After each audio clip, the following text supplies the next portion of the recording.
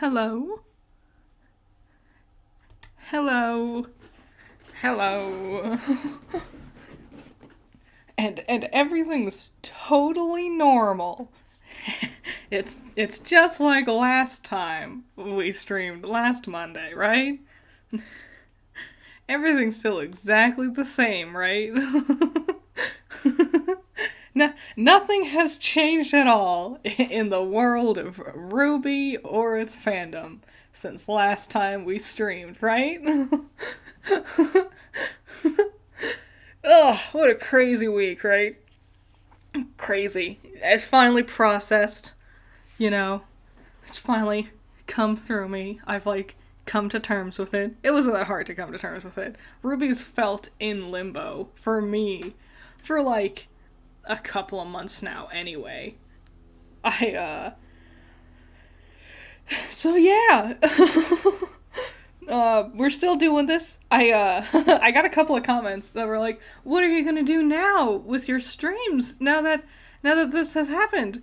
And I'm like, "Watch Volume 3. What do you mean?" It's still on their website. Like their website is still here. We can still watch RWBY.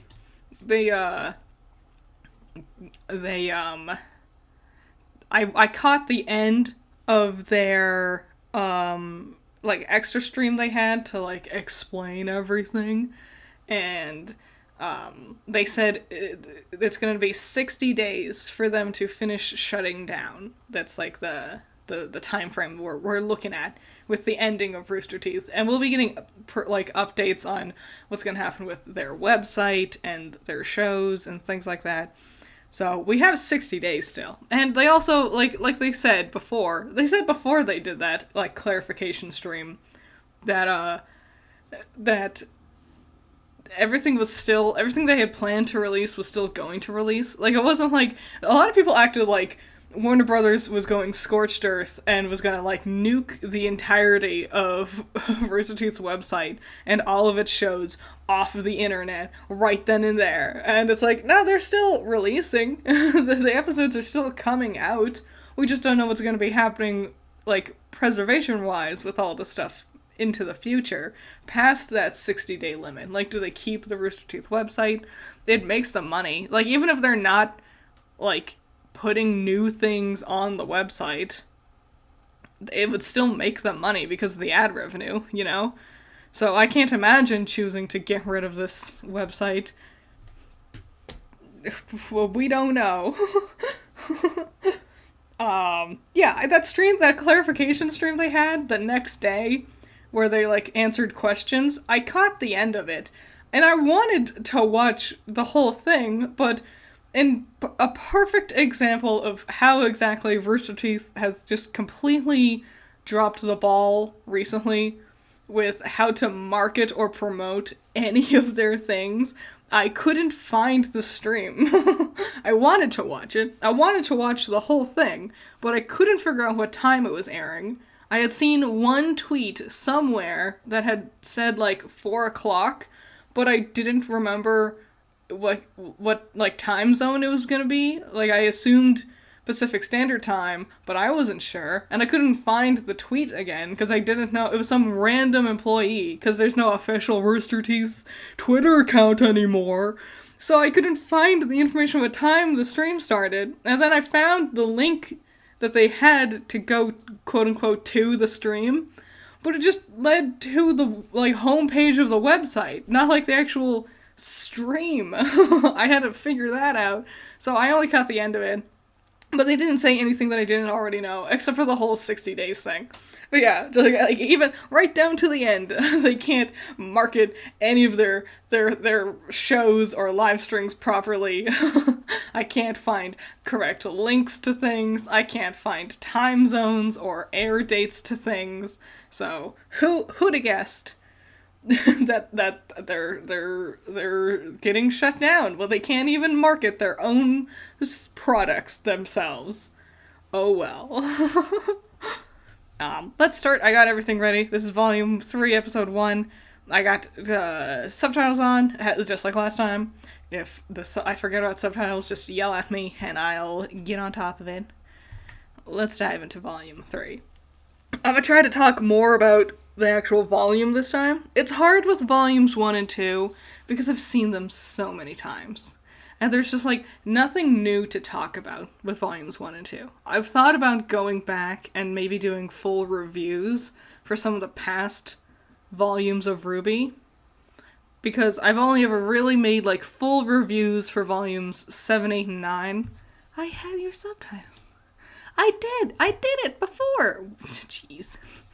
I only really made full reviews for volumes... What do you mean? You guys watched me do that, right? Thank you, Godzilla Slayer. I just want to take this little time to say, rest in power to the man Akira Toriyama. He changed the world so much. I'm honestly more sad about his death than RT. Honestly, same. You know, like, that sucked. Like RT was sad, and then that happened, like, the next day. And it's like, oh, that's way worse. And I also heard that the lady who makes Inuyasha also passed away. Just a real 1-2 combo of bad things, huh?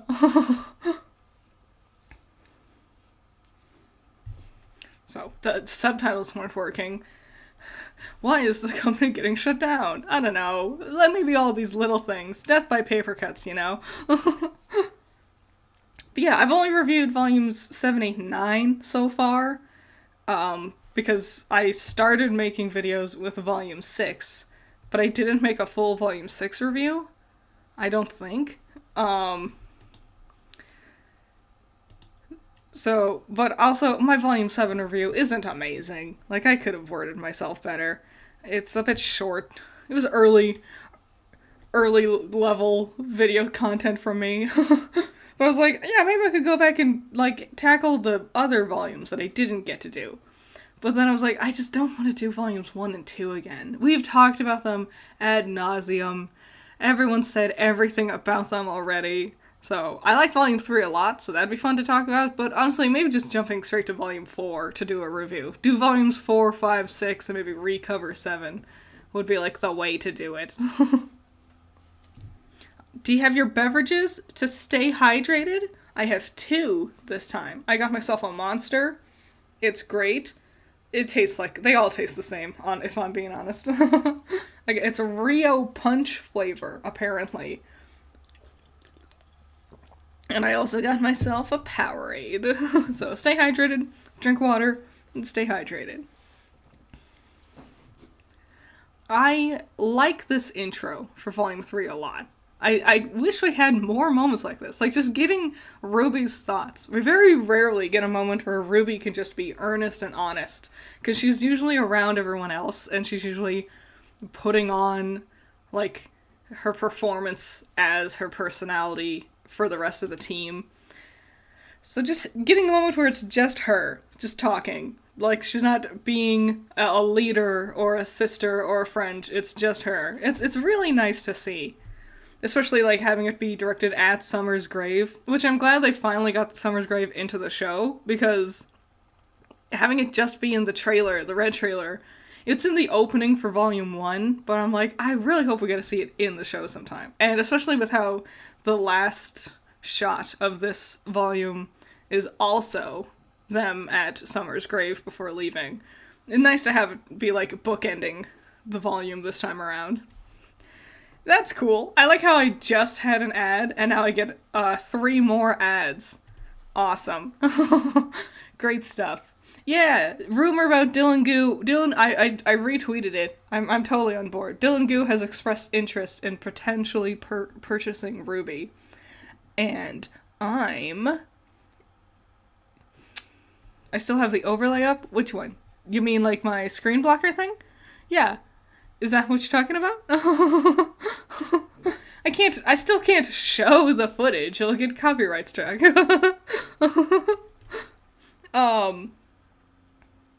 Yes, it's up for copyright purposes. I can't show the whole episode. That it would get taken down for copyright. People say that Rooster Teeth is like, oh, if you're reacting to RWBY, they'll let it be fine. But I've had enough problems with copyright stuff. I'm not gonna bother. But you can make your own account on Rooster Teeth. It's free, and we can watch it all together. You can just keep up with what episode I'm on, and we can watch it together. Yeah, Tide. Our new favorite RWBY character, Tide.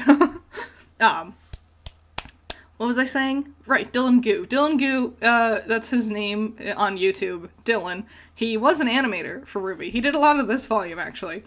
I don't remember any specific shots he's done. If you know what it is, throw it out into the comments, because I love, like, knowing different shots were done by different people. Like, we got a lot of Shane in this volume, we got a lot of Dylan in this volume. Dylan Goo, yeah, he used to work for Rooster Teeth. He left after Monty passed away. They finished up Volume 3. He's an animator. He's done stuff for Genshin Impact, I think officially. I'm not entirely sure. He has his own, like, extended add-ons for Blender, like, as an animation software. So yeah, he's expressed interest in purchasing RWBY. I think it'd be cool, because I think if anyone is going to know how to capture the art style of RWBY, it would be someone like Dylan, who not only, one, worked for Rooster Teeth, but also, two, his primary style is very similar to what RWBY has going on. Like if you watch his Genshin Impact animations, it's very, very, like similar to what RWBY is doing, but I think he has a bit more style. So yeah, and of course it wouldn't be just him. He's not a writer. We would have to get a team. I think it's, if I had to choose between Dylan getting the rights for RWBY and moving on from there versus some random corporation getting it, I think I'd rather have someone who has worked on the show before. Like, also, like how I was thinking about this earlier, I hope whatever ends up happening with RWBY, I hope Miles and Carrie and Eddie and Kiersey stick around as at least some of the writers. Maybe there could be more added on to that. It's just that because RWBY is so big of a show, there's a lot of lore, there's a lot of characters, there's a lot of, like, history, a lot of magic systems, and so asking someone else to try to get caught up on everything that RWBY has, I think would be it'd be easier to just get the people who know what it is from the start, right? Yeah, Team Arslan, Team Auburn here, I love them. There's been such good fan art. Remember when background characters used to be really cool? We really peaked in background characters with this volume, which is great. For a tournament arc, I would hope that the random nobodies that they're fighting throughout the volume would look unique and flashy and fun. It's a long way from, the shadow people from Volume 1, right? God, that's such a good volume. It's so good. You can tell things are different this time around. Like, you can, the camera work is very different this time. And they never quite do camera work like this ever again. RWBY has this unique thing where the first 4 volumes are kind of nothing like each other, because they kept changing things slightly more and more and more. Like Volume 1, you know, the animation can be kind of rough with their hands, the backgrounds are, like, overly saturated, there's a lower overall quality with everything. Volume 2, like, improves the quality a little bit, but the backgrounds are, like, really desaturated. And then Volume 3, the overall quality goes up even more, and now also the camera is really, really dynamic. It moves around a lot, which I really love, especially for the combat scenes. Not every shot is very flattering. We got a lot of weird, goofy, stretchy moments on characters. We'll get one later with Ironwood when he's fighting the Alpha Beowulf during the attack, during the finale. It doesn't always work, but it does have a bit of a dynamicism to it. Thank you again, Godzilla Slayer. The tournament in this season gave me major Dragon Ball vibes. Makes you think how much Dragon Ball influenced RWBY. True. I mean, I think any tournament arc, like, the core of that inspiration always is going to come from Dragon Ball, because they were doing tournament arcs way before everyone else was, and they're the best. I love tournament arcs. There's few things I love, and it's RWBY has all of them. I love prom episodes, and I love tournament arcs, and I love reimagined fairy tales. So RWBY, from the beginning, was always destined to be my hyper obsession, you know? Yeah, and then, so yeah, Volume 3 really plays around with the camera a lot. It's really like the final evolution of what the first 2 volumes were starting to do. And then Volume 4 shifts to Maya, but the shading is kind of all over the place. We'll see it later today. The line art is a little bit different. And then when they hit Volume 5, they really, like, that style, they fixed up some of their shading tactics, and they did something a little bit different with the line art compared to Volume 4. And Volume 5 on has been the consistent look for the show ever since.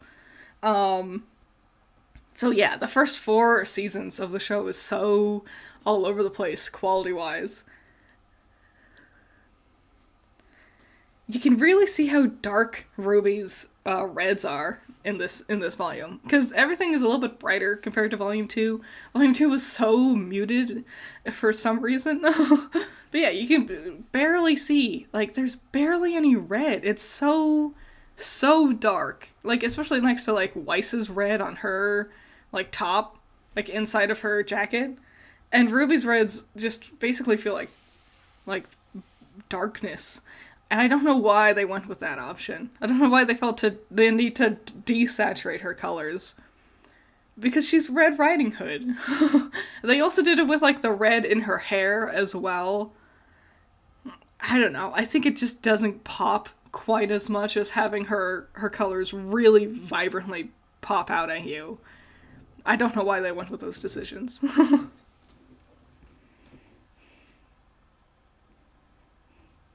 This is the shot. It's Neo.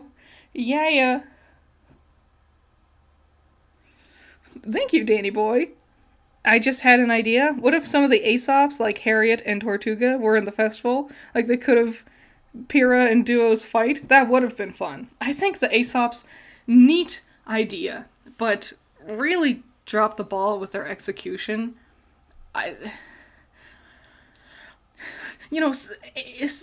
What volume did they show up? 8? 7? 7. 7 volumes in is really late to drop 5 whole new characters on us, you know? And it's especially for being such pivotal characters for the progression of the story for that volume, I don't know, having at least 1 or 2 of them be people we've met sooner would have been, I think, would have helped. We could have had an idea of who they were. I was mentioning it last time, but they just refused to use characters they came up with already. Oh, this is the first time Mercury is voiced by Yuri Lowenthal. He was voiced by, I don't remember his name last time. He used to be an employee at Rooster Teeth. Now he's voiced by Yuri Lowenthal. Hooray! Woohoo! I think it was Yuri Lowenthal's birthday recently. Hooray! Woohoo!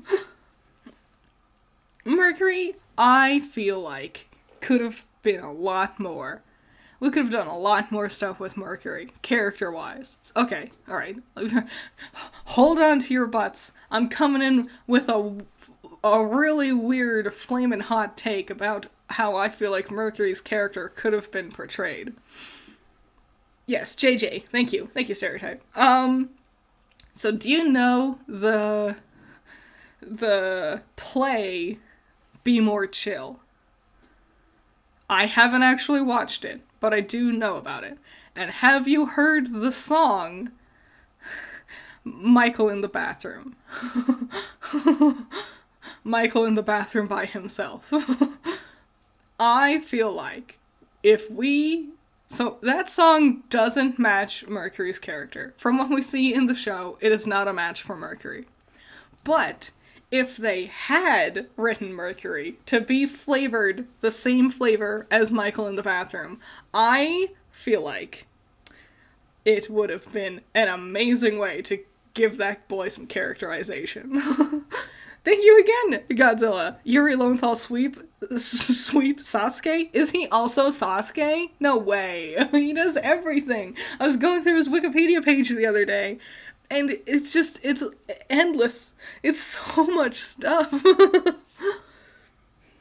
But yeah, Michael in the bathroom. If Mercury was flavored after that song, and I've been working on writing an AU, and I don't have a lot of opportunity to like characterize Mercury a whole bunch. But I'm totally gonna lean into that idea. Thank you, Wild Pilot. Hey, Critter, a bit off topic, but do you think they would keep RWBY plus Justice League's return in Volume 10 a secret? Keep them in the shadows to surprise Salem?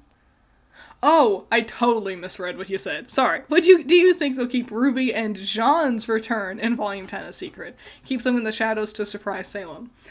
I never thought about that. I never expected them to, because they don't usually have tactical plans. like Team RWBY tends to just they tend to just move forward. They don't tend to think critically about what they should be doing or how they should be executing it. So I never thought about it. Potentially, I don't see what keeping them a secret would really do. It seems like they're setting up the idea that Ruby's going to be presented as some sort of martyr because she stole Ironwood's plan. Remember her message. Her message was Ironwood's message. When Ironwood... well, whatever. We'll get to it. If they did keep it a secret, I think it'd be interesting, but I think they would rather instead paint her as some sort of new messiah type character. Her and the rest of the team as some sort of new messiahs to rally the people behind. Which is what I wanted them to do with Winter as well. I wanted people to basically worship Winter because she was their magical savior who brought them out of the Vacuo deserts. Honestly, at this point, who even knows? We don't even, if Volume 10, if it does get made, I feel like it will. And I feel like it's probably going to end up being their last volume. I like how there was no news about, RWBY's production. It was just radio silence from everything RWBY and Rooster Teeth related. Their Twitters didn't mention it. One of their Twitters stopped doing things entirely. They didn't mention it on the website. Didn't mention it on any of their YouTube channels. But now that we know Rooster Teeth is shutting down, suddenly here comes people running into the room being like, no, we are trying to make Volume 10 happen. We're still looking for people to help produce it and pay for it. And it's like, oh, that would have been cool to know before now. What episode are we on? Volume 3, Chapter 1. If you're asking me what episode that is total, I don't remember. How many episodes are in Volume 1? That's the problem. It's like... we're in Volume 3, Episode 1.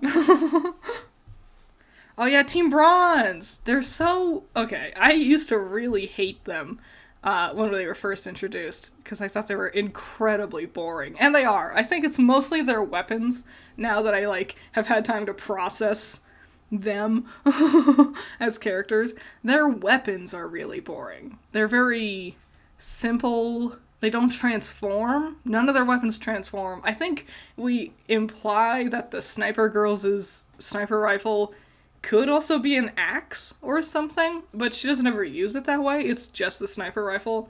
And then their other weapons are incredibly simplistic, just claws, just a cattle prod, So their actual designs are fine, especially compared to, the others that they're fighting in this tournament arc for the volume. But their weapon, and the fact that they don't have any semblances, I didn't realize that until super recently, that none of them have semblances, or at least none of them use semblances. So, it's what was the point of making this whole show, this whole magical show, where everyone has their own superpower, and then you don't give anyone superpowers? I understand it can be complicated when you're sitting there trying to come up with all the weapons and abilities of all these characters and whatever, but, I don't know, that's the story you decided to write. You chose this. Why is there so many more, closed caption options here? episode 1 only had the normal one, English and German. Here, let me move my thing out of your way so you can see it. Yeah, so there's English, German, Spanish, I think, French. I'm not sure what PT would be. Like, you get Godzilla. I remember when the announcement came out, the only thing I thought was, oh shit, what about Death Battle? Yeah, a lot of people are worried about Death Battle, which is unsurprising, since it's the only show Rooster Teeth is actually making at all.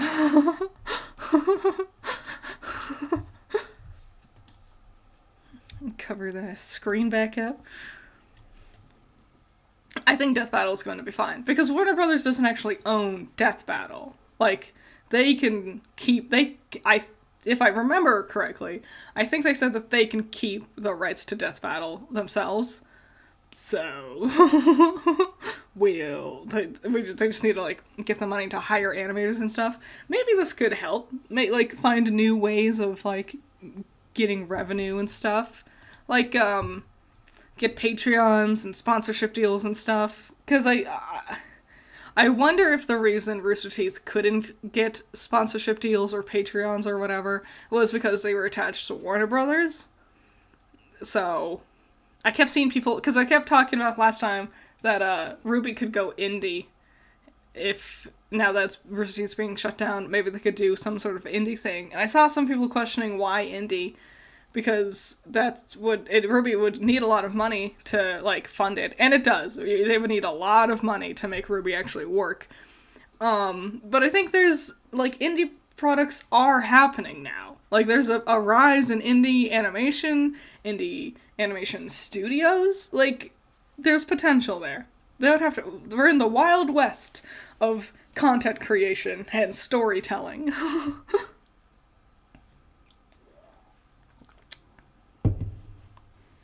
Gonna pop open my Powerade real quick to stay actually hydrated. As nice as the monster is, it's not gonna do anything to actually keep me alive.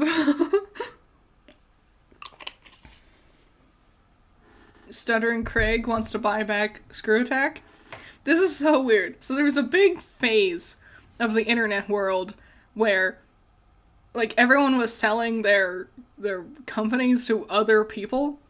Like, Rooster Teeth bought Screw Attack, and they also got, like, Funhouse and Cow Chop, which I never watched. That one never really tickled my fancy. But yeah, and then also, like, Rhett and Link bought Smosh from Anthony and Ian. And now everything's going back to how it was before, where, like, Screw Attack is going to become its own thing again, and Anthony and Ian bought back Smosh from Rhett and Link. So, weird. It's a weird reset in internet world right now. Isn't Craig a bad person? I don't know. I don't watch Screw Attack. I was never into them. I haven't watched Death Battle, because I realized, I tried. I'm gonna be honest with you. Everyone was asking me to, like, talk about one of their Death Battles, RWBY related ones. The problem is, I don't know any of the characters that they death battle against. I know who Tifa is now. Yang fought Tifa. That was the only one I had seen before. But death battle is really only fun if you know both characters really well. Like, I watched Weiss fight some girl, and I think she's in Persona or something, or Final Fantasy, one of them. And, it was cool, I guess, but I don't know who this character is. So, it really relies on you knowing both combatants to have the maximum amount of fun with the death battle. Especially, okay, so bouncing back around to what I was saying about semblances, it's weird that we don't have any kind of hint of a semblance for any of Team Bronze, when Nora's semblance is the thing that helps them win this fight. Also, waiting 3 years to reveal Nora's semblance was too long. That was dumb. Waiting 4 years to introduce Ren's semblance? Hyper dumb. It's just, they didn't think of them. That's the thing I can think of. They hadn't thought of what they wanted their semblances to be yet. And so they decided finally now, after everyone being like, what's their semblances? I was like, oh, I guess we'll introduce Nora's. We won't do Ren's, though, because we haven't thought of his yet still. I was talking about this on Twitter, about how I want to see RWBY's production Bible, because I think those are so interesting. I saw the one for Adventure Time recently. It was on Twitter, and, thank you again, Godzilla. It is much better when you know both the fighters. That's why Superman and Goku was such a big deal every time they did it. They did it multiple times. That's not surprising. But yeah, I hard agree with you. What was I saying just now? Oh yeah, I was looking at Adventure Time's production Bible, and it was so cool and fun, and I loved it, and it made Jake way less of an ass. I'm gonna be honest, I don't like Adventure Time. I haven't watched it, because I cannot stand Jake the dog. I think he is mean, I think he's a jerk, I don't like him, every time I've seen a thing, I don't like what Jake does as a character. So it's weird, the production Bible really painted him as a much nicer person. So it's interesting to see how that has changed over time. Bronze's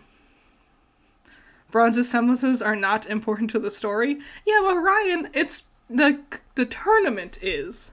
The fun levels of the tournament is part of the story. We at least hint to one or two of them, you know?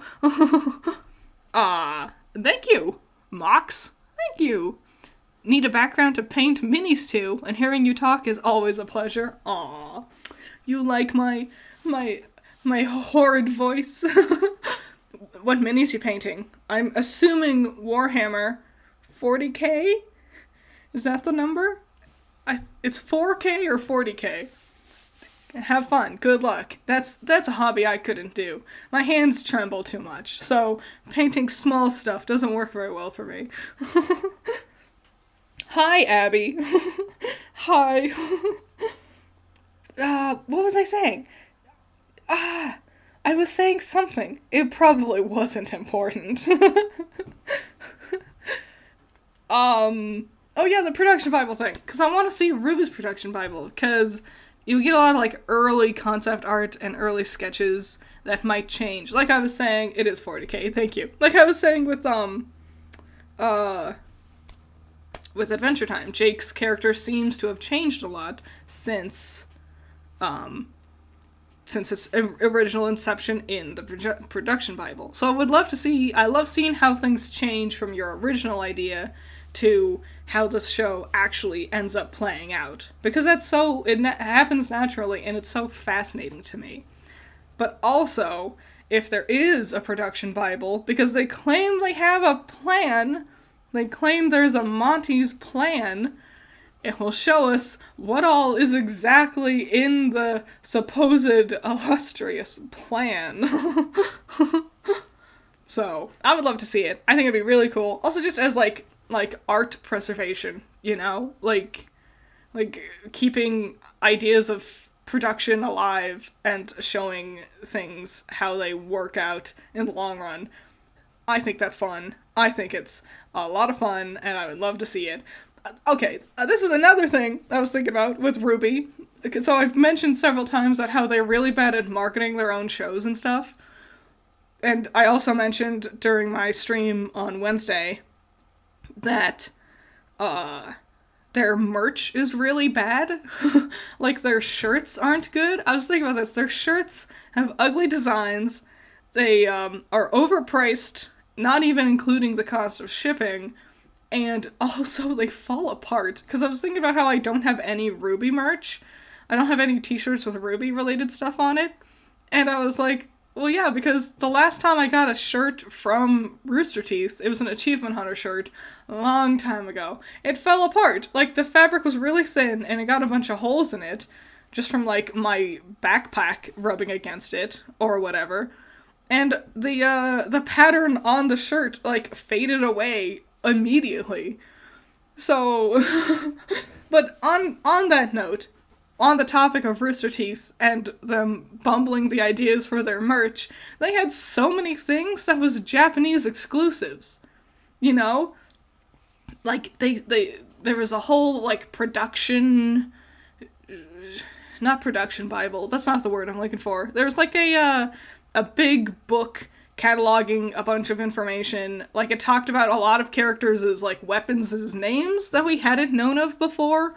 It talked about, like, behind-the-scenes things, and I thought that was really cool, but it was only available in Japan for a very long while. And it's like, but why? And there's been a lot of, like figures that are Japanese only. There's, like a light novel that was only in Japan for a long while there. Another one, there's like the Japanese dub DVDs, and I don't think you can buy them. You could on their website. I don't think you can anymore. But there was, subtitles, guys. Do we have subtitles? Yeah, okay. Oh no. Oh no.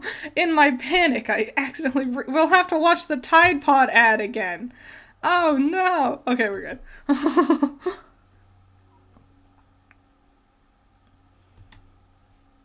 Fixed it. Might be. The Japanese dub DVDs. So I didn't want to watch the Japanese dub, but I really liked the covers of the DVDs. They had this really beautiful art, all three of them, because there's only 3 for a very long while. Thank you again, Godzilla. I remember hearing someone say RWBY will be the next One Piece with how long it will be. Oh, how wrong they are now. They really wanted to drag it out, didn't they? Like, I think 12 or 13 was always their plan. But, yeah, the Rooster Teeth also always worked on this idea of if people will watch it, we'll keep making it. And it's like, the story doesn't need to be that long. Critter, in her hubris, led her followers right back into the path of the rampaging Tide advertisements. It's so annoying. Whenever they have ad breaks, like, you'll get a random one, and that'll be the only one you'll see. This time, it just happens to be Tide advertisements, but we're only getting commercials for Tide. Why? Sell me other things. But yeah, I wanted the covers for the Japanese dub DVDs, like as like posters or something at least, but they never sold them. And for a long time, a lot of it was just Japanese exclusive, and I didn't understand. I'm like, you're an American company. Why have exclusives in the other country when your audience is primarily English-speaking in America? And also, half of the show isn't even dubbed in Japanese. Like, I don't think they ever dubbed volumes 3 or 4 or 5. Like, they did dub 3, but I think after that they didn't do it anymore until Ice Queendom started happening. So I don't know. It's like, I don't know. Your audience is here in America. Give us cooler merch in America. It's all tied together. Thanks, Eric. Yeah, you're right. Yeah, I suddenly get sponsored by Tide. I'm not sponsored. I promise. This is not a sponsorship. The demographic needs to do their laundry. Are they trying to target the Japanese audience? I think so. More, I don't think they were trying to target the Japanese audience. I think they're giant weebs. I think they really liked the idea of RWBY being popular in Japan. And I think they really liked the idea of making a real for realsies anime. Because they get really indignant when people say that RWBY's not an anime. They get really indignant when people say that. And they also, like, they insist it is. And then when Ice Queendom was coming out, they're like, I got to write a real anime from Japan and everything, a real Japanese anime. And it's like, I think you're just kind of big nerds who really, really like Japan. And, like, I understand the appeal of making a for realsies, for real Japanese anime, but I think they convinced themselves so much it was a thing when it wasn't. Because I don't think RWBY was ever really that popular in Japan, but they really wanted it to be. And so I think they thought if they had special limited marketing for Japan, it would either A, help convince the Japanese audiences to be more interested in the show to check it out, or B, paint the idea that Japanese audiences really like it. Convince us over here in the West that it's bigger over in Japan than it actually is, you know? Are cartoons and anime the same thing? Yes. Yes, they are. And very annoying people will argue otherwise. They're synonyms. They're the same thing as each other. It's just like, and you know what's also hilarious? Weebs, annoying weebs, will insist anime is different. But if you go to Japan, no one in Japan cares. They don't care about anime versus cartoon ideas.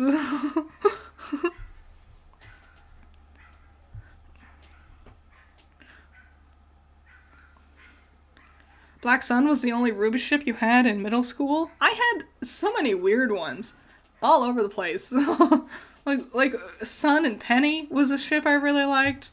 I also really liked Blake and Velvet. I just back in the Wild West, where it mostly didn't really rely on what was happening in the actual show. It was just I just needed to see like one good piece of fan art, and that would completely change my mind on what ships I liked or didn't like. Yeah, you're right, Seabass. It's not an anime. It's a cartoon. Yeah, I'm sorry. Yes, Eric, I can hear the dogs because they're outside my apartment.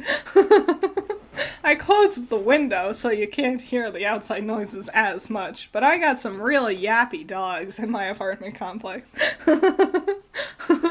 So sorry, if you ever hear things, it's just my neighbors. It might be my dogs. My one, Egg, little Eggy, he had like an extreme case of the zoomies earlier. I was making my lunch. I was making ramen with a slice of cheese on it. Have you ever done this? I saw this on the internet and I was shocked. I didn't think it was real. I didn't think it could be good. But yeah, make ramen and then put a slice of American cheese on it. The American cheese will melt, stir it into the rest of the ramen, and it's so good. It's magic. It makes it creamier and tastier, and it sounds weird and gross, but I do recommend it. Thank you again, Godzilla. It's better than me shipping Deku and RWBY. I mean, I admittedly don't know much about My Hero Academia. I know that's the main character, right?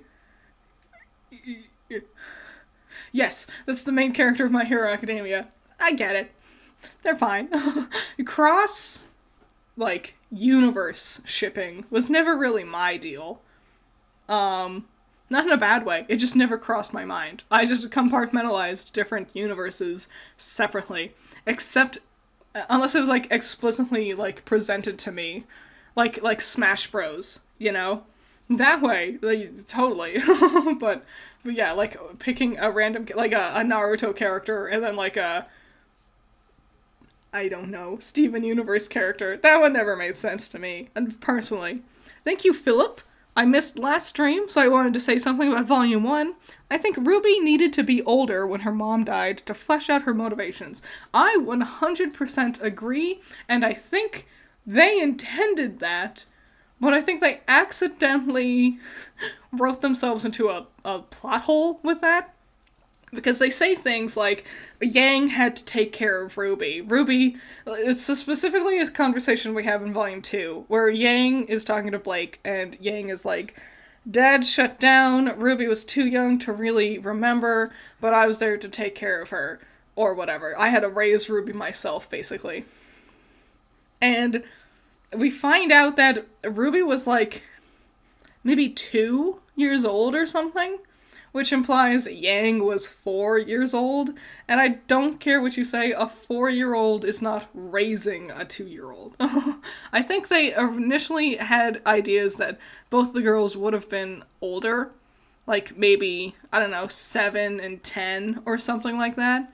That math doesn't add up. It could. But, I think they did want them to be a little bit older, but they ended up accidentally setting the timeline wrong, and now it just doesn't quite work the way I think they initially wanted it to. Because it's weird, RWBY would be like this attached to the idea of her mother if she, let's say at her oldest, RWBY was like 4, she would barely have memories of her mother. She wouldn't know who she was. So it's weird that Summer Rose is like this big thing causing RWBY to cry and whatever, because in all honesty, she shouldn't even remember who she was. Yeah, like I was saying, making my lunch, I was making ramen, and Egg, my dog, got like a huge case of the zoomies, and he's this tiny little thing, and then he's just galloping around the apartment. And I'm like, you're gonna have to calm down soon, kid.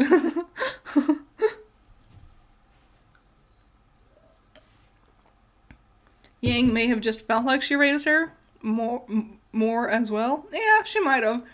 Okay. So there's another thing where they're like, Dad shut down. But when we see Tai at the end of this volume and throughout all of volume 4, he seems very put together. The way they talk about Tai doesn't make sense with the real characterization we see for him. And also, I don't really have a sense of what the relationship with Tai is. Because, like, Yang calls him Tai multiple times. I don't think she's ever called him Dad. Maybe once, but she primarily calls him Tai, which is a weirdly informal, non-emotional way. Like, kids don't usually refer to their parents by their first names unless they kind of see themselves as equals to some degrees. There's always exceptions, but it's weird. Like especially because RWBY calls him Dad. RWBY exclusively calls Tai Yang Dad, but she also doesn't talk about him. She's mentioned him once, and then that was it. She mentioned Tai once in volume 1, when Yang was like, you need to spread your wings and make friends. And RWBY goes, ugh, you sound like Dad. That was the only time RWBY's ever talked about Tai Yang. And so it feels like RWBY's very separated from him emotionally. Like, even when she wakes up at the end of this volume, we'll see it. She kind of, like, barely talks to him. Like, he has enough time to, like, emote, but she doesn't seem all that interested. And then Crow shows up instead. So I totally understand the, like, theories that Crow is actually her father, because RWBY does not seem to give any kind of care to who Tai Yang is at all. But she cares a lot about Crow.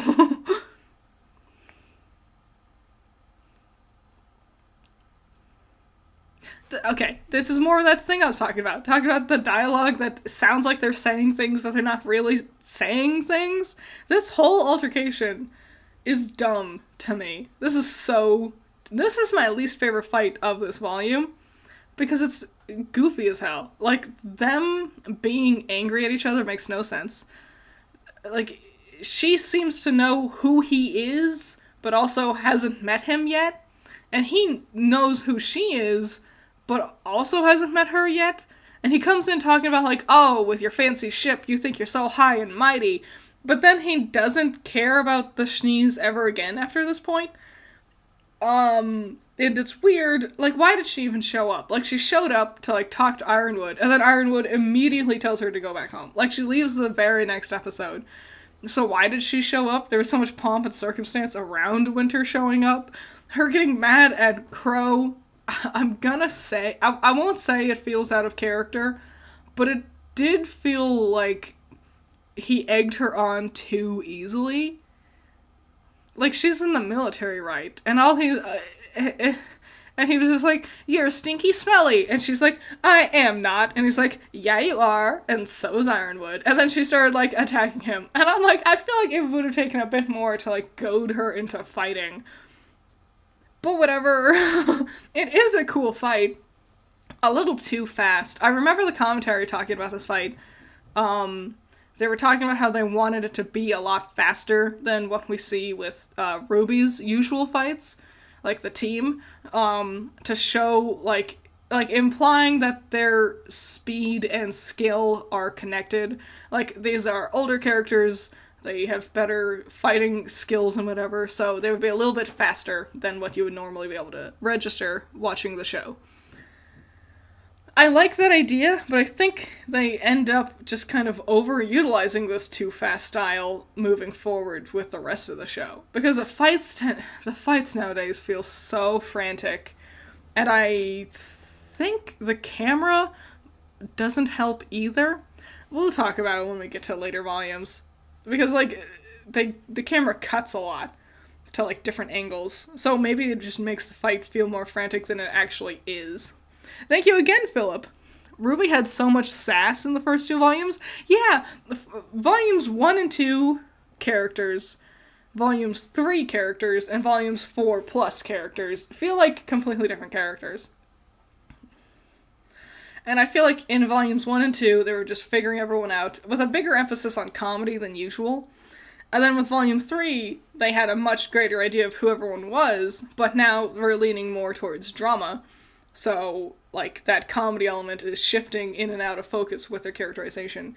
And then with volumes 4, they wanted to rely entirely on drama, but had also reached the point where characterization was starting to tip into Flanderization, especially for RWBY herself.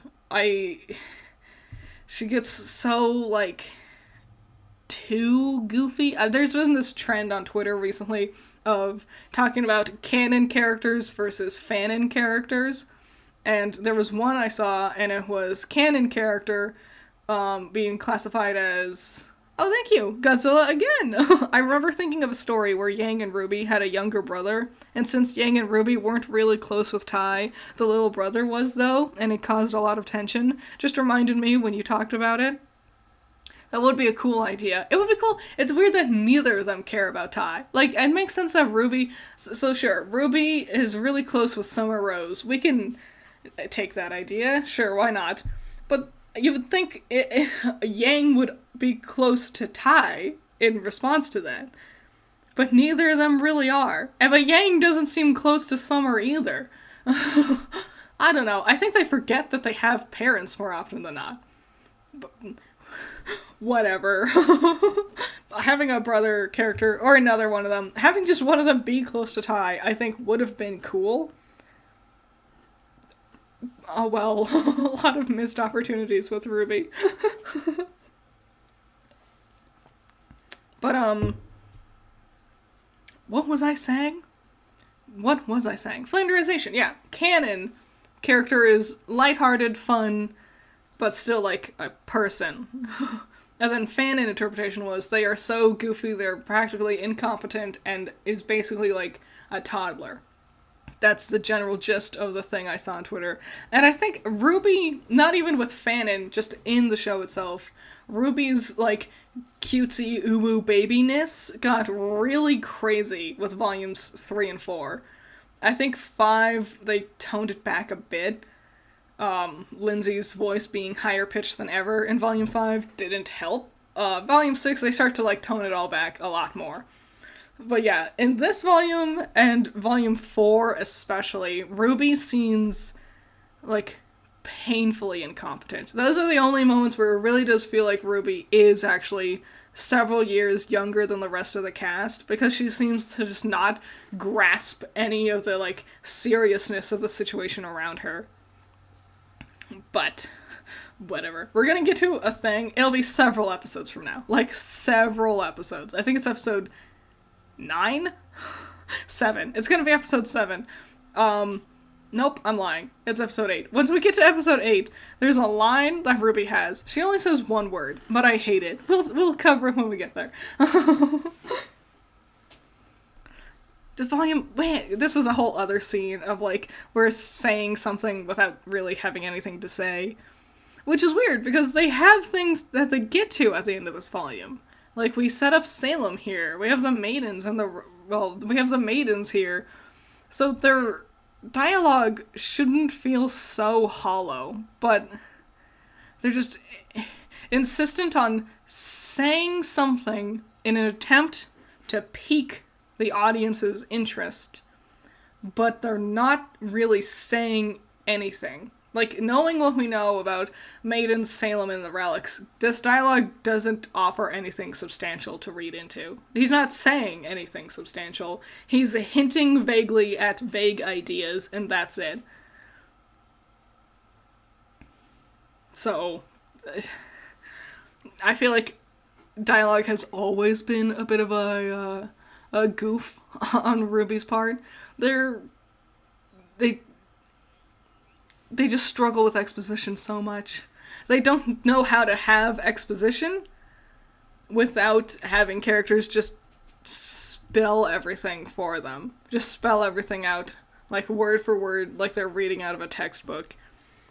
And I don't know why they also like keep making it more and more complicated moving forward, you know? Like, they have here, in Volume 3, Salem, Maidens, real magic.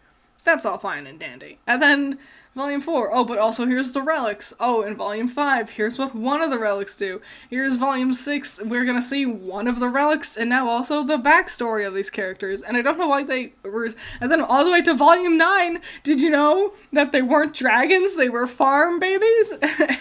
And so, I don't know why they are so insistent on stapling more lore to everything when they're so bad at writing it. Like, the characters just stand there and exposit at each other. It's not interesting. It's not adding anything to the story. It's just more lore to try to excuse away things happening. I don't know.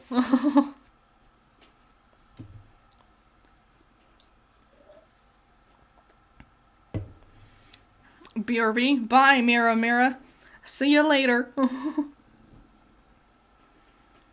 Ever wonder if a specific maiden had 2 girls in her last thoughts? What'll happen? Both get half? I think Crow says it'll go to someone random at that point. I don't... That's another thing. They'll, like, bend over backwards to, like, over-explain random things, but then they won't, like, further explain simple things. Like, they're like, oh, the maiden powers. It goes to whoever's in the person's last thoughts, unless it's someone who's too old or a man, then it goes to someone random. And it's like, okay, simple question. How old is too old? How do we classify that? No explanation.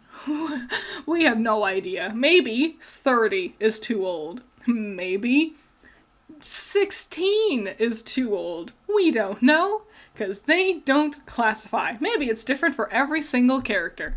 We have no idea. So, keep some things vague, I guess. That's a great idea. Next Maidens, Milsha and Melanie. Okay, I've been working on my AU story. I've made it to 89 pages of my AU story. 89 whole ass pages. Which is, like, 80 more than I expected. Thank you again, Godzilla. Monkey D. Luffy is the next maiden. Not Nami, obviously. She deserves it. She would be a cool maiden. Yeah, 88 pages is what I've written so far. And Melanie and Milsha are much more integral characters in my version. Thank you, Walter. Can't stop thinking about what if Jaune got possessed by the cat, pushing Neo out of the way, but since he has a massive amount of willpower, the cat and him fight over control? That is a cool idea. I've seen similar ideas like that before. Like, a lot of theories of, like, how this could have worked out in different, like, ways. There's more closed captioning options. Hold on. There's just more. There's more now. Look, this one's different. What is this one? What? Why only some of the episodes, you know?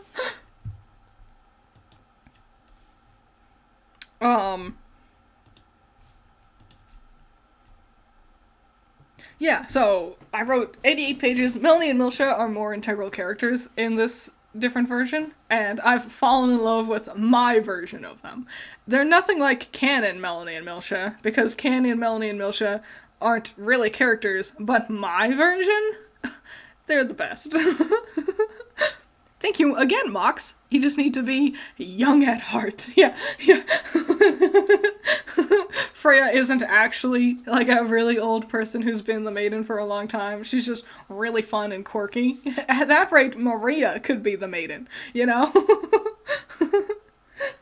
Ah, man. Yeah!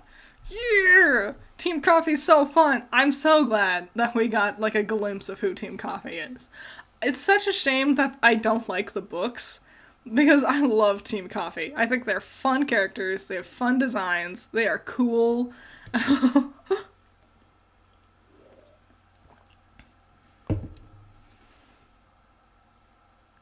Also, this whole episode does such a great job hinting at, okay, so what I was saying before, them saying things without saying anything.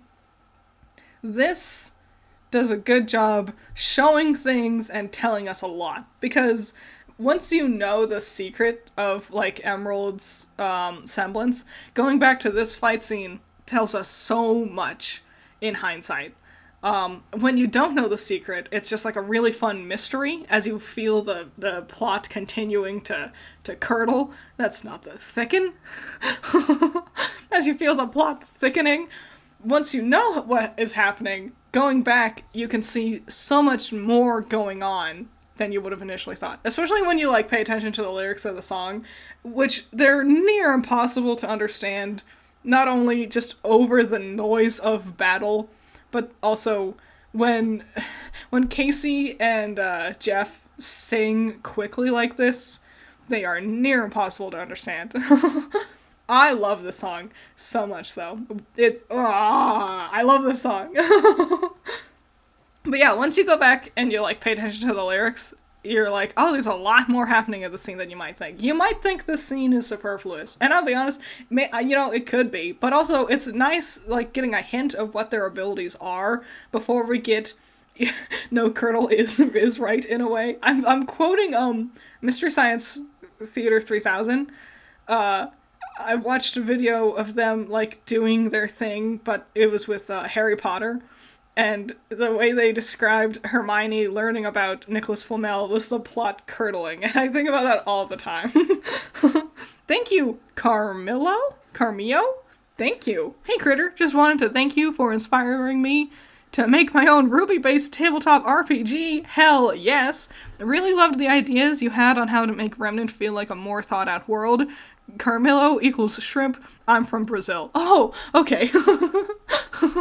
Awesome. There's several, like, RWBY flavored fan-made TRPG stuff, and they're always cool, and that's really awesome. I've thought about doing it myself, but I know it's such, like, a grand, like, undertaking, that I'm like, I don't know if I want to, like, approach this just yet, because it'd be, like, so much to do. But that's really, really awesome. You're cool. Thanks. Like there's that RWBY, they have the official one, like the official RWBY, D&D show thing that they have.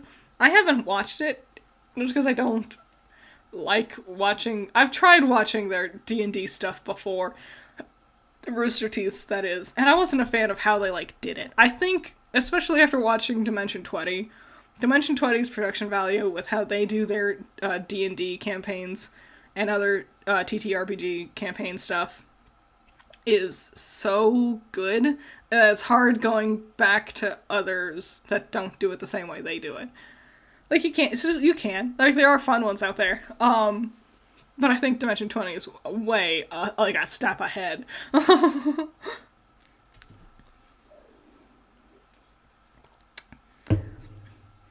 What? I just see Ryan Carson saying to Eric Roman, I thought only Yang was thick.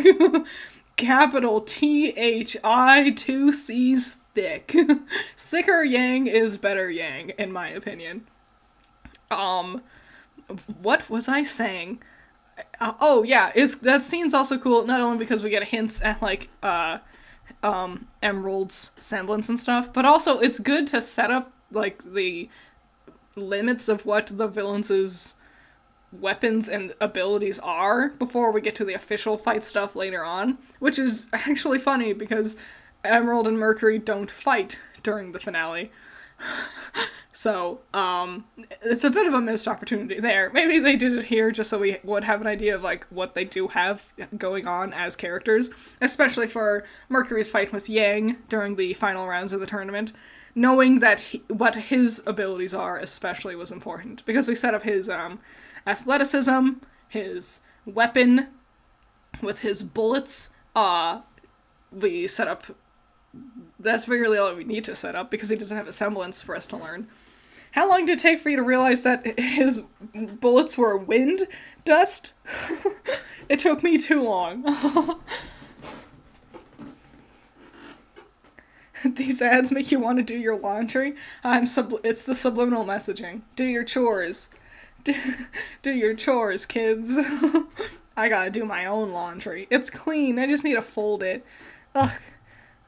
Folding laundry is tough. It's not even. Just put on headphones and listen to something really fun and cool while you do it.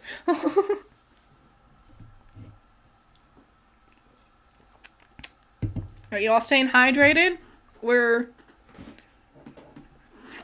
an hour in. You staying hydrated?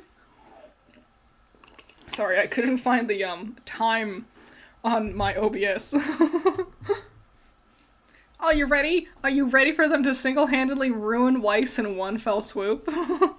Thanks, Krito Skywalker, thanks. My AU would begin in the events of Volume 4. Thoughts? I think that's a great way to start. Because, like, Volumes 1 and 3 are fine, especially as, like, if you're not trying to rewrite the whole thing, Volumes 1 and 3 do a really good job, like, setting the groundwork. And Volume 4 on, things change a lot. And so that's a cool point, not only because the story takes such a vast turn at that point, so it makes sense that your fan works could take a vast turn at that point as well, you know? That's also where a lot of people, when a lot of people talk about getting a reboot, I think what they mean is they don't like where the story went. And so a reboot could potentially change the story, and when they say that, I think they mean the events of how Volume 4 onward played out. Volume 4 has its own problems with pacing and what the characters do. Volume 5 has a lot of problems, again, with the pacing and low-quality combat choreography throughout the volume. The idea of a reboot would be they could potentially fix those problems. So yeah, and I think Volume 4 is a great place to start. Yeah, time dilation. That's where we're ruining Weiss's character.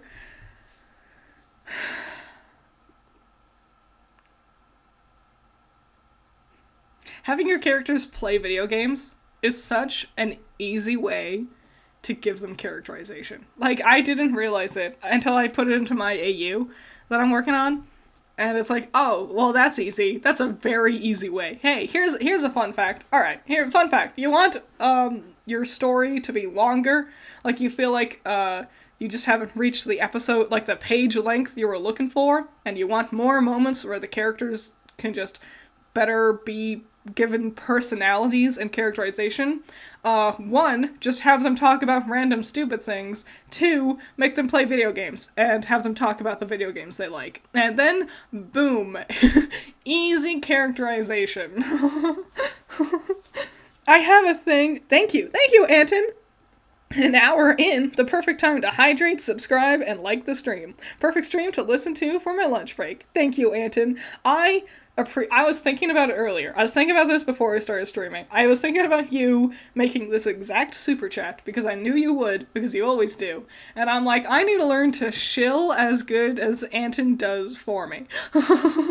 Because I always forget to say those things. I'm like, comment, and subscribe, or whatever. And I'll watch, like, an AlphaRad video, and AlphaRad does it so cleanly. He just throws that in to his script so well, so quickly, and it works because I'm subscribed to him, so clearly it works. And I'm like, oh, I gotta do that better. And then I'll go through an entire video, and then like a year later, I'll be like, oh, I should have said to subscribe. Dang. But no, so thank you, Anton. You're cool. There's a scene in my AU that I'm working on, and it's two characters, and they're eating food waiting for an event to happen. And one of them keeps, like, they're eating nachos, and one of them just keeps, like, flicking the jalapenos over to the other character because they don't want to eat the jalapenos. And then the other character gets mad because they don't want to eat all the jalapenos either. It's such a simple, small moment. A dumb little character moment, but I have fallen in love with that moment because it's done so much to characterize them. It's done so much to tell me about who these characters are based solely on how they eat their jalapenos with their nachos. So, really latch on to moments like that. It helps that I've been rewatching all of Avatar: The Last Airbender. I finished it. Can you read the AU? Once I finish writing it, I'm gonna make it like an episodic thing. Like I'll release the episodes like as a, what's the word? Audiobook. I'll have interesting visuals to go along with it. But yeah, once I'm done with it, they'll all be episodes on YouTube for you to listen to at your leisure. But I'm not done yet. I'm almost done. But yeah, I was, rewatching through Avatar: The Last Airbender and paying attention to their just character moments, the random moments of dialogue between plot-related things where the characters are just characters. That really helped inspire me to, like, think about those moments with my own writing. Specifically, there's one moment, I love this moment. It's in the episode where they're in Ba Sing Se, and Katara and Toph are leaving to go and try to sneak into the thing to see the Earth King. And Aang and Sokka's part of the plan is to wait for them to let them in, for the girls to let them in. So they're in their apartment still, their house thing, and it's right before Toph and Katara come out and reveal their, like, pretty outfits that they're wearing to the party. And we see this shot of Sokka and Aang, and they're playing, like, the in-universe version of Rock, Paper, Scissors. And Sokka loses, and the penalty for losing is Aang flicks him in the forehead. It's such a small moment, but such a good character moment. It's fun seeing them just hanging out, like, how they pass the time, the commitment to getting flicked in the forehead for losing the rock, paper, scissors. 10 out of 10 stuff. Great things like that. Those are the moments you need to think about. Those are the moments you tend to not think about when writing, because you can get so bogged down with the plot that you don't think about the moments that make your characters humanized, you know? So, I've been really trying to focus on that, personally.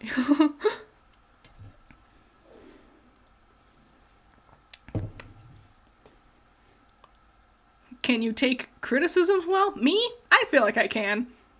I think I used to struggle with it. Oh, that reminds me of a thing I saw. I saw this thing on RWBY Critics, because someone said they wanted to post one of my videos on there. I think it was the compilation of my design shorts, and they asked my permission to post it on there, and I was like, yeah, totally. And, like, last night or something, I was like, oh, I should see if they ever actually did that. So I checked RWBY Critics and the RWBY Twitter, also just to see what everyone's reacting to the RWBY news about.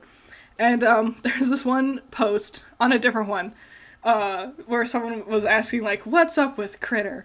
And a lot of them is like, oh, she, whatever, blah, blah, blah. Sometimes it's like, oh, she gets in fights with people, and I'm like, I only ever got in fights with people when they were, like, hostile or rude, so, you know, I didn't just sit there and get mad because you disagreed with me. I would get mad because you would call me, like, a dumb bitch or something, but they always leave that part out conveniently. And also, I was noticing, they were like, so what's the deal with Judgmental Critter? And they immediately started talking about, Twins' Adam video, and I'm like, one, that's not my video, but whatever, but also, I'm like, you're still mad about it? It's been years, guys. You're still salty about this stupid Adam video? What loser babies you have to be to still be upset about that. Get over Adam already. Dumb. It's such a nothing topic. It was such a light video, too. It was so vanilla of a video, and they're still so pissy about it over on RWBY Critics. It's hilarious. But, so on that thing, I saw someone say something like, blah, blah, blah, something, something, and then they were like, also, Critter has been, like, stopping their RWBY content for the last 3 years because it's not making them a lot of revenue. And I'm like, what are you talking about? I've made daily RWBY reviews all of October last year. What do you mean I'm not doing RWBY content anymore? That makes no sense. One look at my YouTube channel will show that I consistently make RWBY content. And also, the idea that because it's not profitable for me anymore? Who got that idea? That is hands down the thing I get the most profit from, no matter what. So, like, I'm like, what is this person talking about? It's just pulling random ideas out of their ass, I guess. Alright. Are you guys ready for the best episode? Best episode ever? 10 out of 10, best episode, best characters is Team Funky. Hell yeah. They really peaked with this episode. Like, they really outdid themselves here. And it's weird, because it's like, it's a filler episode, if we think about it. Thank you again, Mox. Some people were calling you one of the sanest critics. I wish I felt that way. I feel pretty crazy every now and then. It's never about RWBY, though. I'm crazy about RWBY. Like, I think about it a lot. But yeah, this is like, thank you. Thank you, Mox. This is like a filler episode, if we think about it. Technically, this didn't need to be the full episode, but I love it. And I think this is another good example. This is something I've really been thinking about a lot lately. A good example of how sometimes you need filler. Like, filler helps. Filler can make characters more interesting, even minor characters. Filler can be just good excuses to see characters doing fun things. More filler. We need more filler. Thank you again, Godzilla. If I ever make an AU, Adam is gonna be much better. Yes. It's easy to do. He's barely in the show. I don't know why RWBY Critics has such a big hard-on for him. He has, 10 lines total. He barely's on screen. And they're so salty about it if you point that out. They're like, no, he's the best. We love Adam. He's great. How dare someone say he's not great? And it's like, okay, whatever. Also, these moments, good fucking moments. Look at how cute this is. Look at this dialogue's precious as hell. Just, you need to have those random character moments. Those random moments where they're not talking about the plot or their character development. They're just being characters together. These are the best moments, you know. On Vacuo, Caleb Ryan Trigg says, on Vacuo, what inspirations would you use? I personally used ancient Egypt, Mesopotamian, Arabian/Iranian culture, and Jerusalem during the Crusades. Interesting. All interesting. Totally cool. I get the, leaning into the real-world equivalent of, that section of desert landscapes. I would play more with, fantasy concepts. It's too fun. It's too fun of a topic. I'm excited. Okay, so, I would play around. So we got dust in this universe. I would think playing around with, a water dust oasis would be really cool. Especially, maybe we had, a cavern filled with dust. It could be, the next big dust mine, but it's also just filled with grim. And the desert is already so dangerous, so, people don't really get the opportunity to, mine dust from in there a whole lot.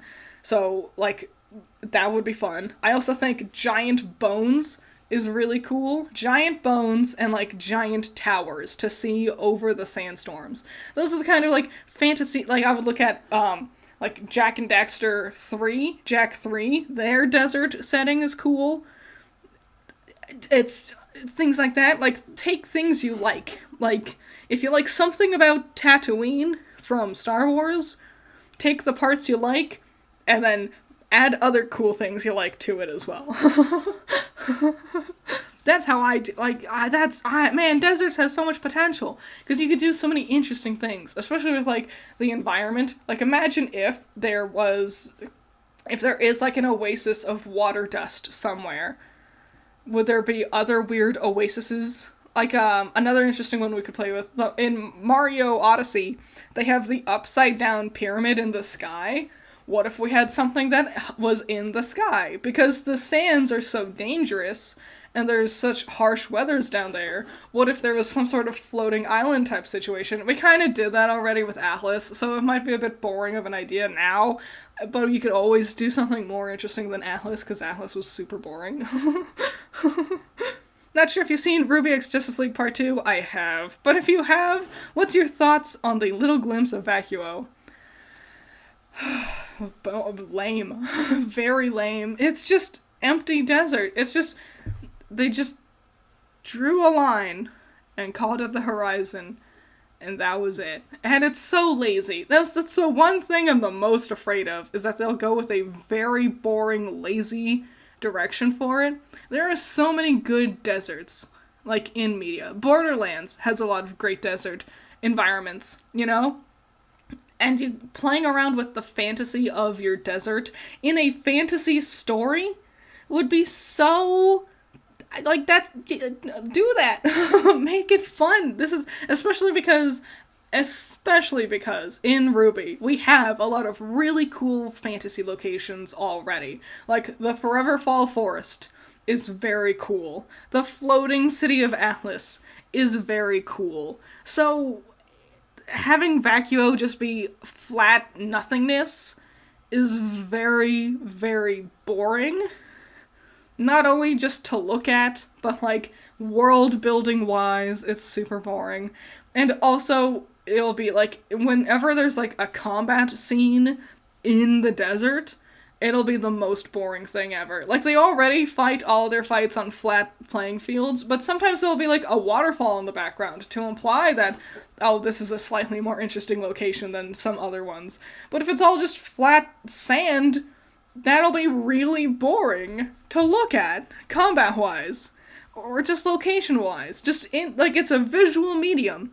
Playing with your visuals, even if it's not something we ever actually see, you know? Even if it's not a location they ever actually visit, but doing something interesting with your visuals, with a visual medium, is, like, the bare minimum. Because they're gonna have to make the backgrounds anyway, so why not go that extra little effort to make them a little bit more interesting to look at? What about inspirations from Dune and the Freemen? Might actually be good inspirations for Vacuo. I don't know what the Freeman is, but I agree with Dune. Like, having big sand pits, like, what random dangers are out there? What random beauties are out there? You know? Dunes and Zelda, yes. like the Gerudo Valley in every Zelda game. All of them. Critter takes it personally when your desert isn't pretty. It's true. It's true, because deserts are so pretty. They got such cool trees, because, like, cacti are awesome. Cacti are so cool. The saguaros are cool. Barrel cactuses are cool. Prickly pears are cool. They're all cool. And then there's all the other, because the kind of thing you need to be to survive in the desert is so interesting. Like, camels are awesome. And, like, tumbling spiders are awesome. Have you seen them? Do you know what a tumbling spider? Have you seen that? Google it. If you're fine with looking at spiders, Google the tumbleweed spider. It's the best. They just, like, cartwheel everywhere. That's so rad. There's sidewinders and other snakes. There's other spiders. Everything that lives in a desert is built differently. And they're awesome. Thank you, M3D. Do you think they're saving for a Vacuo reveal? I hope so. Because they're only in Vacuo for, like, 3 minutes before they go to Metropolis, I think it was. It was either Metropolis or Gotham. I don't. No, they were in Star City. I remember because they ran into Weather Wizard and Mirror Master. So, Central City. Star Labs in Central City. So, they were only in Vacuo for like 3 minutes. So I can understand for like the purposes of the movie, they didn't want to like waste time building this location that we're barely gonna see. Especially when they spent their time and resources on making the cityscape look more interesting, which is good, because that's where the majority of the movie takes place. But it doesn't bode well, because they've gone lazy routes before. Especially because Atlas was kind of boring, like the tundras of Atlas. They jazzed it up a bit. I think about the chase scene where they're trying to get Oscar, who's being nabbed by the Hound, and all the centipedes come out. That was a cool moment, because there was, like, ramps and different levels of the rocky terrain for them to avoid on top of the Grim attacking. But the majority of the tundra was just emptiness, empty tundra. And I'm really afraid they're gonna do that again with Vacuo. Tenebrous Films mutes you to watch spider video. I love spiders. They're so fun. Aren't spiders the most fun? Have you seen this new movie? I haven't watched it yet. It's this thing with Adam Sandler on Netflix. He's like an astronaut abandoned in space or something, and there's this horrid giant spider alien thing voiced by Paul Dano, and I want to watch it because all of that is just too interesting to not watch, you know?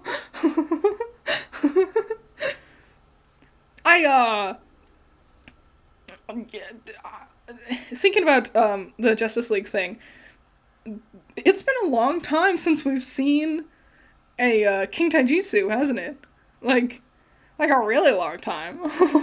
So it was cool getting to see one again, but I was bummed it wasn't like a desert-flavored King Taijutsu, you know? Krito asks, what are my thoughts on the Dust Queen trailer? I'm excited. I'm really excited. I'm gonna keep my eyes on it. I think the fan base has been making such cool stuff lately, and I'm so excited. Dust Queen especially looks like a really neat turn for like a direction for a story. I was watching their animations beforehand, and they kind of hinted to things with some of their prior animations. I'm super excited. I cannot wait. It's fully voice acted and everything. Fun stuff. Someone asked me, did I watch Madame Web? I want to, because it looks really bad.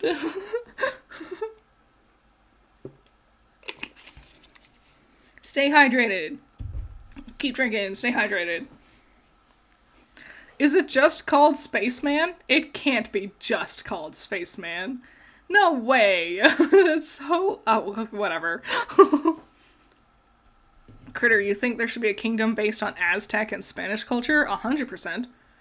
Absolutely. And that could have been Menagerie, honestly. They're already on the island. They could have played with that. More cultures in general. I think having just 4 kingdoms is awfully boring. But I get where they were coming from. I was thinking about this earlier, actually, because I was thinking about Avatar: The Last Airbender. There's 4 kingdoms, but there's more to the 4 kingdoms. You know, technically, right? 4 nations, or whatever, with Avatar. Because, like, the North Pole is really different from the South Pole, and they're both really different from the Swamp Benders, but they're all still water tribe, water nation, you know? The only one that seems to be, like, unanimously, built the same way is the Fire Nation, which makes sense because it's actually a much smaller island off to, like, its own little corner of the map. So it would make sense that they all kind of have the same, like, styles going on with their city structure and cultures and whatever, because they're much more, like, together versus the North and South Poles and the Swamp Benders, who are scattered across the world and, of course, have completely different cultures from each other. The Earth Kingdom, alternatively, is so big that, of course, random cities are going to be completely different from each other, because there's so much of it, you know? And then we don't see much of the air nomads, but based on what like Aang talks about throughout the seasons, it seems like they were similar in like their belief system and the way they did things, like their like law structure was pretty similar to each other, but just the build of the different like air nomad temples were completely different from each other. Like Aang's, the one he's from, the South Temple, is on top of an incredibly high mountain, where the North Temple, I think, East Temple, the last one they visit, it's built upside down on the bottom of like this cliff's side. And so that's really cool, and that's going to lead to just naturally different structures of how their civilization works, just because their architecture is being completely different, because the location they've built is completely different. So even though there's technically 4 quote-unquote nations in Avatar, there's still vastly different cultures and communities and concepts across those different nations. RWBY, alternatively, has their 4 kingdoms, but the whole of the kingdom is flavored the same way. Like, everyone in Mistral looks exactly the same. Every town they visit all look near exactly the same as each other. They all do the same. We don't spend enough time in any one location to really flavor any of it differently from each other, you know? All of Atlas is the same. It, like, they even try to say, like, Atlas and Mantle, which are right next to each other. They're like, oh, these are different. And it's like, but are they? We don't really see enough of the cultures of these places to really get a good idea on that. So, and then there's Menagerie, which is a completely, like, different extra out there in the corner of the world. So, I think they should have had way more kingdoms than just the 4. I think they really shot... I get why they did it, but now, as a person who has thought about these kind of things a lot more, I think they should have not gone with just 4 kingdoms. Invincible Girl is incredible. I still haven't watched it. I was thinking about watching it on stream sometime, but I'm already pretty busy watching RWBY. Maybe I'll watch it after watching Volume 9 on April 1st. I know it's a bit of a ways away, but, you know, that's the only time I'm only watching the one thing. So, we'll see. I'll definitely make a video about it sooner or later. I have a whole plan of, like, things that are, like, fan-made concepts that I want to make videos about. The problem is, everyone keeps making new things before I have time to make my videos. Oh, I keep mentioning Avatar. I'm gonna have an Avatar-related video out soon. Hopefully this week, you know? Or something like that. Just to, like, throw in between my my Ever After High Neverland episodes, which episode 1 is already out, and I love it. I'm so happy with how it came out. Episode 2 was this Friday. Very exciting. Very, very exciting stuff. All the voice actors did so good in it, and I'm so happy with their work. They did so amazing. I'm just so happy with it.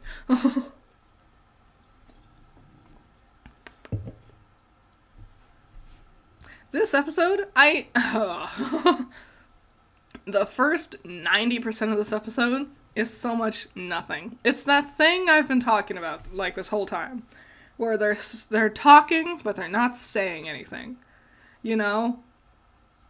That's like 90% of this episode. R asks, will I get more Madoka Magica videos? Absolutely. I want to. I really want to. I think I want to focus on Korra a lot more, because I still haven't finished season 1 of Korra, let alone the rest of it. I want to talk about Madoka Magica a lot more. And I also have thought about maybe going through Steven Universe episodes as well. We'll see. I want to talk about those things more. I have several very large projects that I want to finish first. But once that happens, then I think I'll be able to, like, wind things down. It won't be until after Magical Girl May, though. I know that for a fact. Though I do plan on talking about Madoka Magica for Magical Girl May, so keep your eyes out for that one. That'll be fun. Got lots of stuff going on. Just too many things. Not enough hours in the day. Too many things. Wasn't Ever After High and Monster High was supposed to have a crossover? They were! They were! In fact, at the end of one of the movies, I think the one with the genie's lamp, at the end of one of their movies, they actually, a character from Monster High actually calls Apple and Raven at Ever After High, and it was setting up the idea of starting to do a crossover, but it never ended up working, which is a shame. There has been several crossover books, from what I know. Thank you so much, Ranger J. Thank you so much.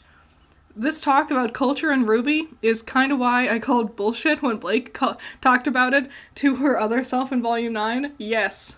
Yes. Like, because I would love nothing more than for Menagerie and especially the Faunus in general to have culture. To have, like, their own cultural specific ideas. Anything. Literally anything that could be classified as a Faunus or Blake specific culture. But no. And it really highlights how the writers want that to be true. In their minds, they really want that to be a thing in their show, but they didn't do it. They forgot to actually do it. But if they sit there and say they did, then maybe they'll convince you that, yeah, Blake totally has a culture. If we can imply it. We can imply that that's a thing that happens off-screen, where all the rest of the story happens, apparently. Yeah, in Volume 9, I feel like we'll get to it, but I have many thoughts on that smoke cloud scene. I think they should have gone about it in a completely different way, honestly. I get what they were going for, but, yeah, Blake's culture is wearing wearing coats in hot climates, for real. Blake is that person who would dress up as Kaiba. Like Seto Kaiba from Yu-Gi-Oh! No matter what weather. Yeah, so I get what they were going for with the smoke cloud scene, but I don't think they did it quite the way they wanted to. It also, okay, alright. When we get to Volume 4, remind me to talk about Blake's outfit, because I'll talk about it when we get there, because we'll talk about it today. I'll save my rant for then. Okay, so, alright, let's talk about the vaults. We've seen 3 of them now. This is the Beacon Vault. Get it? It's green. This one references the Wizard of Oz with the man behind the curtain. Cute. The flames on the, candle holders behind them throughout the scene, sometimes they aren't animated. So, that's fun. I like noticing things like that. I think it's quirky. Yeah, so this is obviously referencing, the idea of the man behind the curtain, Wizard of Oz, whatever, it makes sense. Then we see Haven's vault, which is the tree, and I love it, because it's so pretty. Have you guys been watching Smaller Souls? I talked about them last time too, Smaller Souls Redux of Volume 5. The way they did the lighting for the tree in their version of it, it's such a subtle edit they did, but it's so good. There's more of a glow on Vernal's face when the glowing petal falls into her hand. It's so pretty. I like it so much. It's so good. But yeah, I think the tree, totally inspired. I'm not sure if it's meant to reference anything in specific. We could make arguments that perhaps it's referencing the tree from the Ever After, but I highly doubt that. I think instead, I just don't know why it's a tree, though. That's so specific to be tree-themed. But I have no idea why. Unless you have any ideas. Throw out your Lionheart tree-themed vault ideas. Yeah, and Beacons doesn't have a magic door. We don't see it. Presumably it's somewhere down here. I guess. But we don't see it. It really goes to show they thought about this part before they thought about the vault door parts. Because if they had thought about the vault door parts, we would have definitely seen it here. It would have been behind Amber somewhere. But they clearly didn't think about relics or vault doors until Volume 4. So, the beacon vault is completely different from everyone else's vault, because obviously they hadn't thought of it yet, but also it was planned from the beginning. And then we see Atlas's vault, and Atlas's is similar style-wise to this, but it has the door element. It's fine. I think they're all fine. Haven's is obviously the coolest. I'm just excited to see what Vacuo's vault is going to end up looking like. I hope it's similar to Haven's, honestly. Not only because Haven's was the coolest looking, but also because, Atlas's looks kind of similar to Beacon's, so it would be cool if we had more parallels the other direction as well. Could there be another floor? There could be, potentially, honestly. Like, they might just have 2 layers of secret hidden vault stuff, but I think, more obviously, if they wanted to hint at the larger story they had planned, the vault door would have been here somewhere. So, but, nope. Wild guess, it's because the ironic thing about fall are trees losing their leaves. Oh, you know what? But no, but they aren't the fall maiden, though. They're spring. But I guess in spring is the opposite, where they get the leaves on their trees. I don't know. I don't know why they decided which... I don't know how they decided on which maiden is attributed to which vault door. That's another thing. It's like, oh, you need to be... Once you reach a certain age, you can't be a maiden anymore? What age is that? We're not gonna tell you. Okay, so where did these vault doors come from? Did Ozpin make them? We're not gonna tell you. How did they decide which maiden opens which door? Fuck you. We won't tell. Because it especially doesn't make sense. Because we see inside 2 of the vaults. We see inside Haven's vault. The spring maiden opens Haven's vault, and it reveals a desert location, which deserts are often associated with summer. And then we see the winter maiden opening the Atlas vault, and we see a flower field, and flowers blossoming are often associated with spring. So it seems like the maiden opens a vault that internally represents the next season. Does that make sense? Like, the spring one represented summer on the inside, the winter one represents spring on the inside. So presumably, the summer vault in Vacuo will have, will have fall-themed things going on the inside, and the beacon vault that we never get to see the inside of for the fall maiden would have some sort of winter-themed thing on the inside. So, how did that happen? Wouldn't you think the one that looks like summer on the inside of the vault would be the vault for the summer maiden? Does the name of the different maidens really matter? Like Cinder becomes the fall maiden. Does that matter? like being the fall maiden is no different than being the winter maiden. That title, that seasonal title, doesn't really change anything other than letting you know which door you can open. So... Critter, you heard about the new Magical Girl anime, gushing over magical girls? I did! That was the one! I have a list. I have a list of magical girl shows that I want to talk about or that people recommend to me, and then there was one someone recommended to me, and I couldn't remember what it was. That's what it was, gushing about magical girls. Let me take a picture of it on my phone, take a screenshot real quick so I don't forget next time. I did hear about it. Is it good? I haven't seen it yet.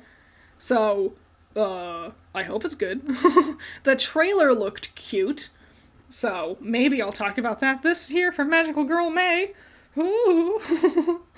Let me just add it to my album of Magical Girl related topics. I have so many albums on my phone of just, like, random things. Like, I have my RWBY album. I have my good fan art album. I have my Pokemon related album. Do all maidens have the same power? Yes. And when we first hear about maidens, it's kind of implied they don't. But also, so they're like, the maidens, because we see Amber, and Amber can do all kinds of weather-related things. But then when Cinder gets the maiden powers, she exclusively does fire things. Now we can presume it's just because she knows fire already. Her semblance is fire, so maybe fire just came naturally to her, especially because she had just gotten the powers. Maybe she didn't know it yet. But it is like, she can do other weather-related things. She just very hardly ever does. And then when we see the backstory, like the World of Remnant going over the maidens, the maidens only do one thing each that seem to be related to their element, like their season. Like the winter maiden does like a blast of snow. The fall one does like a wind gust, etc., etc., etc. And so they can do any elemental thing they want. They just tend to usually pick one over the others. Like, we've only seen, like, Winter's only been the Winter Maiden for like 2 minutes total on screen, but she exclusively did snow stuff. Snow and ice stuff. So, I don't know. Penny did all kinds of stuff when she was Maiden. So you can technically do whatever you want, element-wise. I can't think of any way you could make the maidens more interesting than that. It's your birthday! Happy birthday! Happy birthday!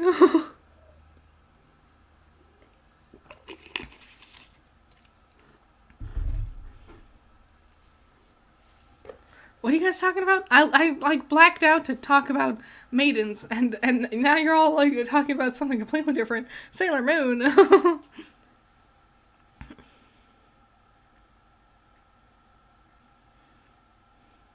Alright, I'm just trying to get caught up on what you all are saying. Yeah, Penny. There was also Raven. Raven used her maiden magic primarily through her sword. So... This moment with Yang breaking Mercury's leg, crazy.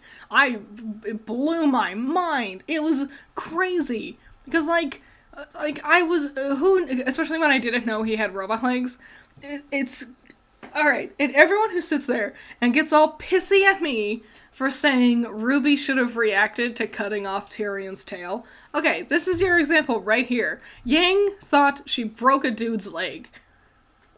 And she has a clear reaction to it. We don't linger on it as much as I wish we could have, but she has, like, she seems upset. She thinks about what she did. She talks about it. It tears her up inside, even for only a brief moment.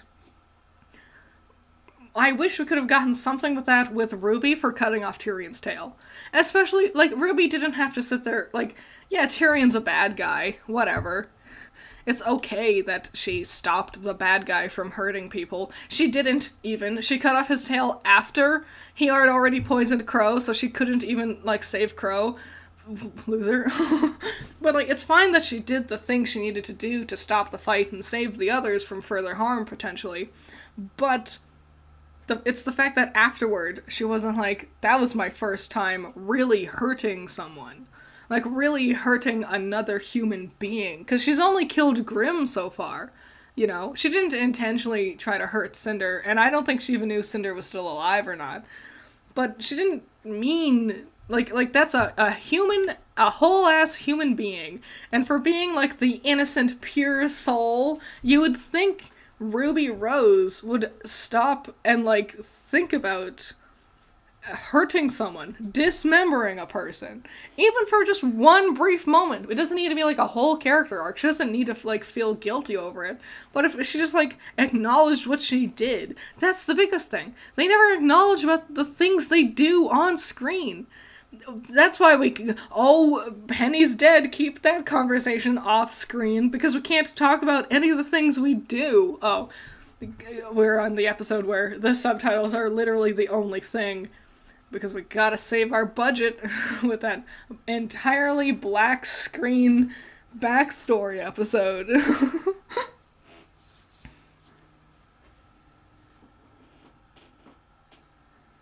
Yeah, like, we could have had an interesting, what you're saying, Nurky, I think, is how I pronounce your name. What you're saying, like, people saw this, and we see, like, later in this episode, like, the news, like, casters talking about this moment, and they, like, interview some random folks, and they're like, that was crazy. It'd be interesting if that was a new conflict Yang had to go through, was now she has this, like, reputation, this negative reputation that follows her because of this moment. Even though she didn't do anything wrong, she was tricked into doing something, but now she's painted as some, like, angry, bloodthirsty brute, and she has to do things to, like, get the general audience's perception of her to change. You know, that's kind of why you write things into stories, for the characters to have to deal with it and grow. Even if they didn't do anything wrong, they can still, like continue to grow as a good person. But whatever, in RWBY, they write really, really interesting things to happen. Really compelling moments for the characters, and seeing how they'll, like, develop as characters because of it. But instead, they just completely ignore them, and no one acknowledges them, no one talks about them, ever. It just happens, and then we move on.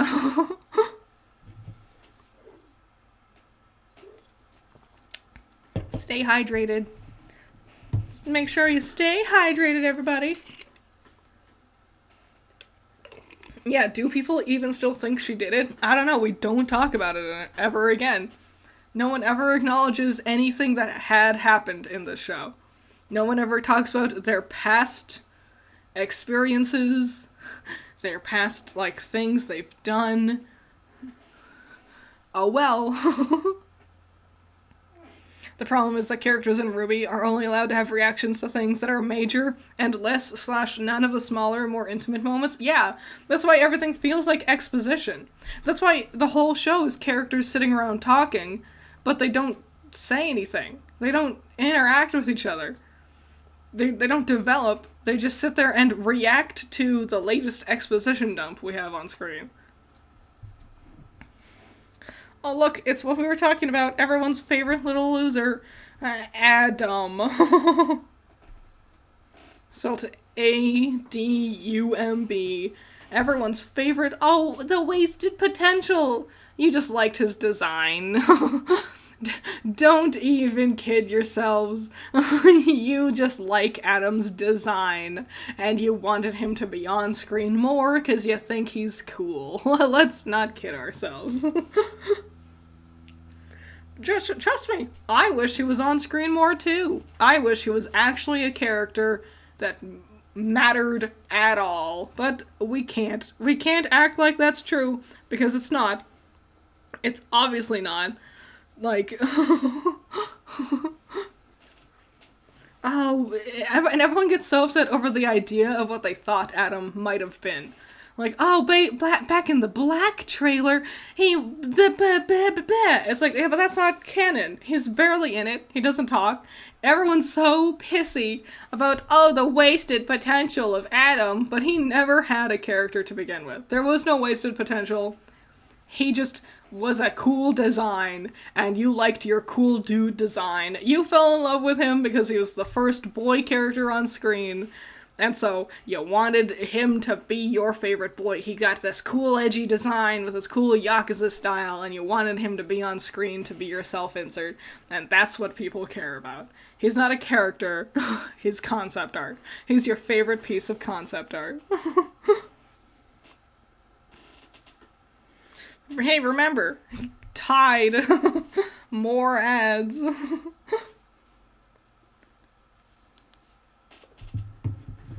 Adam is kind of hot. I guess, I mean, whatever floats your boat, man. I'm not into Adam. I think his hair is goofy. Everyone always made fun of... Oh. Double. Double closed captioning for twice the fun. Everyone always made fun of Jaune's banana hair, but I'm gonna be 100% honest. I thought Adam's hair was way dumber. Like, at least Jaune's is styled to be out of his face. Adam's does this thing where, like, lolls in front of him, like a little cute boy, High School Musical-esque curl, and I think it does not look good. Technically, you could call him wasted potential with the way you call him a nothing of a character. True. Very true. Adam is the perfect example of a character doing nothing in canon, but in fanon he does everything. Yeah, everyone just... It's because... And we were all excited to see it. We all couldn't wait to see what Adam was going to be. Because, yeah, he was really cool in the Black trailer. Honestly, to the point where Blake is kind of boring in the Black trailer. Like, Adam really steals the show with the Black trailer. His moon slice is very cool and flashy. Whatever. Like, he's a neat-looking guy. The White Fang are kind of lame, but he is very cool because his mask is specific to him. He was the only one who did that for a very long time. So everyone couldn't wait to see what Adam had going on. I remember, me too. Like, I was like, oh boy, Volume 2, I can't wait for Adam. And then he didn't show up until the very end. And then I'm like, okay, Volume 3, can't wait for Adam. And then he didn't do anything the entire time anyway. He showed up for one fight. So he's cool, but he's not a character. It's that same thing with all these other characters. They introduce a cool-looking person, and rather than utilize that cool-looking person, they just make a bunch of other characters instead. Thank you again, Godzilla. Wrong, my fave piece of concept art was Adam HH. Has-Been Hotel? Do you mean Has-Been Hotel Adam? Similar. At least Adam from Has-Been Hotel, like, he had songs. I could get a vibe of what his personality was, you know? Like, and he's dead now. He might come back. Maybe he'll come back in hell now. That would be super interesting to me. Having the two characters voiced by Alex Brightman swap their heaven and hell, like, areas. Yeah. So yeah, like this fight. This is a great fight, by the way. Having, like, lightning-based things every time is gonna be cool. This fight, it, like, really shows off... This is the best fight to exemplify what it is Maidens are capable of, because she doesn't use her powers through a weapon like how Raven does. Raven... like, is the next best example of what Maiden powers are capable of doing, but she primarily uses it through her sword, which is cool, I guess. But this one, Amber is just doing it all on her own accord, and you really see her, like, she summons the clouds, she makes the lightning, she does the wind, and then the frost and everything. So that's the best way of exemplifying what Maidens can do. And then you realize it's basically just Weiss's semblance, but without the glyph.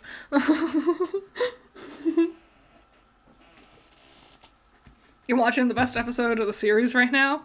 Yes. This is a good one. This fight really saves it. Having the majority of the episode being pitch black as they, like, talk about their backstories, I feel like was a missed opportunity. We didn't even need to see anything. I just wish there was, like, a little thing on screen. Just a simple thing. Like embers floating, or whatever. But it is a very good episode. This whole season's so good. This whole season's so dang good. Sienna Khan had an interesting design. Sienna Khan had one of the best designs ever. She was so beautiful. Such a shame. They are so great. The characters that die and get thrown to the wayside, like Sienna, or like Team Funky, all of Team Auburn, these really awesome designs just get like 2 seconds of screen time and then they throw them away. And then the super most boring, lamest designs, like all of the Aesops or the Happy Huntresses, get those characters front and screen, I guess. The Happy Huntresses especially disappoint me, because the Aesops need to be in uniform, which I think is boring. Like I mentioned last time, I think they should have played around with their, like, eye color and hair color more, since the characters are stuck in a uniform for the entirety of their screen time. But the Happy Huntresses didn't need to be in uniform, but they gave them uniforms anyway, and they're more uniform than the Aesops. Like, the Aesopses all have the same colors, but, like, vastly different styles of clothes, where the Happy Huntresses all have the same exact style of clothes, but in a bunch of different colors. It makes them feel so much more boring and limited. Thank you, Philip. Thank you, Philip.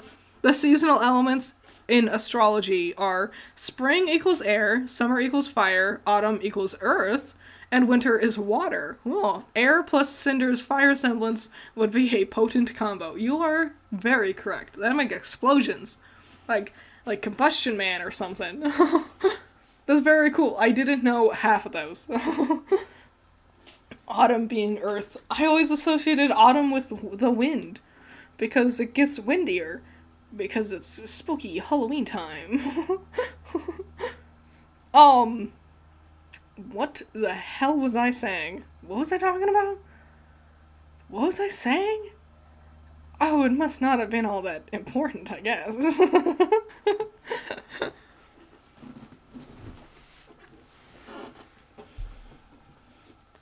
Stay hydrated. You thought autumn was air and spring was earth? Yeah, I would have guessed that. I guess the air carries pollen, so that's a spring-related thing. So that makes sense. Oh yeah, the Aesops, that's what I was talking about, and the Happy Huntresses. I like the idea of the Happy Huntresses designs, but I think the uniforms really shoots them in the foot.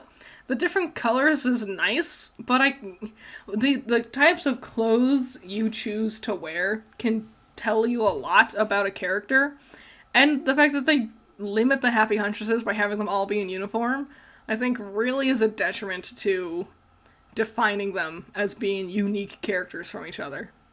But at least they have more interesting hair colors and eye colors compared to the Aesops. Thank you, Smarty. Aw, that's a cute name. Thank you, Smarty. Aesops have muscle mommy though, so opinion invalid. You're not wrong. I thought about Nora's thunder thighs joke like the other day, and it cracked me up. I was just like in the middle of like cooking dinner, and I just remembered thunder thighs, and it just made me giggle to myself.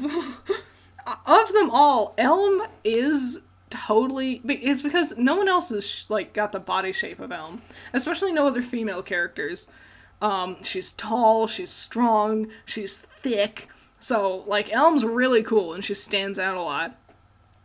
But I wish, give her more unique hair color or eye color. I guess they all don't need unique hair and eye colors, but they all feel really... They're all too realistic. That's my biggest problem. They're too much like reality people. Like you and me, with our regular hair colors and regular eye colors. And this is RWBY. Look, Neo has pink hair. Emerald has mint green hair. Lisa Lavender has purple fucking hair. Like this world was built on like unique colors for characters, but they completely abandoned that idea. Really, starting with Volume 4. Volume 4 is really the beginning of the more quote unquote realistic hair colors. Like all of Salem's Council, Oscar. A lot of characters introduced in Volume 4 on have incredibly normal hair colors, which isn't bad by any means, but compared to the standard they set with all these, like, other characters in this show, it just feels very limited, and it also makes the characters with unique hair colors, like Yang or Emerald. It makes them, or Weiss. Weiss's hair is white.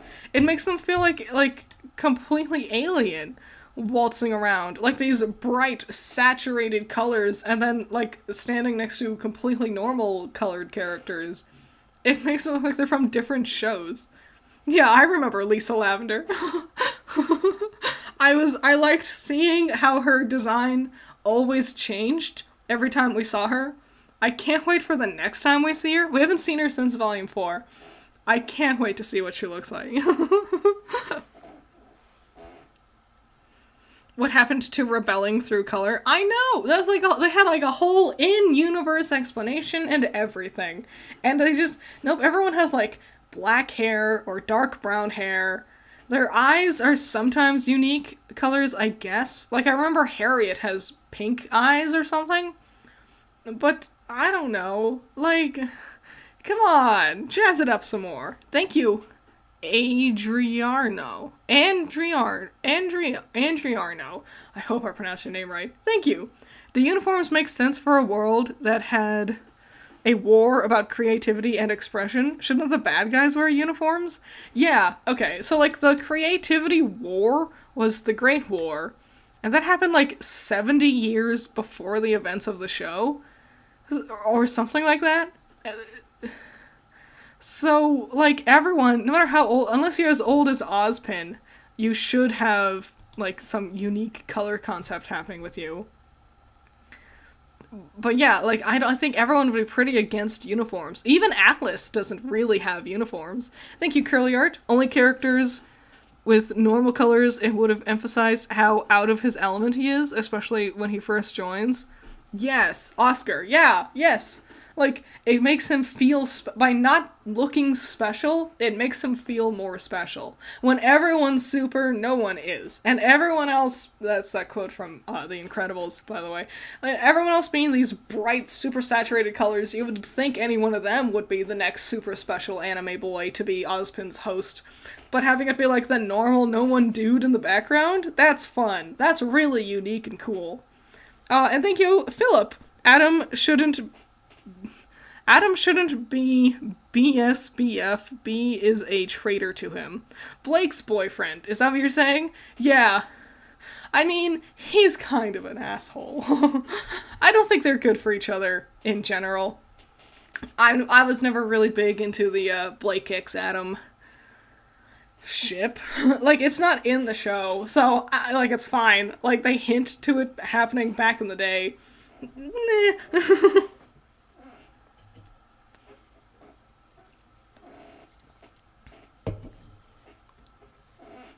Should have taken a page out of Hunter x Hunter. Colorful and dark at the same time? Yes. Because that's good. Like, black is such a good pop for most colors. Oh! We made it to the scene. I was mentioning this before. Hold on. It's my least favorite line from RWBY ever. So, I'll even move this out of the way for you. And I'll put on my desktop audio so you can hear it. RWBY just says yeah, but I hate the way she says it. It's just one line, but I hate it. I'm sorry, but you've left us with no choice. But he attacked me! Video footage and millions of viewers say otherwise. But Yang would never do that. Yeah. I hate the way she says it. I hate the way she says it. So let me rant about this for too long. Okay. The way RWBY says, yeah, right there. Alright. So first, she's adding nothing to the conversation. They're talking about how Yang wouldn't attack a boy. And Weiss is already saying Yang wouldn't do that. RWBY's, yeah, isn't adding more than just having her be there. You know, having her, throwing her annoying, obnoxious little screechy voice out there to remind you that this character exists. Because let's be honest, she hasn't done jack shit this whole season. She doesn't do anything all volume. She's in the background. She's barely there. She barely gets lines of dialogue. And so we need to remind you that she exists for when she runs in and saves the day randomly at the end. So have her just scream, yeah, with her obnoxious little child voice that I hate. Thank you, Godzilla. That yeah just took 5 years off my life. I've heard it over and over again. Because I take footage from this scene a lot. And I always have to hear her say, yeah, and I hate it. It just haunts my brain. But, like, yeah, and also, okay, so having a character just say, yeah, for, like, a moment like this, it's fine, technically. It reminds you that she exists, which is the only thing they needed to do for the scene, because Lord knows she's not gonna actually say anything substantial. Weiss is yelling at Blake, but RWBY's not gonna say anything about Blake, implying that Yang could hurt someone on purpose. Thank you, Ranger. Couldn't the bad guys have set Yang up against someone other than Mercury and more or less got the same result? They could have, technically, but it was easier with Mercury because he could, like, he knew what the plan was. They could have had Yang see any kind of illusion, technically, but having it be Mercury meant they could, like, line things up better. Like, because he had to be standing in a specific spot to get hurt, and so it was just easier that way, I think. Also, it's good to see the villains doing things. Mostly because, like, you know, like, Mercury doesn't get to do a whole lot. That's really his biggest time to shine throughout the season. So, you know, getting to see the skills our villains have is a good idea. And, so they could have done it however they wanted, but I'm glad they went with Mercury, because we don't really get to see a lot of Mercury outside of that moment. So yeah, okay. RWBY's yeah. So saying it is fine, but her inflection, you can tell when Lindsay recorded the line, she wasn't sure what kind of yeah she was supposed to be giving. Like, is it like a, yeah, I agree? Or a, yeah, let's go! And it's kind of, yeah! Like, just this noise. There's no even just the word yeah can have personality. But because Lindsay has shoved her voice so far up her throat to make it as high-pitched and nasally as it is in this season, a lot of emotion and personality gets tossed aside. When you force a voice onto yourself that is really out of your comfort zone, it's really hard to show emotion through that voice, and it's really, really obvious with RWBY here, especially with lines like her, yeah, because, like, yeah, can have a lot of emotion, but Lindsay can't deliver that because of how obnoxious and high-pitched RWBY's voice is. And it gets worse in Volume 4. It's at its worst in Volume 4. Nothing RWBY says feels genuine throughout Volume 4 because her voice is so high-pitched and nasally, and you can just hear how Lindsay's struggling to maintain that obnoxious, high-pitched, wailing noise. So everything RWBY says sounds vapid or fake or insincere and stupid, and I hate it. I hate it. She does sound petulant. You're right, Philip. It's bad. It's bad and it annoys me, because Lindsay was really good in Volume 1. RWBY in Volume 1 was awesome. RWBY's voice in Volume 1 was very cute and fun and awesome. And now it's bad. And yeah, it's gotten better in Volume 9, I guess, but still not great. Thank you again, Godzilla. Yang. Sis, what the fuck was that? Yeah.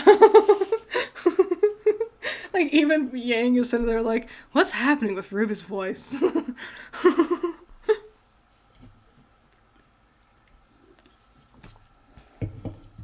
Ugh. Block Jaune. This is the beginning of Jaune being the over drama queen he turns into.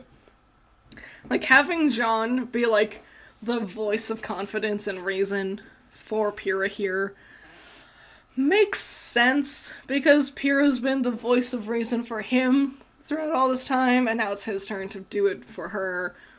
To like he's grown. He's grown. The growth he's developed. It's fine. but it starts a trend where he puts on this, like, holier-than-thou air of authority over the rest of them. And it's very annoying, especially in Volume 5, when he's going through his poo-poo pissy boy arc.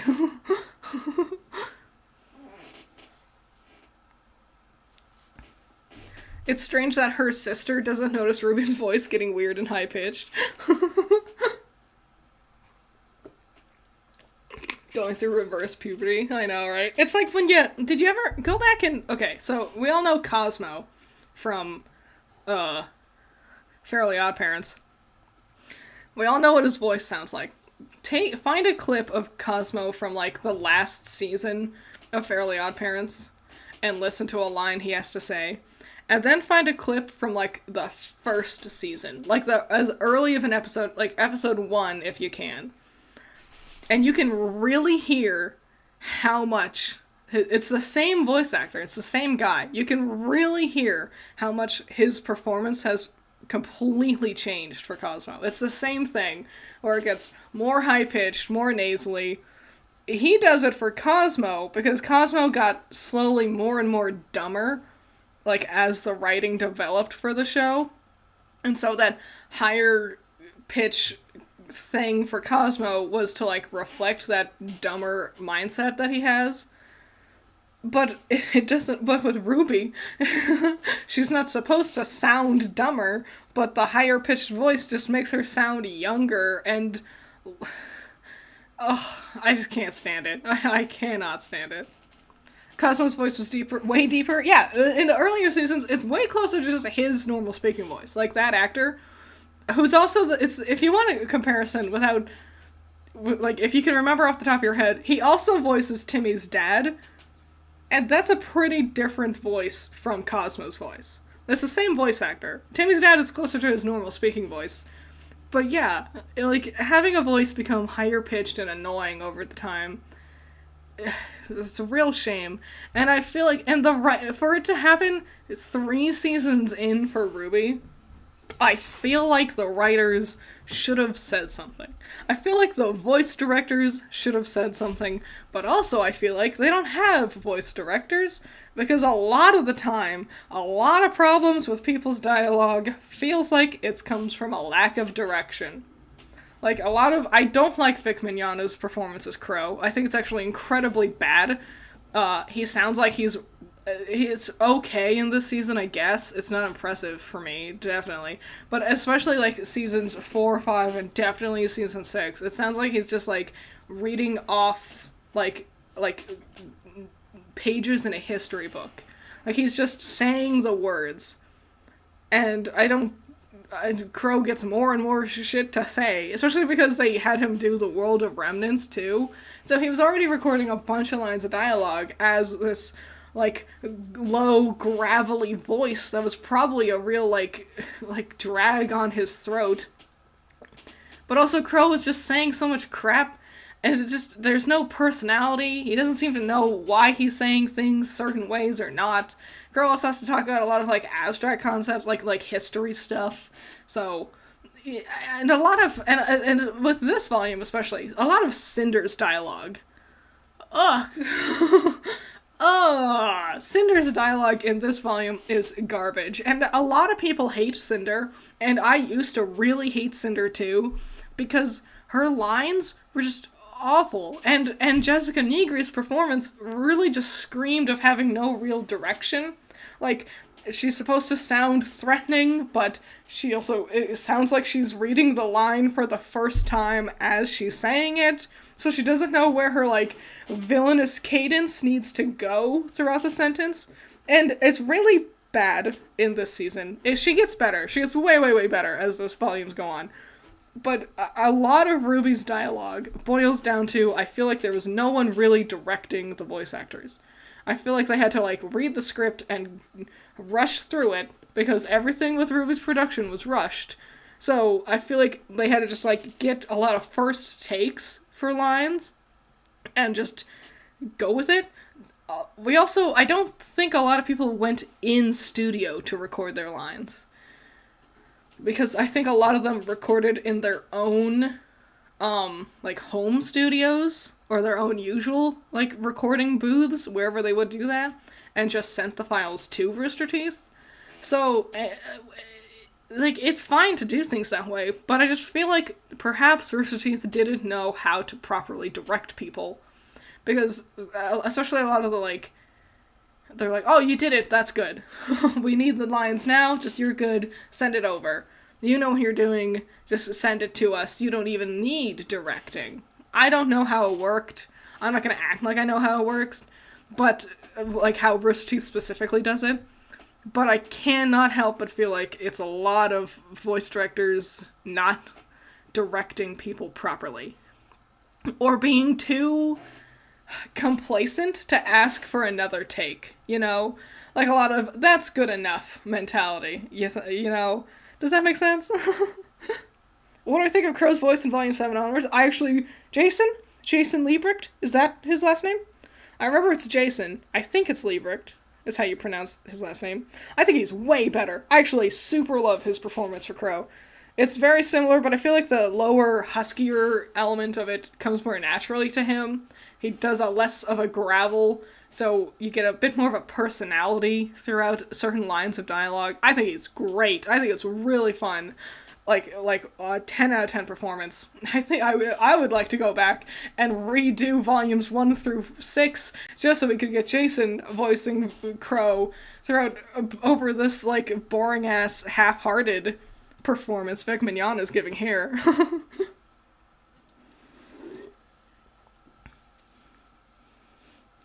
They aren't following the script? That's not happening. Never once. I remember there was this whole conspiracy theory. Oh my god, there was this whole conspiracy theory. It cracked me up. That Aaron and Barbara, real quick. Thank you, Godzilla. Ruby's yeah sounded like she's responding to someone. Yeah, not like she's agreeing with a notion that's being presented. It sounds like someone called out her name and she's going, yeah, that's me. You're 100% right. You're 100% right. Yeah, there was this conspiracy theory that Aaron and Barbara had just decided to record their lines differently, and they recorded their lines to make it sound like that they got together and that they beat Adam, and then the animators secretly animated it, and that was this whole conspiracy theory. And I'm like, that's not how production works. Like, it's not like the directors or writers like wouldn't notice if their lines were being recorded completely differently from what their script had. It's not like you can't secretly completely change the script of a story without someone noticing. That's not how production works. I remember that conspiracy theory, it cracked me up. It just told me that people have no idea how production works, and it's hilarious. Thank you again, Ranger. Well, Jaune's holier than thou does somewhat match up to his Jaune d'Arc inspiration. You're not wrong, actually. Shame he doesn't follow through and get burned at the stake. That was the thing I was really worried about. So I don't want Juniper to die, and I like Jaune. In theory. I like goofy Jaune. I like the comic relief, fun Jaune, who is Ruby's friend. I think that's a good character. And deep within the bowels of this holier-than-thou asshole who is overly dramatic and has bad writing and acts like he's the main specialist character who the script always bends over backwards for. Guys, did we go through this whole episode without subtitles? Why didn't you tell me? Why didn't you say something? Deep within that character is the character I do like. The character he was first presented to us as. The Jaune who walks up to Nora when Nora's trying to flirt with Ren about his new outfit, and Ren isn't having it and walks away, and Jaune walks up obliviously and goes, I like your outfit too. That's the character I like.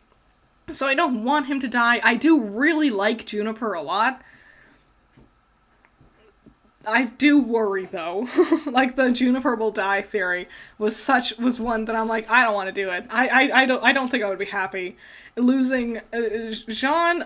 There was a time where I really hated Jaune, but even now I'm like, I don't want to lose Jaune. Not that way. I'm like, he could get burned. If Jaune got a burn, I think it'd be interesting. I think having like physical ramifications for their actions, like Nora's scars now with her her charged up lightning thing from Volume 8. But especially, I don't want Ren and Nora to die. They're the best characters.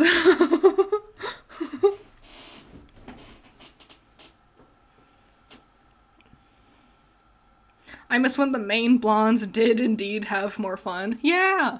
Characters used to be, oh man, yeah, oh. This is the last good Yang volume. We've actually surpassed the last good Yang scenes already.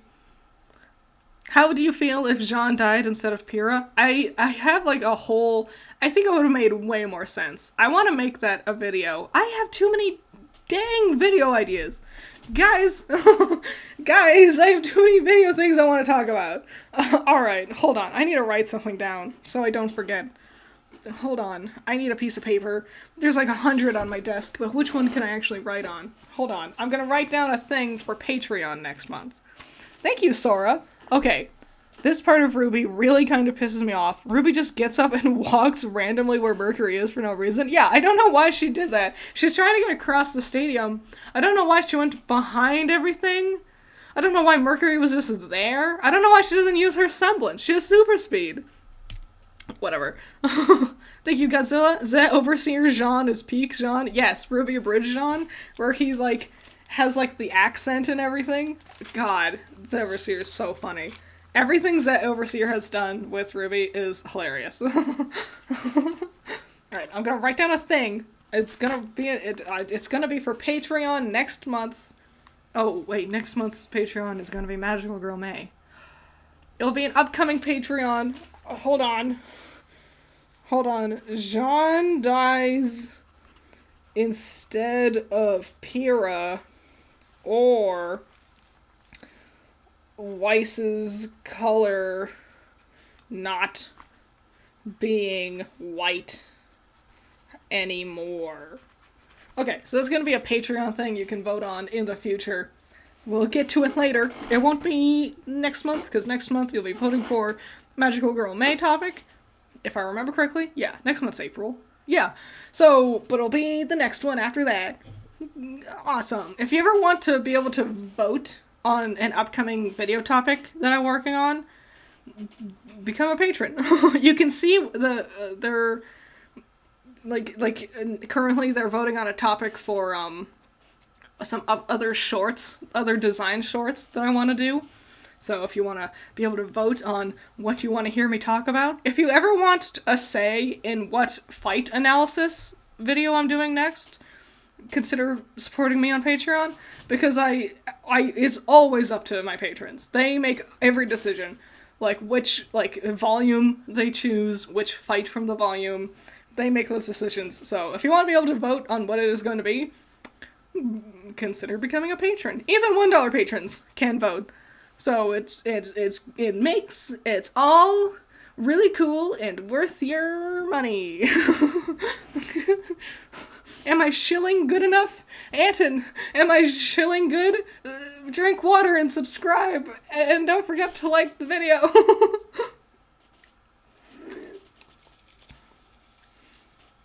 Critter with the long-term plans. Yeah. I've been planning out my year out until July. So, because I'm also planning on the OC animation challenge again. So I have to, remember when that's supposed to be happening. Just got too many things going on.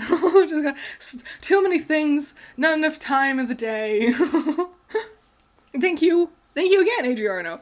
How would M, Emerald and Mercury, frame Weiss in the final, not Yang? So they would probably have to get stabbed by her. That's the only thing I could think of. But she's usually so defense-based. They would have to do something rather than coming at her with an attack, they would probably have to goad her into attacking, because she usually would just, if she thought Mercury was flying in to hit her, she probably would just throw up a black glyph to deflect the attack, and that wouldn't hurt him. So they would have to do something else, and probably make it look like he was close enough to her where she didn't have time to pull up a glyph and would have to use her spear, or rapier, to, like, spear through him, or something like that. Anton, thank you. I'm so proud. Wipes tear from eye. A baby finally learns to shill. Yes, I made Anton proud. When's the AMV video come out? That's next week. It'll be... Ugh, sorry, I got a hair in my mouth. Dogs. There's dog hair everywhere. That's next week. It's gonna be different. Rather than Monday... we won't be doing volumes 5 and 6. Tuesday, we'll be doing volumes 5 and 6. Next Monday, we'll be going over everyone's AMV submissions. So, it'll be fun. It'll be a big old day. I'll send out a reminder, because the deadline is this Friday, if I remember correctly. Friday? Yes. Yes, it's this Friday. So, if you've sent in a submission, and you don't think I've got it, send it to me on, Twitter, because sometimes YouTube eats comments with links on it, because YouTube's dumb. Thank you, Stereotype. Now we get to Heroes and Monsters, the biggest turning point of the series. They gave us warnings about Penny, but this is when the status quo changes. Yes. Yes. Heroes and Monsters really changed everything. And thank you, Scarlet Phoenix. Have you ever watched You All Right? He made an entire series on what if Jaune died instead of Pyrrha. I knew! I have seen some of You All Right's videos. I haven't watched that series. I wanted to, but I never got around to it. I kept getting distracted. And then I thought about how I would do it. And then I didn't want to watch their series because I didn't want to accidentally copy any of their ideas. So... once I make the video, I can finally watch all of You All Right's Jaune living instead of Pyrrha stuff. But yeah, Heroes and Monsters is gonna be crazy. I guess, I think everyone has had an idea, eventually, about Jaune living instead of Pyrrha. I know You All Right's doing it like they're writing out, like, a fanfiction AU type deal. I think that's how they're doing it. Mine would just be like a generalization video, like to hit the important bullet points and stuff like that. Am I planning on watching Jujutsu Kaisen? I am! Actually, I talked about it. Me and my boyfriend, we talked about it, because we finished Avatar, and we're like, now what do we watch? Because we have no shows to watch. So, and because Jujutsu Kaisen won Best Anime of the Year or whatever, it won like a bunch of awards, so we're like, I guess it has to be good, right? What are super chats? The colored comments you see popping up in chat, people are spending money, and those are super chats. That's it. They're just donating me some monies, and I appreciate it. Especially when we do the AMV video next Monday, the super chats will be greatly appreciated, because I'm not gonna make a single dime off of that VOD. There's gonna be like 100 different music claims on it. I'm gonna be showing like full scenes from episodes because of how some of you have edited your AMVs, so there'll be no way I could monetize that stream. So the super chats next Monday will be very appreciated. What about Gundam? I'd be interested in watching Witch from Mercury, because from what I've seen, it looks very cute. I'm not into Gundam, but I'm into Zoids. So that's where the line crosses. The event horizon of big robot things is, I like animals. And so if it's a big animal robot, I'm all there. Thank you, M3D. Not gonna lie, as a Jujutsu Kaisen fan, I can say it probably ain't your type, dang. However, you should try out Freyren and Heavenly Delusion. I've never heard of Heavenly Delusion. Is it good? What's it about? Freyren I've heard only good things, so I should probably watch it. She's cute. I think Mrs. Freyren lady. Mrs. Freyren elf lady. I think that's her name. She's very cute. I've seen several gifs. She's adorable. Thank you. Not all that evil. Personally, I always thought Pyrrha dying was one of the best written parts of the show. I agree. Having a big upset. It's like when Mommy dies in Madoka Magica. It just, like, it upsets the status quo. Because it's one thing for a show to sit there and say, this is really dangerous, you could die. It's like Boromir dying in Lord of the Rings. Like, we all know this is a dangerous mission, and they might not make it. But having one of them actually not make it hammers home that idea way more, you know? It just sets the stakes, even though no one else dies after that. It not only does it set the stakes way higher than ever before, and it makes it feel like the villains actually have power, and like they are a threat we should be worried about, but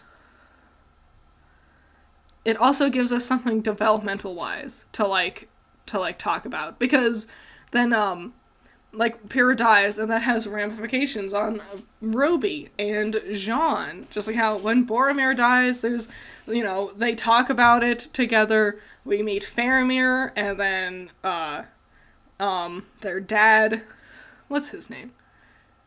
Faramir and Boromir's dad. What's his name? It's similar. It begins with a D, I think. No, it doesn't begin with a D. Whatever. Like, there's things that direct the events of the plot from that moment, and, like, it's a really cool way of moving your plot forward. You're excited for me to watch your submission? Have you finished it yet? If you finished it and sent it to me, I've probably already watched it, because I watch all of them as I'm, like, adding them to the playlist. That's another thing. If you look into the playlist and you don't see your submission, remind me. I'm pretty sure I've gotten all of them, but just in case I've missed one, just throw it at me and yell at me and be like, hey, did you get it? I think Pyrrha dying is honestly kind of better, because didn't Mommy die like 2 or 3 episodes in? Yeah, it was episode 3. You didn't really know her. It just kind of sets the tone for the rest of the show. Yeah. Well, it was also, with Madoka, it was, a deconstruction of typical magical girl. So it had to set up the idea of Denethor. Thank you! It was Denethor! I knew it began with a D. So yeah, it set up the idea of, like, they had to set up the original idea of, like, the original concept of how a magical girl story would work, and then it had to pull the rug out from underneath you. I think 3 episodes in, because it's also only 12 episodes long. I think that's long enough for something like that to happen. Waiting 3 whole volumes to do this moment. Maybe it was a good thing. Maybe it wasn't. Not sure. Like, I can't imagine having a moment like a Pyrrha dying sooner than Volume 3. It would have really thrown off the vibes for Volumes 1 and 2. But also, like, Volume 3 on is so different from Volumes 1 and 2. Honestly, I feel like Volumes 1 and 2 could have been condensed down into 1 volume. Denethor II, son of Ecthelion II. You're right. You are right.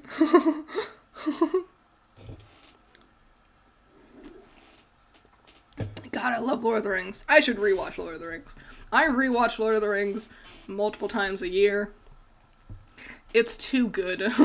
Last time I watched it out of order. I watched the Two Towers first, and then I watched the Return of the King, and then I ended on Fellowship. So this time around, I think I'll go in order. When I rewatch it again for the next time, I think I'll go in order this time. Maybe I'll do the first Hobbit movie too, because that's the only one that's even remotely kind of decent. The other 2 really suck.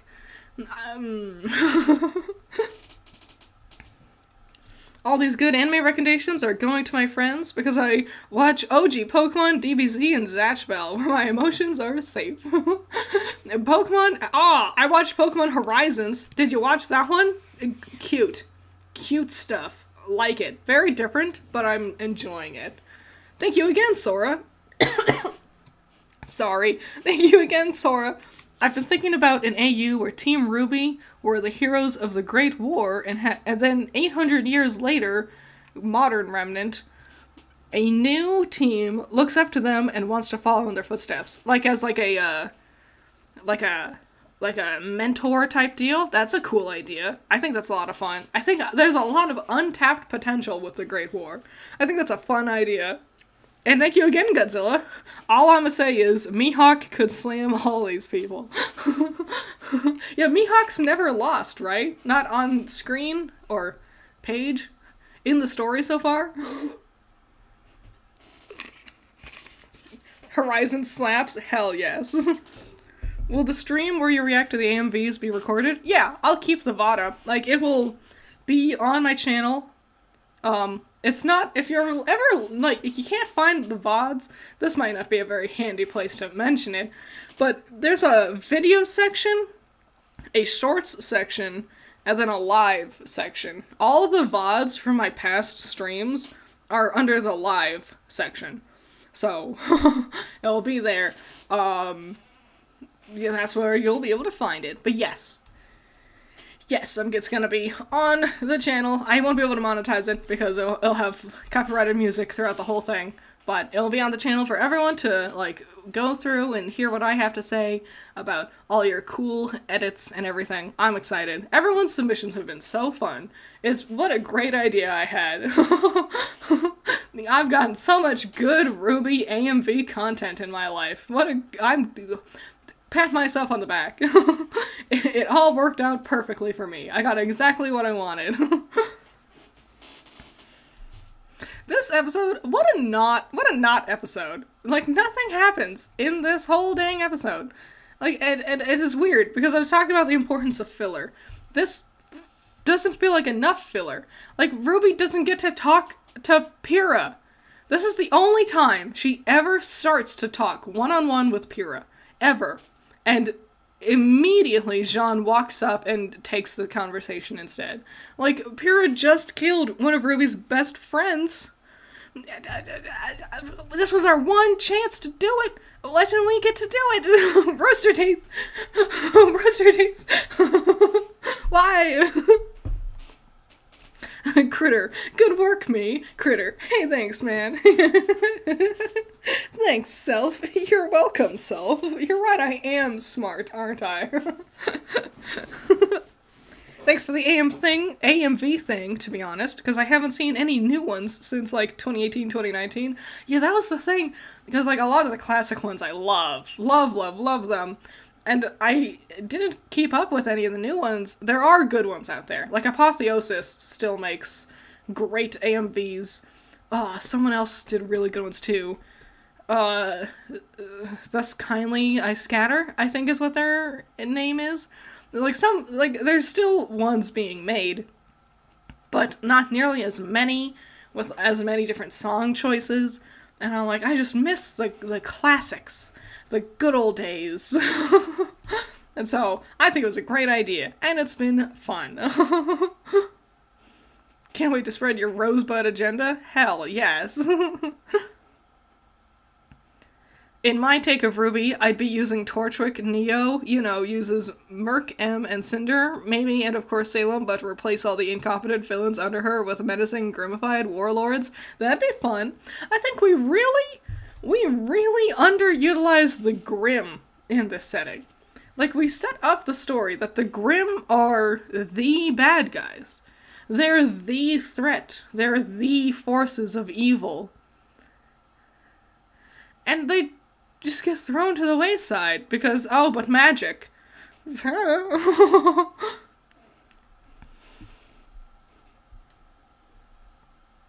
Favorite is a Ruby and Weiss one. I think someone called Crusade or something. There's a lot of them out there. There's a lot of classics. It'll be exciting. And next week will be a lot, but very exciting.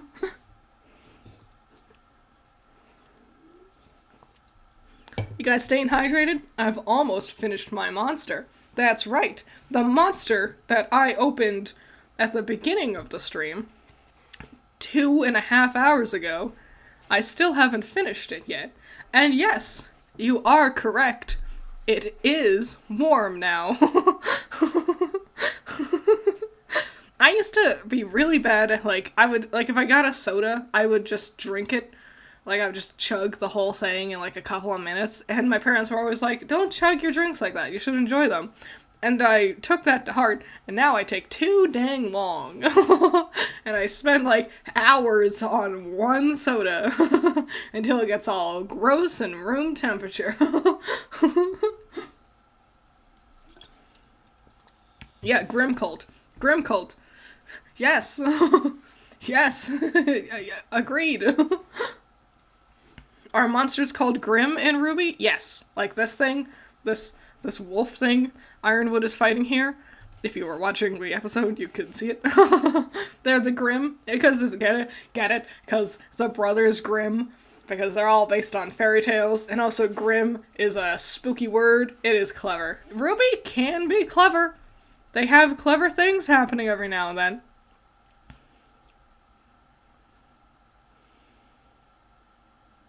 Oh, Ironwood.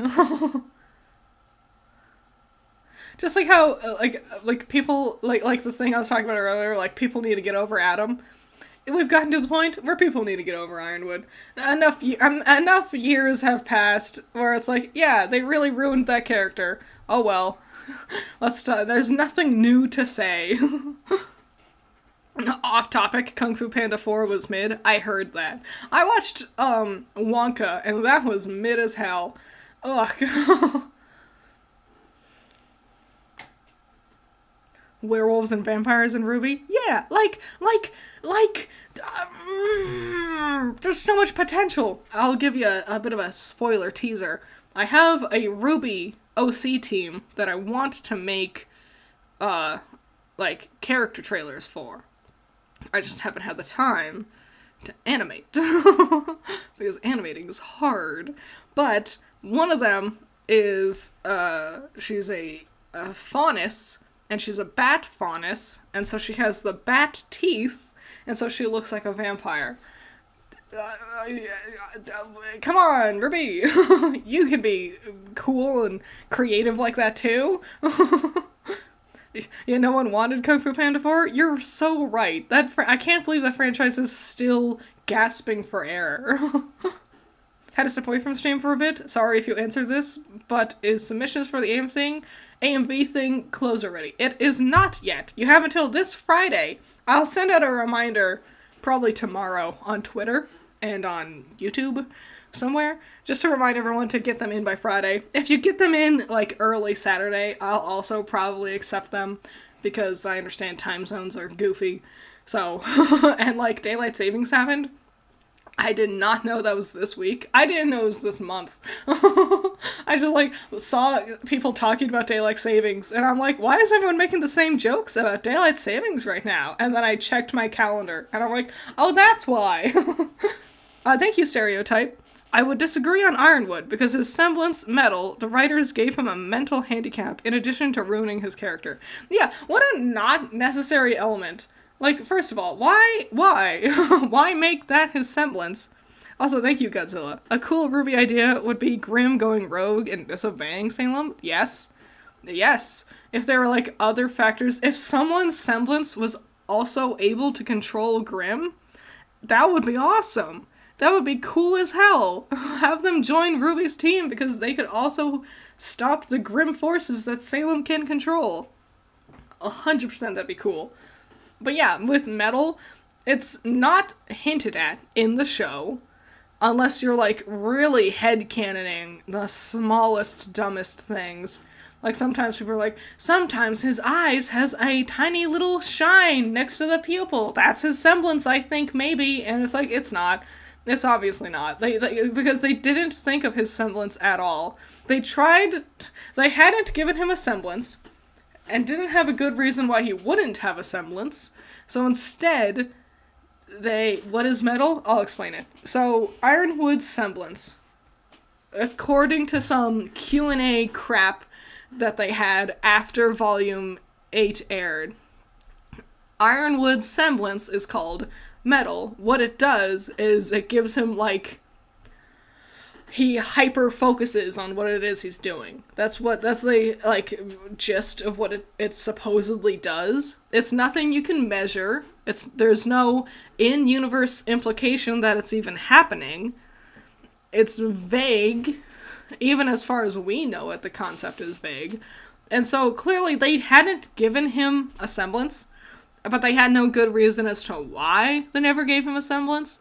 So instead, they retroactively came up with an idea of a semblance that they could say was happening, but wouldn't change, like, the story. Like, if they said his semblance was, like, he could shoot rainbows out his ass, they'd be like, oh, well, why didn't he ever do that? So they had to go with something that could be questionably not there or there all the time. So they went with, oh, he just hyper-focuses. Because that's such a non-quantifiable concept, and it's easy to write off and be like, oh yeah, we thought of this from the beginning, even though they clearly didn't, because they actually hate giving their characters superpowers, even though half of the whole show is giving your character superpowers. So yeah, obviously they came up with it, like, out of nowhere, and they didn't realize that in hindsight, it's basically like, they're implying his, like, yeah, like people are saying, like, ADHD is his semblance. And they're also implying, like, he became an evil, dumb, stupid bad guy because his semblance made him hyper-fixate on being dumb and evil, and it was bad. It was a bad choice. They should have just kept their mouths shut. They should have just been like, oh yeah, he never unlocked his semblance because, I don't know, why not? Not everyone unlocks a semblance, it happens. They've gone through such great lengths to either give people semblances that can't be quantifiably judged on screen, or the other thing they did was like, oh yeah, Mercury doesn't have a semblance, because his dad stole his semblance. And everyone's like, what the fuck does that mean? What do you mean his dad stole his semblance? Why hasn't Mercury talked about this more? Can he not get it back? What was it before his dad stole it? That seems like a really big thing for a character to never ever address it.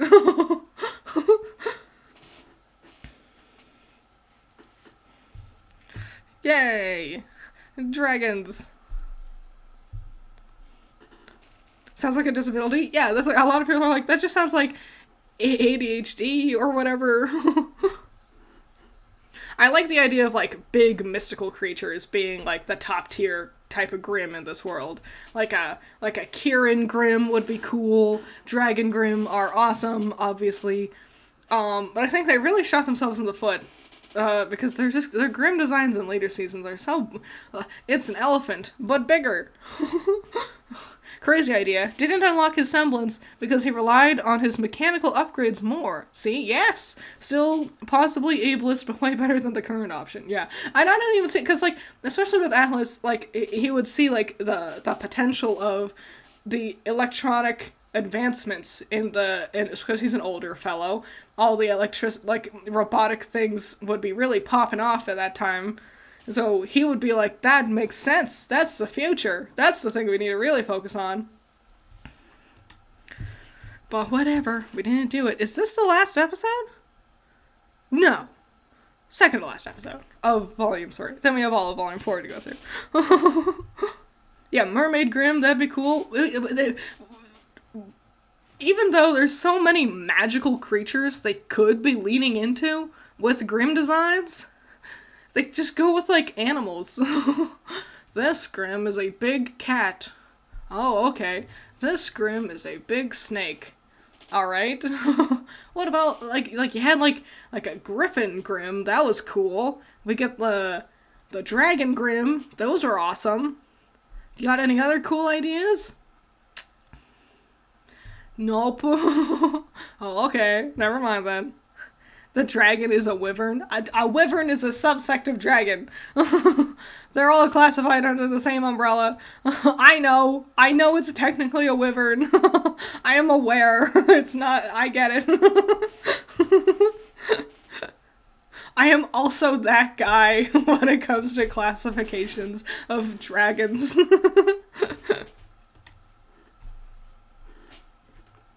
I'm unbelievably angry that the super badass and awesome Wyvern Grim literally is never used again after not doing anything except flying around. I want to see what Cinder planned for it to do. Yeah, because, yes, not only because it's awesome, but also it seemed like Cinder was gonna control it. Like, she had control over it. The apathy was cool. You are correct. But, like, yeah, it's like, what was she gonna do with it? Could she control Grim now? Because Maiden powers? Does the Maiden powers make you control the Grim? That would be cool. The Knuckleavi was also good. They do have good ones. No. I think I have the hiccups. No, don't do this.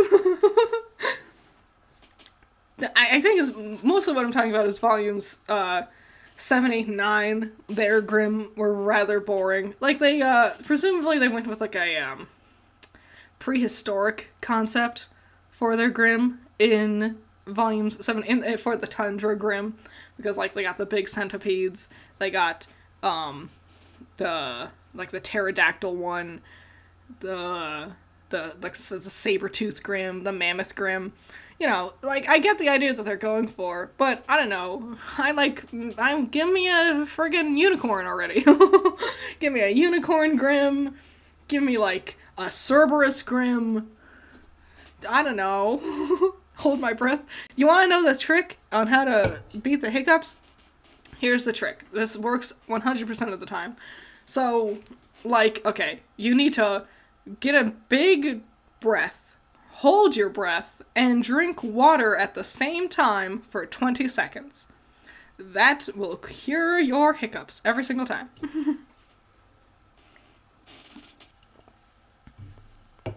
Scarab, that would be cool. Like similar, that would be cool. Especially giant bugs. Like, it could also be like a swarm thing. Vampire Grim, they could play around with it. It sounds similar to the Ravager, which we barely see. They're in Vacuo. You see them at the very end of Volume 8. That would be cool. There was a fan contest? Yeah, the Silverfish Grim. Yeah. It was cool. Every fan contest they've had, they've, like, goofed up somehow. There was some weird thing around every fan contest thing they've done, if I remember correctly.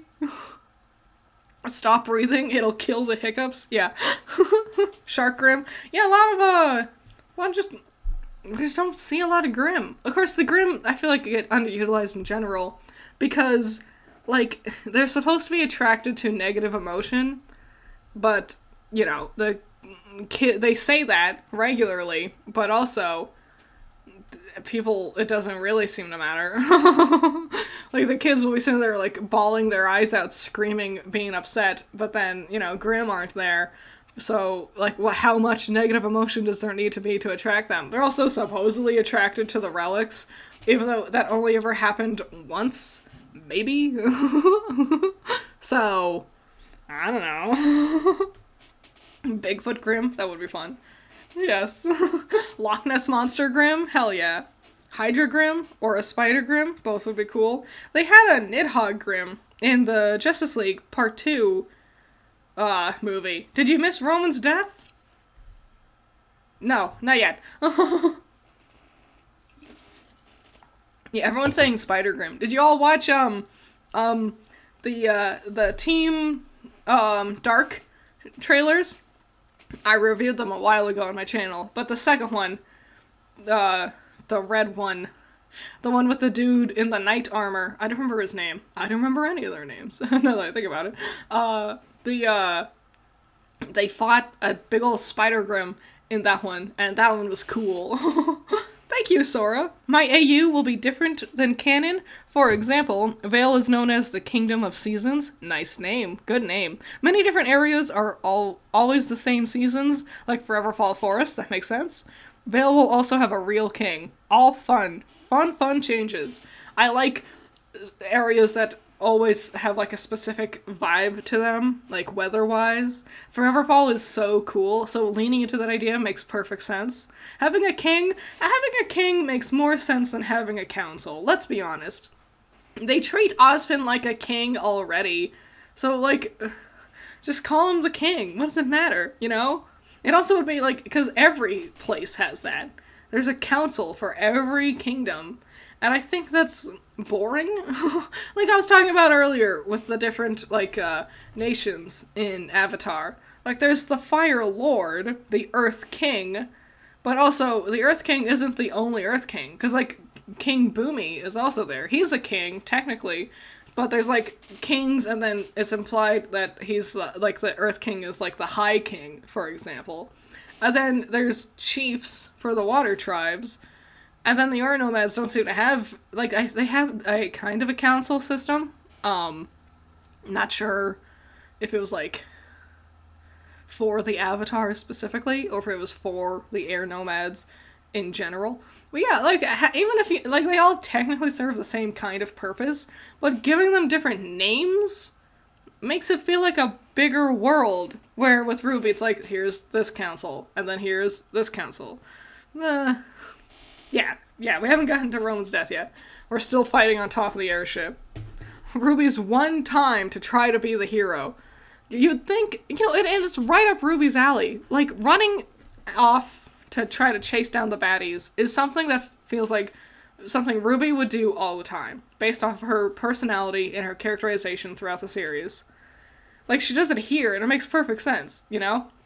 But she doesn't after this. Like, Volume 4, we won't count because they fight the Knuckle-Obby, but whatever. With Volume 5, you know, the villains show up, and then she tells Yang to go take care of the Raven stuff.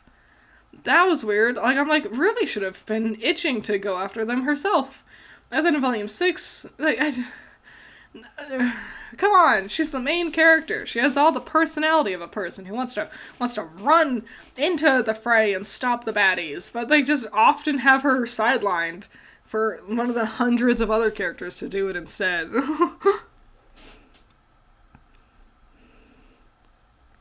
Judgmental Frittergrim? Yeah. Air has a people? Okay. Like a council? Or do you mean just like they don't have really anything? Roman and Neo do have the best teamwork in the whole show. Their combos, their wombo combos, clever, smart, makes too much sense, perfectly highlights the, like, intricacy of their dynamic together and how much they've worked together. Ew, you got an ad for crypto? Gross. Dumb. Bad. Gross. Stupid. Dumb.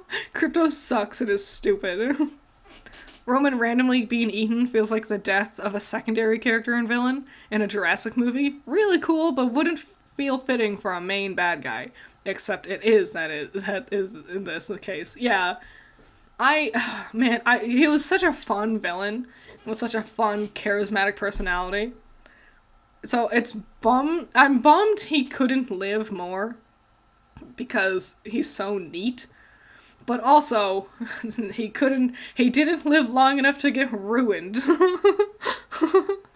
I just don't know how he would fit into the wider role, because his biggest contribution was being a scam con artist guy. He, like, robbed banks and whatever, you know? I don't know how that really fits well into Salem's overall plans. It worked for Cinder's plans, but after this point, like, what would he be doing? Milling around the castle with Emerald and Mercury, I guess? Standing around waiting for something to do? Torchwick does not seem like the kind of guy who just sits around on his ass and waits for orders. He would have jumped ship sooner or later, regardless. Like, probably gone off looking for Neo, you know? So, I don't think if he lived, he probably wouldn't have stuck around with the villains to, like, anyway. I don't know. It sucks. It sucks because he's a cool guy, but I don't see how he could have stuck around, realistically, for his character, without ruining his character.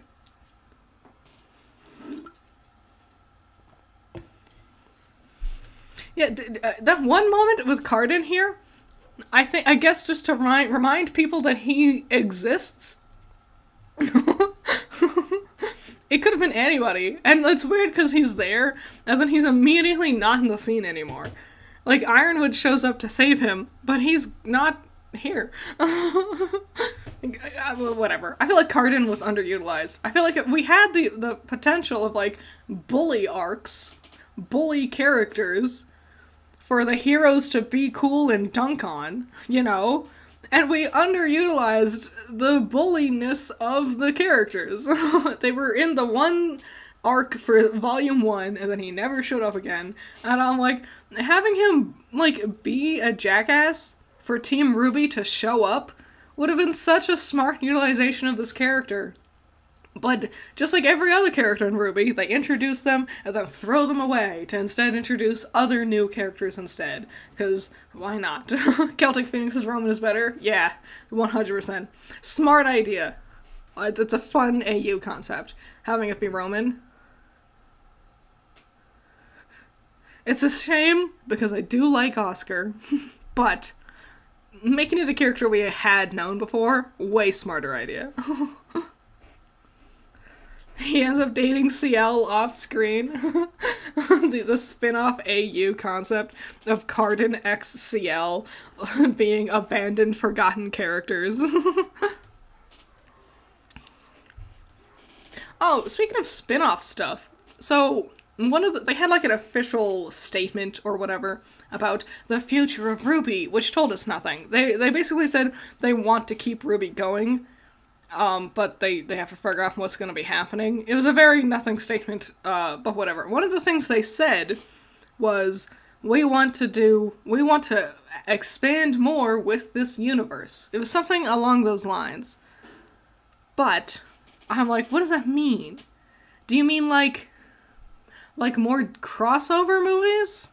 Do you mean spin-off stuff? I'm like, I don't expand the universe, just finish the story first. How about we start with that? Critter, I love the idea of Cardin and Penny, Velvet, and Sun Team. Yes, it can work. He'd be like the most bullies in anime cartoons that learns from mistakes and becomes a bro. Look at Yu-Gi-Oh! Yeah. It's a fun... Making teams for Penny is like my favorite thing. There's so many potential, like, possibilities out there. But that was a fun one, especially because I was also watching Parks and Rec at the time. So finding Parks and Rec clips to like attribute to the characters for the end of my video was so much fun and really helped to like conceptualize what I meant for the characters. Cool, fun stuff. Love it.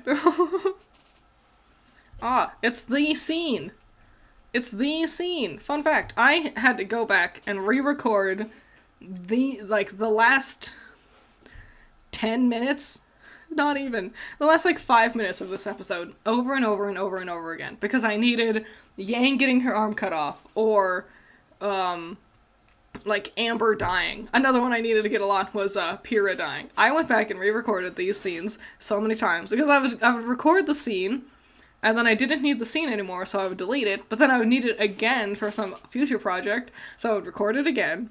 Finally, I just recorded the whole season recently, which I should have done long before, but whatever. But yeah, just over and over and over again, always with the big drama moments.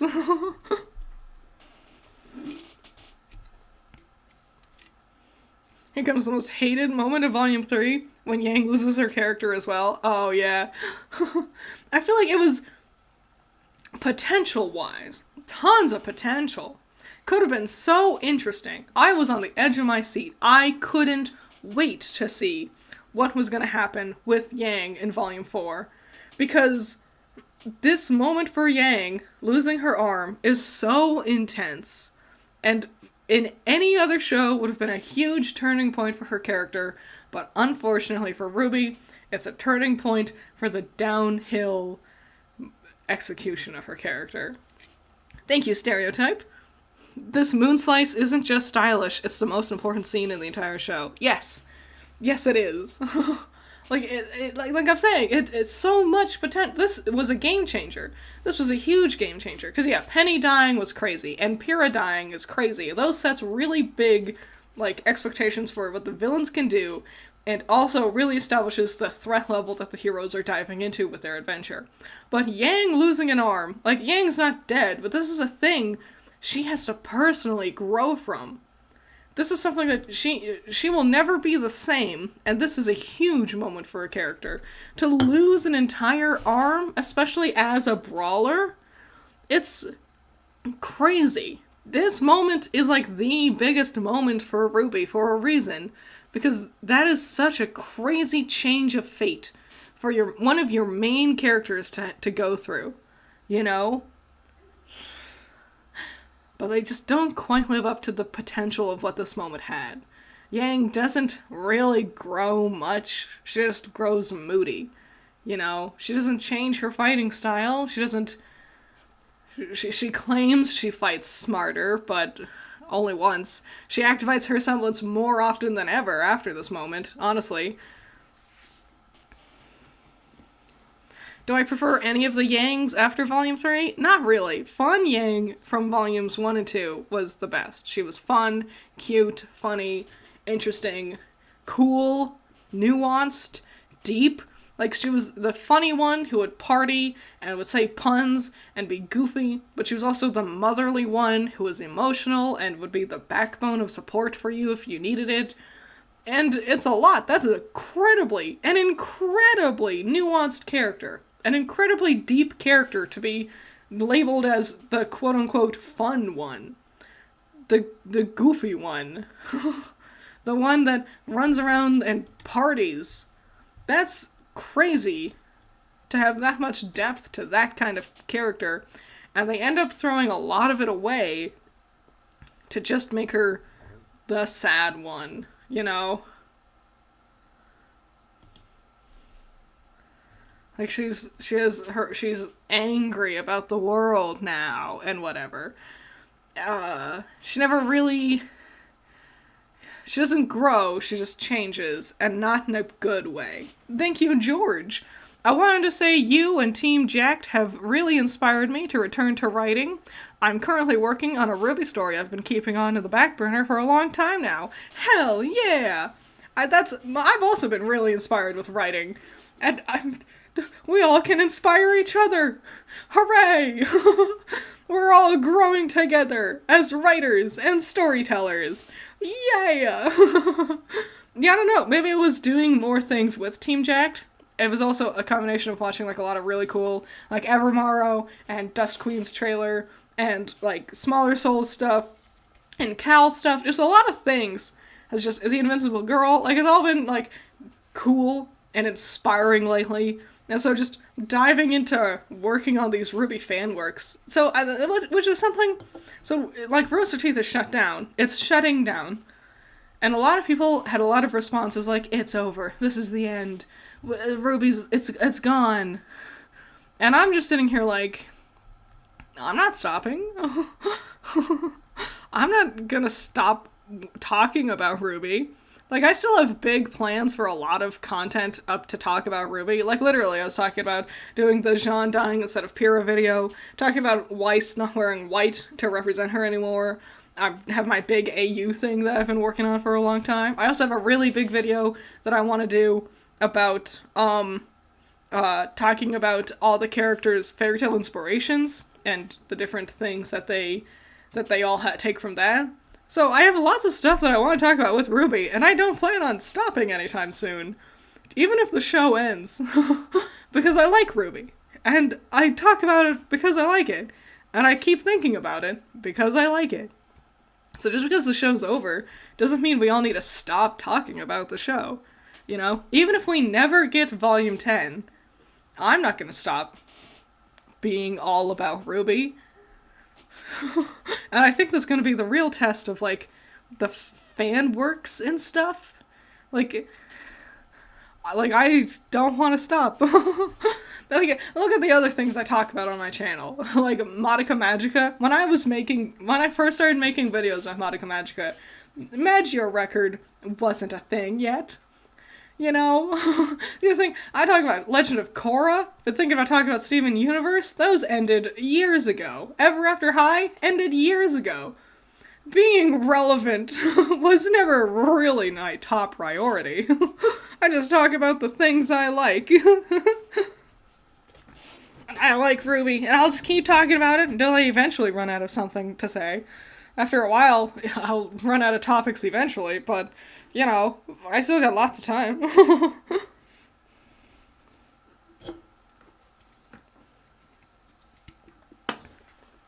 I finally finished my monster. It took 3 hours and 15 minutes, but I finished the monster.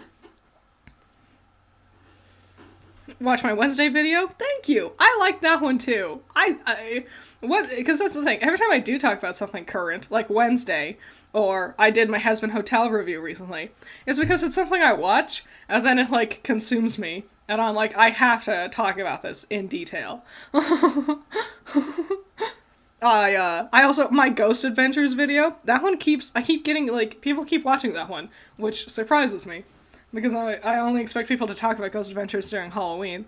But people keep talking about that one, like leaving comments and stuff, and I'm like, that's cool. That's another one that I really liked, because it was so goofy. I did make an Owl House video. Yes, months after the show ended. I'm never really current. I've never been up to date with trends. Like, I listen to a song, and I'm like, wow, that's a good song. That song must have just come out. And then I look it up, and it's like 11 years old. I'm always behind. But that's the thing. Yeah, my Little Pony video. Yeah, oh, dang. I totally forgot about that. I wanted to keep talking about My Little Pony. Oops, I'll get back to it. I have so many things I want to talk about. You know? I just talk about the things I like, because that's the biggest advice I ever got about making content. It was from Jenna Marble's video. She said, make the video you want to watch. Because if you don't want to watch it, why would anyone else want to watch it? And if you want to watch something and no one else is making it, you make it. And I'm like, yes. If I want these videos, I'ma do it. Because I want to watch them. Wanted to go back and leave a big comment on the Ghost video, but I got busy recently. Aw, that's okay. I appreciate it anyway. The RWBY fandom is about to go through the same thing the DBZ fandom went through when it ended, and that gave us some of the best fan content we ever got. It's time to see if the fandom sinks or swims. True. Very, very true. It's crazy. Like, I was talking about Dylan Goo expressing interest in purchasing RWBY earlier, and I've seen people, primarily on Tumblr, because of course it's Tumblr, where all the gromlins exist. Thank you, Sora. Do you fall for someone because of one kiss? Really? Oh, you're talking about Jaune? I know. That's such a childish mindset, isn't it? Like, he had no interest in Pyrrha before now, but she kisses him once, and he's like, oh, that was my girl. I loved her. No, you spent the entire time fawning over Weiss. What was I saying? What was I gonna say? Oh yeah, Tumblr. Yeah, like, I've seen people actually being like, it would be bad if Dylan Goo bought RWBY. No, because he blah, blah, blah, blah, blah, blah, blah. And it's like, you like RWBY so much, you'd rather see it die than go into the hands of someone other than Rooster Teeth? Then I don't think you actually like RWBY. You know? If your options are, the show lives, but maybe under a different team, or the show dies, but no one else has ever touched it, I'd rather see the show live. I think it's foolish to assume only one person could handle a show like this, or one team of people.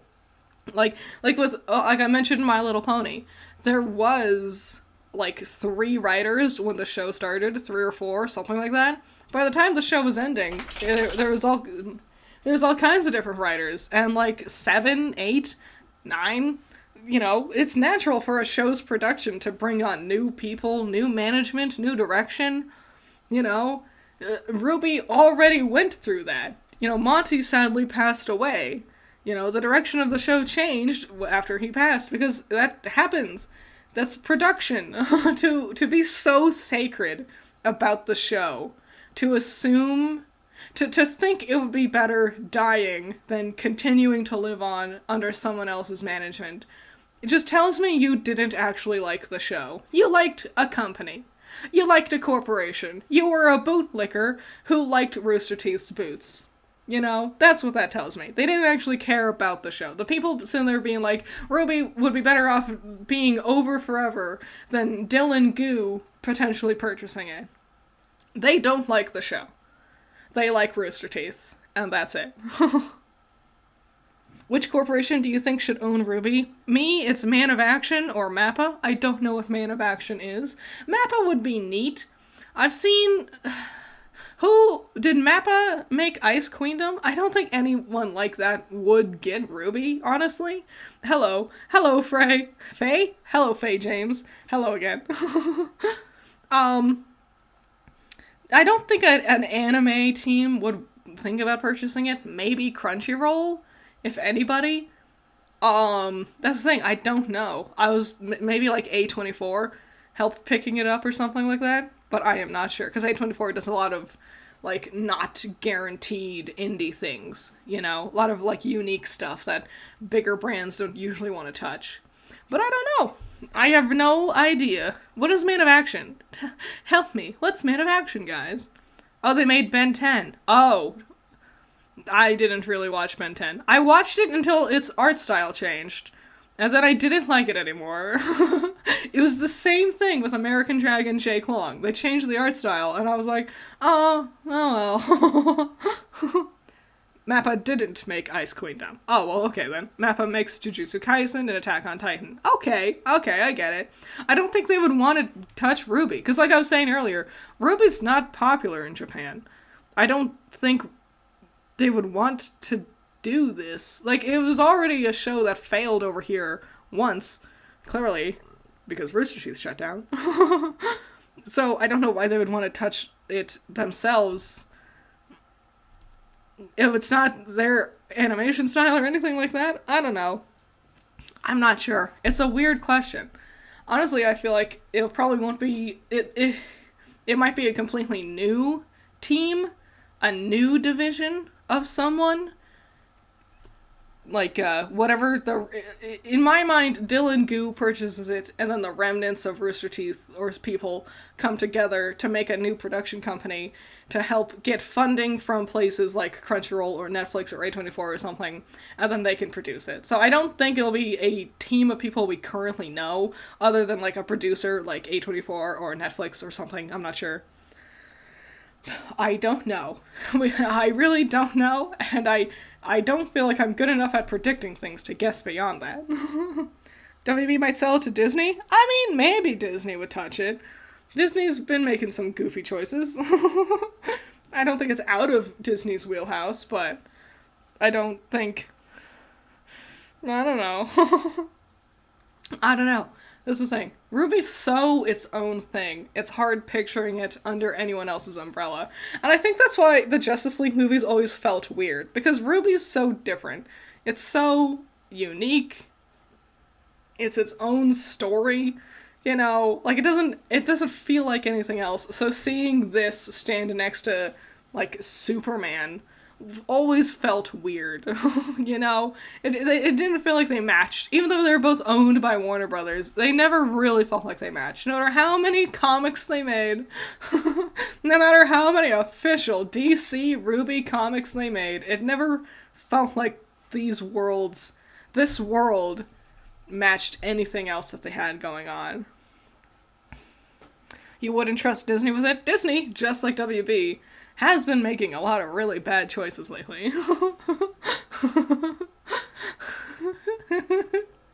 I think a lot of the big corporations, when I was at university, there was the big 6. I think it's down to the big 5 now. And they all suck. They've all reached the point where they're not the powerhouses they used to be anymore. Now, they just suck. Justice League X RWBY was a bad idea. It really was, and I don't know why they did it. Like, any of them. Like, I don't know why they wanted to have a crossover with the Justice League, whether it was Rooster Teeth's team initiating that idea, or Warner Brothers' team initiating the idea. I don't know why either one of them initially thought it was going to be a good idea, and I don't know why the other one agreed with it. Like, the only thing I can imagine was trying to reach a larger audience. Like, oh, people don't know about RWBY, but people know about Batman. So if we have RWBY standing next to Batman, the Batman fans will watch this show. Oh. The Batman fans will watch the movie and then want to watch the show. But that didn't work because they also set the show in like the 7th season. Sorry if you can hear my dog barking. He's probably barking at like another dog outside. The little one barks. The big one doesn't.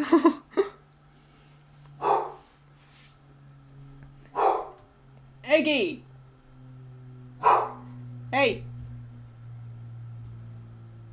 Stop it. No. Don't be barfing over there.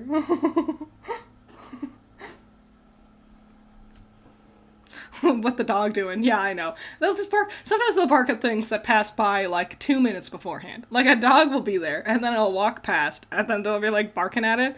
And it's like, the thing you're mad at is gone. You can't see it anymore. It is out of your line of view. Why are you still barking?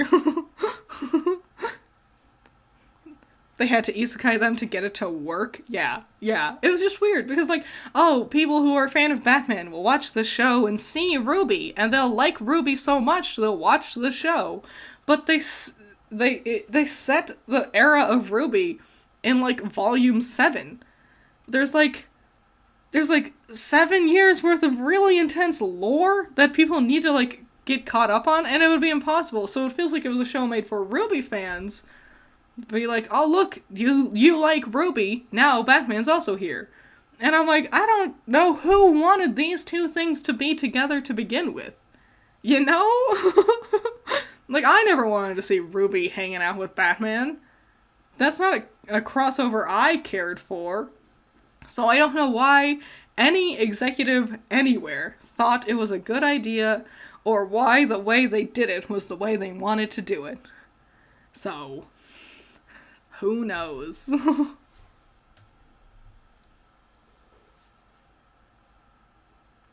Oh yeah, the Silverite things. Was it a bad idea to wait for Volume 3 to bring up this? Yes. I think it's a worse idea that RWBY doesn't know this fairy tale. Because Crow talks about it like it's a common fairy tale. Like Goldilocks in our universe.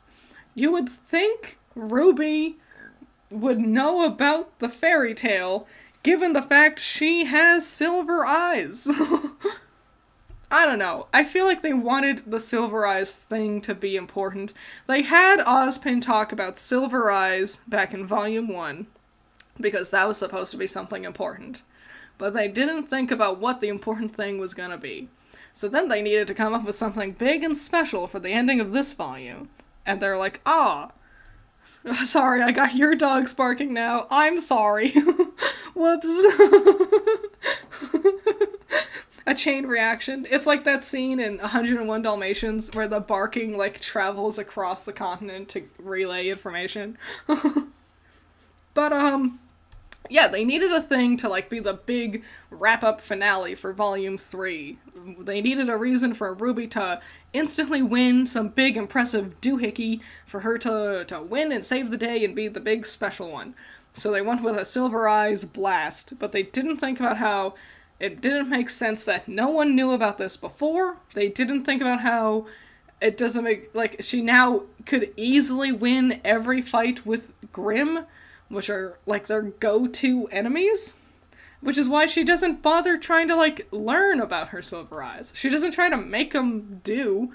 It's not until after she meets Maria, and, like, she doesn't bother doing it before then or anything. Batman and the Ninja Turtles did happen. That was a thing. So yeah, like, she doesn't, like, try to activate her silver eyes after this. She doesn't even question it. She doesn't try looking it up or anything like that. So I don't know why they did this. It was such an idea. It was an idea, for sure.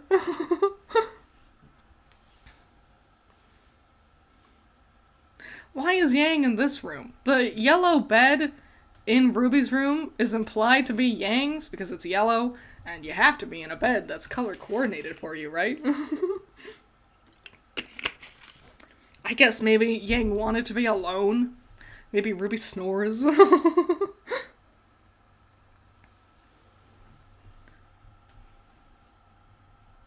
See, it was so neat seeing Yang this way initially. Like, the big, happy, bubbly Yang being this, like, sad, this burnt out. It was like, this is a big shift for her character. The development for her character moving forward is gonna be crazy.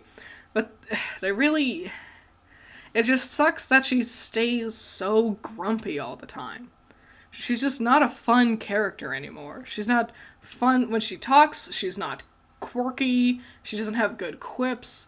Even when she's trying to be fun and cutesy or whatever with, like, Blake, it's just not a fun character. She's very mean-spirited now. She's always annoyed sounding. And it's just... And it's not a very fun character compared to what Yang was. That's the worst part. Compared to what Yang started as, what Yang ends up being is not a very good character. For me, in my opinion. All the major characters have shared living space with RWBY. Her snoring breaks the fellowship. Yes. They're all like, ugh, this girl. No wonder her voice is so nasally. She's got, like, some kind of nasal problem when she's sleeping. I really liked the idea of RWBY teaming up with the remnants of Juniper. That was fun, especially because RWBY's separated now. The team is split across the world. Not only a great excuse to see the world, but also a great excuse to have RWBY talk to other characters.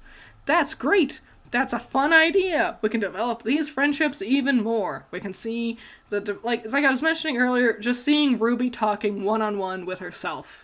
Like when she's talking to Summer's grave at the very beginning. Having the characters separated now gives us plenty of opportunities for that to happen, but then they don't. Alright, this is it. It's the thing. It's all coming to this. I can't believe... So where do you guys think Ozpin hid the Relic of Choice? Because none of the Grimm can find it. And she can't find it. Cinder never found it. Yeah, RWBY has sleep apnea. RWBY has sleep apnea, and Yang is farsighted. That's the real headcanons. Real ones know those ones.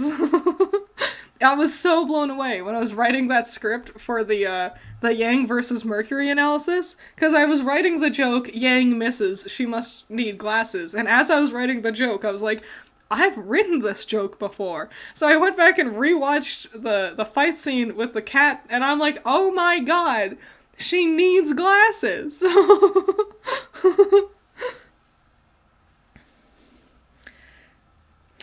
That's another thing, where do you think Salem's, like, realm is? You'd think we would have, like, noticed it on a map somewhere. Yeah, Glinda's still at Beacon. Glinda's the only character that just stood around and didn't do anything. Hooray! We finished Volume 3! And it didn't take any time at all. I really have to go to the bathroom. I had to go, like, at the beginning of the episode, but I wanted to finish Volume 3. Look at this! I made a Be Right Back screen, finally. It took me long enough. There it is. See? Wow. Be right back. Yeah. Alright, so I'm gonna go to the bathroom real quick and get some more water because I need it. Get your beverages and things. We'll be right back. And then we'll dive into Volume 4. See ya in just a sec. See ya soon. BRB.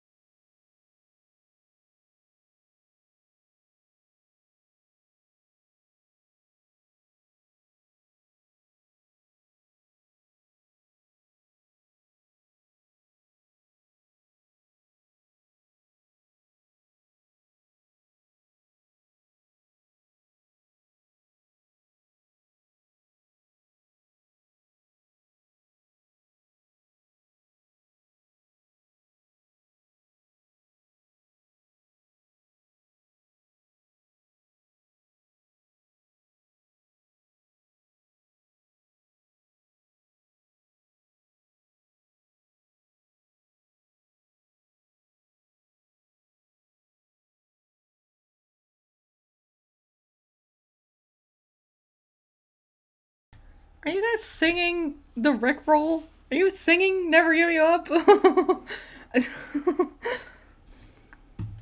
It's a good song. Rick Astley's great. Alright. Alright, so that's halfway through. Time to dive into Volume 4 now.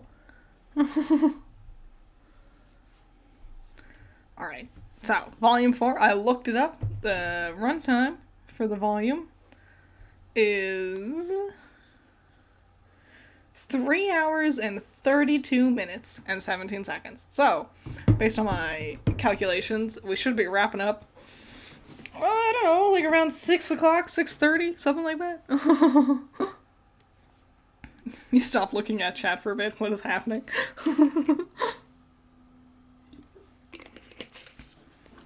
Did you hear that study that, like, kids refer to chat? Like, they'll say, like, they'll talk to chat, even when they're just, like, on the playground or something? That's weird. Like, I'm not gonna say it's weird, because all kids do weird things. But, like, I don't know. That's a weird thing that vocabulary has changed that way. It's interesting. I find the changes in conversation and slang to be fascinating. Yeah, Mom's back. It's me, Mom. You did like 6 songs. I wasn't gone for that long, was I? 6:45. I won't be done till 6:45? Oh, no.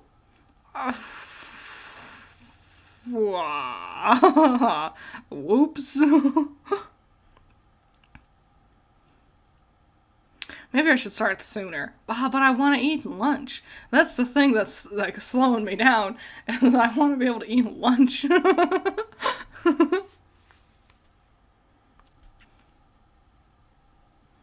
We're in the wrong timeline. It changes so faster. You know what's gonna really drag us out to like 7 o'clock, 8 o'clock? Is these dang ads. These dang Tide ads. Why are they all laundry related? The chat thing is so dumb. Okay, I'm glad I'm not the only one who feels that way. Alright.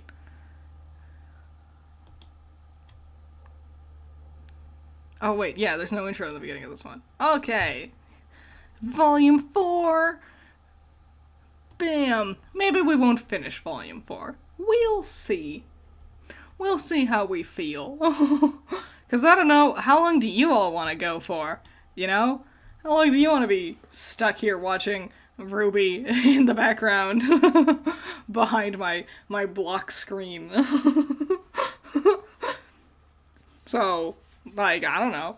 I knew the last stream was long, but I didn't realize, like, how long all of them would be, right?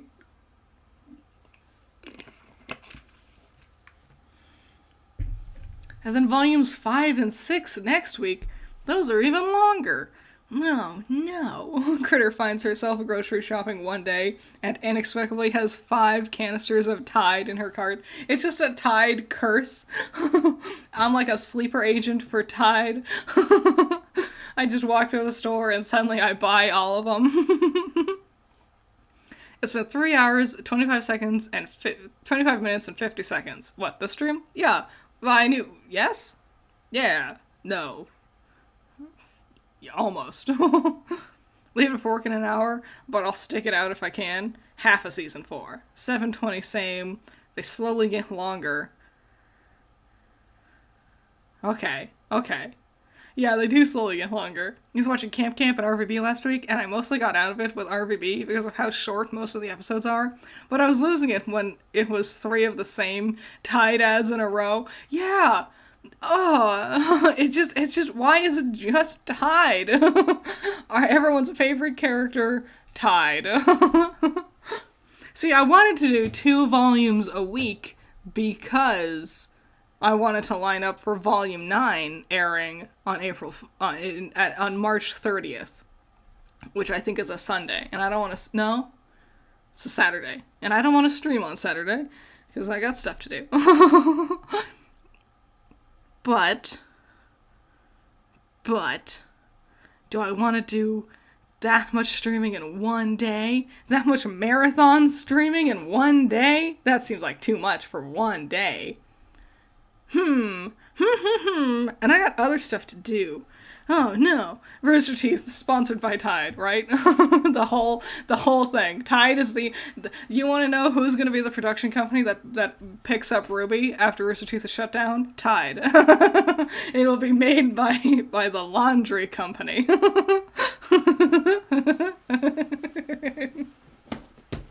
They get like RWBY flavored Tide Pods, like they come in red, white, black, and yellow. They beat Salem with like fabric dryers. Salem's not actually like a grimified person. She's just dirty. Her clothes need to be washed. Yeah, Rambo comes home and finds me still streaming. Well, also because like Rambo has things that he wants to do when he gets home, you know. And I don't want to like get in the way of what he's got going on. We'll see. We'll see. Let's give it a second. I might have to change my entire stream schedule, which is just stellar. I'm glad I made the schedule. I went through the effort of making the whole dang schedule just for me to be like, that's a lot longer than I thought it was gonna be. I also have to stream the Team Jacked. That's true. That's happening tomorrow. We're finally going back to talking about the bees for volume 8? Yes, because we did 7 last time. We're gonna be on volume 8 talking about Bumblebee. We're in the stage of Bumblebee now where everything they do kind of, if they're doing something, it relates to their relationship in some way. We'll see. So, we'll watch episode 1 and then we'll discuss. You and me. Chat, and myself. We'll figure it out together. I love the idea of the Evil Council. I love that idea. It's one of my favorite dang ideas. RWBY is filled with my favorite things. Tournament arc, hell yes. Prom episode, absolutely. Reimagined fairy tales, literally my favorite thing ever. Council of evil villains, you spoil me. It's just filled with my favorite things, but then they just don't go about them good. Like, okay, like I was thinking about them, like, compared to, like, in Magic Knight Rayearth, that's like the first example of an evil council I can remember.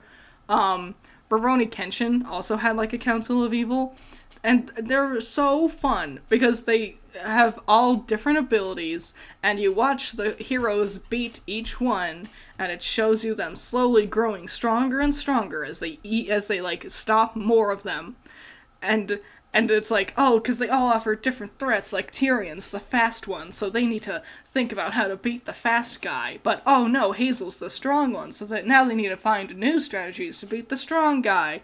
And that's all cool and fun, and I like that. But then but Team RWBY doesn't beat them ever. They beat themselves. The villains have killed off more villains than anyone else in the show.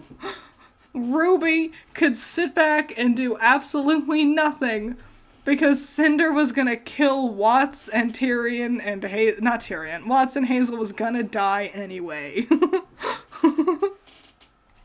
It's Oscar. Terrible way to introduce Oscar. Horrible. Like, I get the idea, like, starting with the villains to, like, set up their machinations, and then we have to introduce Oscar somehow, but that transition implies he's a villain. Like, it implies he's, like, connected to the villains in some way, or, like, he had a nightmare because of their machinations. It's just a weird way to introduce this character.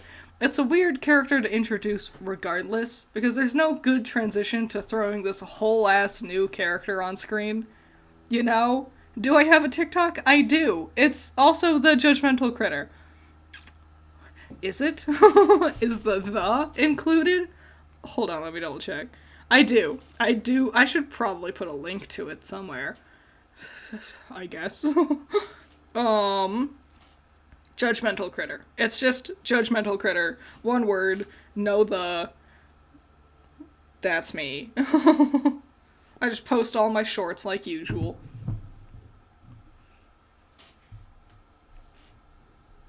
Yeah, it's just, I don't know. Oscar, I get, like, because we have to introduce him, because he's pivotally important. Maybe we should have introduced him sooner.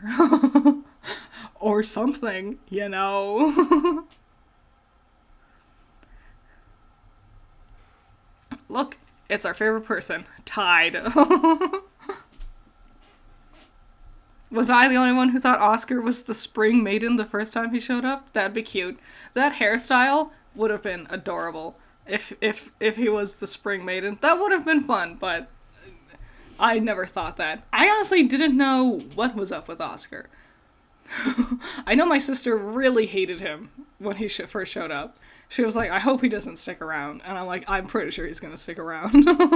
Because it's just, a character that important should have been introduced a lot sooner, you know? Yeah, tied again. We just had our ad, and now immediately after.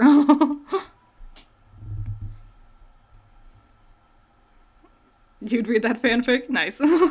In my AU story, Oscar's around right from the very beginning. Because, like, why wouldn't he be?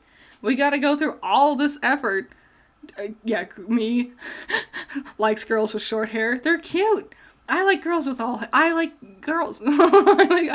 They're all so pretty and beautiful, and pixie cuts are really cute, and people don't play around with pixie cuts nearly often enough. I don't even know where I was inspired by pixie cuts. Like, I feel like there was a character who was super adorable with really short hair, but I can't think of who it was. Anyway, short hair is fun because, like, you don't need to worry about it flowing around. We'll especially see with, like, Yang, not so much in this volume because she doesn't move around so much. Her hair is up in a ponytail. But when she's on her motorcycle with volume 5, Yang's hair is a solid lump with how they do it in this engine. And it makes it look like solid clay, like a mass. Not like hair, like a mass. You don't mind Oscar being introduced late? I don't mind it. I don't know. It was always going to be hard introducing a new character that's that important, like, at this point in time. I mean, people can do it, like, they've done it before. Lots of shows have done it before. Lots of important, great characters don't get introduced until way later. Like Toph with Avatar. Toph, it's crazy to remember that Toph, who is one of the coolest characters and so important to the, like, long run of the story, she is not in the show at all until, like, the second season. And that's crazy. Not a lot of shows do that. I think the thing with Oscar is they don't do a very good job setting up the idea of his character very well. Like, we don't get a lot of personality from him. And the worst thing is, it's not only, like, setting him up, they don't develop him beyond that. He barely feels like a character. It's been years. This is volume 4. We're waiting on volume 10, maybe. Like, 9, 8, 7, 6, 5. That's 5 volumes of Oscar being a character. And he still feels just as hollow and vacant as the little farm boy who didn't know he had to start his adventure yet. Hair in the Maya engine always looks bad. You know what's weird? Other people have used the Maya engine. And I think it's not that the Maya engine does it bad. You just need to know how to model it good. And like, put that shit in a braid. Make it a ponytail. Because when it's just down, it's easier to see that it's solid lumps. But, you know, if it's in a braid, if it's tied up, and also if you're running around saving the world, it should be tied up, right?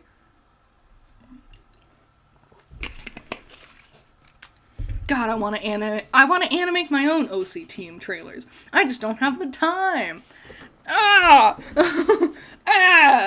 There's too many things I want to do. I can't sit here and watch RWBY all day. I want to talk about RWBY all day. I need to talk about RWBY. I can't be sitting here watching RWBY. No, I think we'll probably call it quits soon. You know, chat's died down a little bit. It's been several hours. What would be, like, a good time to stream for you guys? Like, Like, when are you guys free? What's your schedule looking like? Starlight Glimmer? Yeah, I always forget about Starlight. Starlight was, like, just after when I kind of stopped watching the show. So, every time I see her, I'm like, why are you here? And I'm like, oh yeah, she's like a character. Like a main character. I do like it. I do like it when new characters get added to the team. And Critter after watching RWBY all day. I can't wait to watch RWBY all day. It's true. It's very true. I can't stop thinking about them. I can think about these characters all the dang time. It's great. That's the tough part about streaming. I want to stream more, but also, I have things to do. And if I'm streaming, I'm not doing the things. 4 is good. What time zone, guys? Like 4 in the morning? 4 p.m. What time zone? Help me. Thank you, Nikolai. IDK, why? But I love Oscar's trope, even though I know it's dumb. The rando from nowhere who just lucked into possessing the power of a nuke. It is a cool trope, I'm not gonna lie. RWBY utilizes several tropes, but I think Oscar has a lot of really good potential. Especially like the country bumpkin kind of thing, and he has like the power of the gods. I wish they played into the country bumpkin aspect more. I wish he was like kind of dumb. Not dumb. Like I wish he was like, he just didn't have a sense of higher education. He was better with his hands. You know, like he could build, but he couldn't really read all that well. If he had like a down-to-earth kind of idea versus their like high and mighty kind of righteous perspective, that'd be a lot of fun. Unfortunately, they don't really write like that. Everyone kind of sounds the same in the show, which is a bit of a shame. 6 o'clock EST, 4 p.m. Mountain Time, 6 p.m. EST is a no-go. Oh no! We're Southern accent? Yes. Yes, Faye. Yes. More Southern accents. More. All of them. Critter. You know what this show had? Potential. It's true. Simple. Yeah. Like, because, like, the thing with RWBY is that she's a simple soul, because she's young, innocent, and hopeful. And Oscar could have been a simple soul in a similar way. It could have just been a gang of simple souls, you know? Simple ideals, like hope, strength, the good ideals that you would see from, like, a fairy tale character. Okay, give me a day. Throw a day at me, guys, not time zones. We'll figure out that later.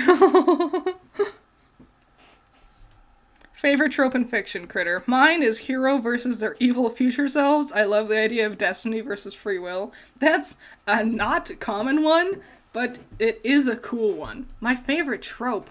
I don't know. I think every trope starts good. Like, the potential a trope can reach with its development is always interesting. It's just how you do it, like, is what is going to make it good or not. I guess I like... You know, love at first sight is a bit of a goofy trope, but I think it's fun. Weekdays, Saturday or Sunday, Wednesdays, Monday is fine. Well, Monday's not fine, stereotype, because we're running out of time on Monday. But there's not enough Mondays to watch the rest of the show before Volume 9 airs.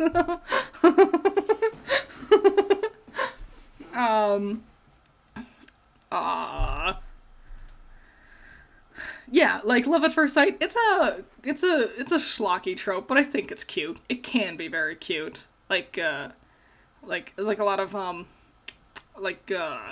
what is it? What the hell is the movie called? Little Mermaid! the live action one that came out recently. I think that one did it really cutely. I think that was a real cute rendition of it. Of all of Disney's flops of their live action movies, I think The Little Mermaid was the cutest rendition they've done so far.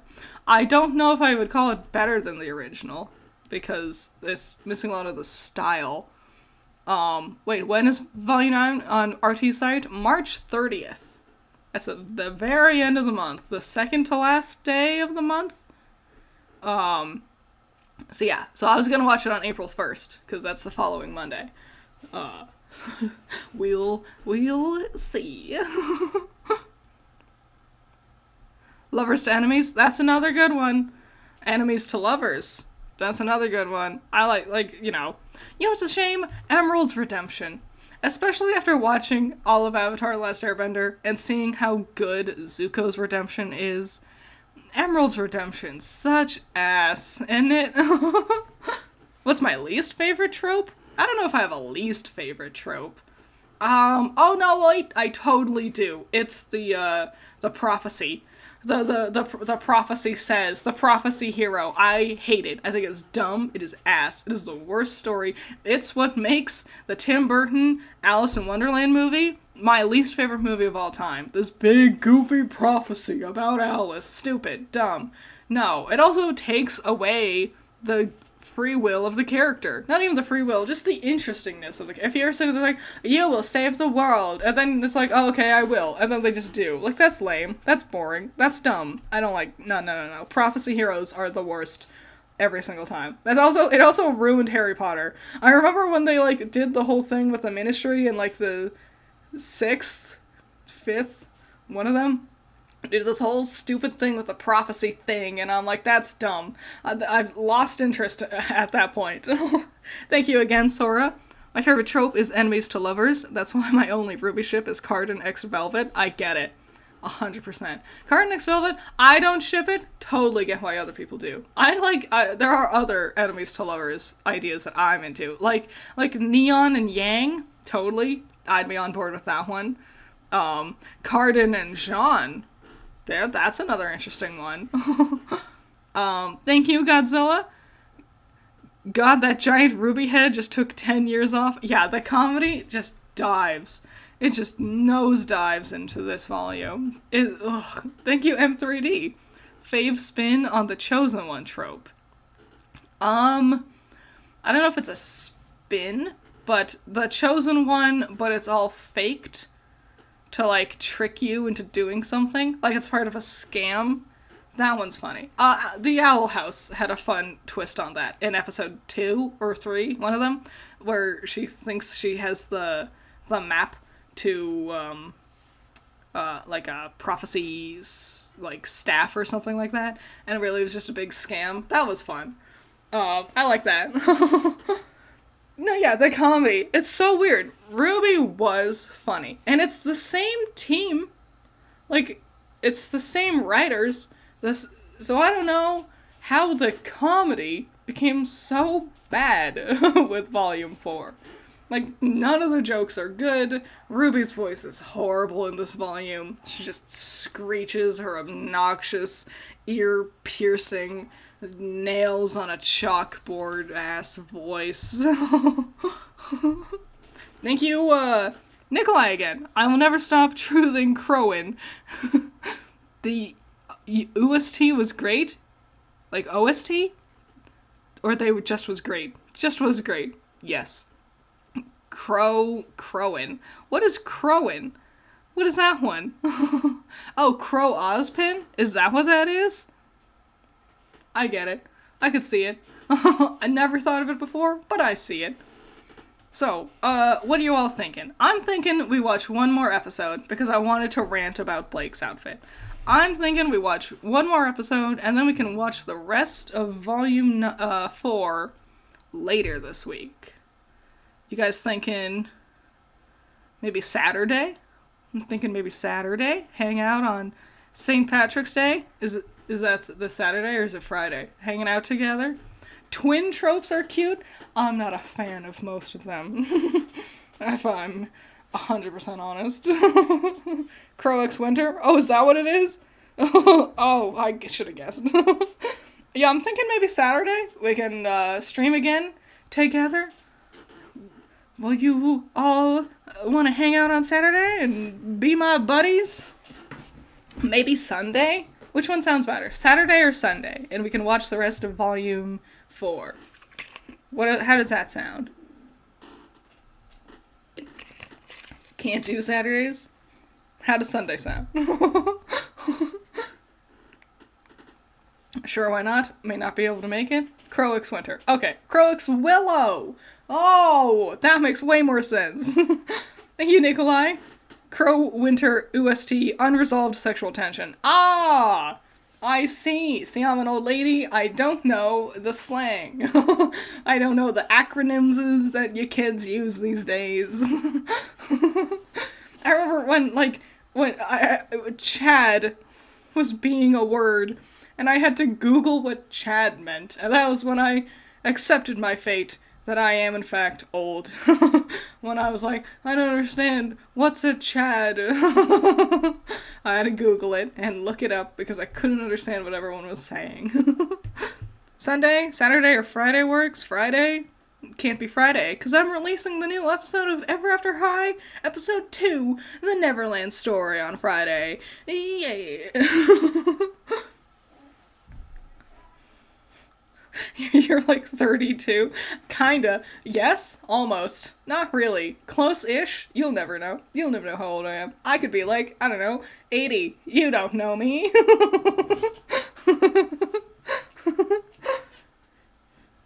Barely 18. You're 18 and you can barely keep up. It happens so suddenly. Also, that's why I got TikTok. I got TikTok primarily to get new memes to use for my videos, because I couldn't keep relying on the Vines from the old days. So I got TikTok, and now I use TikTok primarily to keep up with what the kids got going on, and to keep up with news about the world. 29, 103, 90, yeah, all of them. I'm the Pumpkin Patch Witch. I'm immortal. I am eternal. A new seed is planted, and I'm born again. Bigger and better than ever. Saturdays, church on Sunday. It would be after church times, like probably 11 again. What time did we start? 11 PST, right? Yes, yeah. How do you do, fellow kids? So yeah, let's watch one more episode of Volume 4, and then we'll pick it up again this weekend. We'll figure it out, and I'll update the schedule accordingly. And it won't be confusing at all.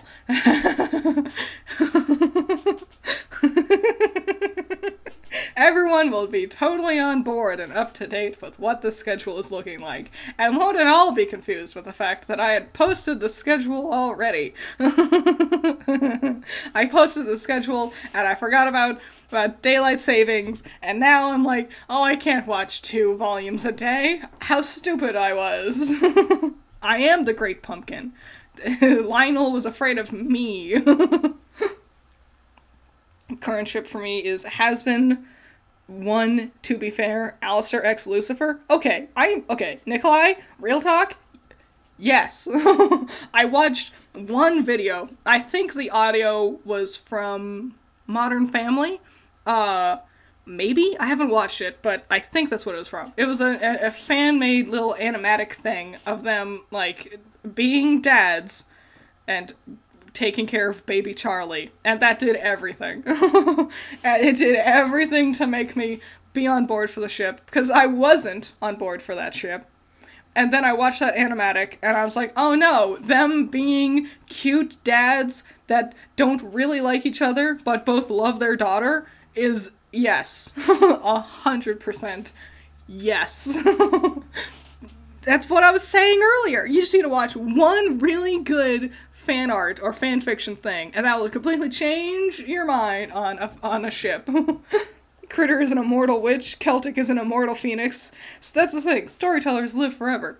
If you're a good storyteller, you're gonna be immortal. You'll be an elf, you'll be a witch, you'll be a phoenix. Storytellers live forever. Yeah!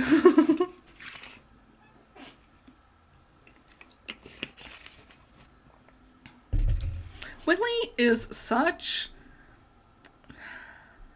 a polarizing character, isn't he? Some people love him, and they're like, he has tons of potential. And it took me a while, but I get it now. I see what you all are talking about. I was in the camp that I was like, I hate this kid. I hate this crappy little gremlin kid.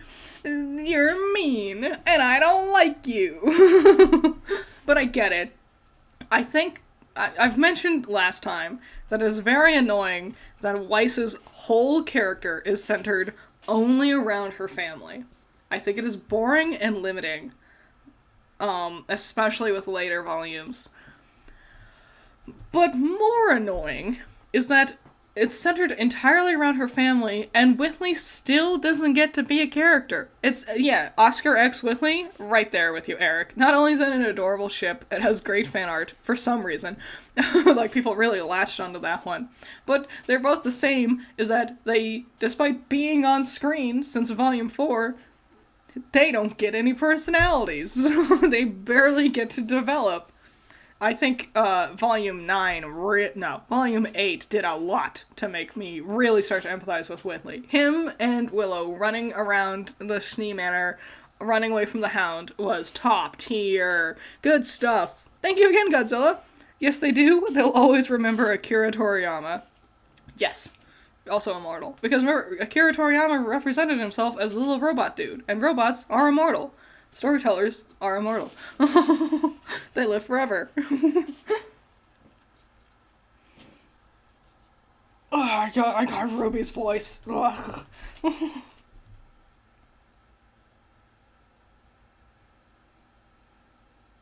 Yeah, you can just hear it in her voice that there's no personality. She's just spouting out the lines, but there's no emotion, there's no character. Wait, do we get to Blake and Yang in this episode? Wait a minute. No, we don't. Guys, I wanted to rant about Blake's outfit, and we don't even see Blake in this episode. Yeah. Well, I can rant about her outfit regardless. Blake's outfit makes no sense, because Weiss gets a casual outfit because she's stuck at home with her dad. Yang gets a casual outfit because she's staying at home with her dad. Blake is also going home to be with her dad, but she shows up in, like, battle gear for no good reason. She should have gotten a casual outfit. Everyone should have gotten casual outfits except for RWBY. Thank you again, Nikolai. If RWBY Volume 10 happened and Oscar X RWBY became canon, is that, in that season, would you consider it rushed / out of nowhere? They've had hints, but not more, in my opinion. Yes. Both. Like, there has been hints, maybe, but it's hard to tell if it's romantic hints or friendship hints, because they kind of look the same in RWBY.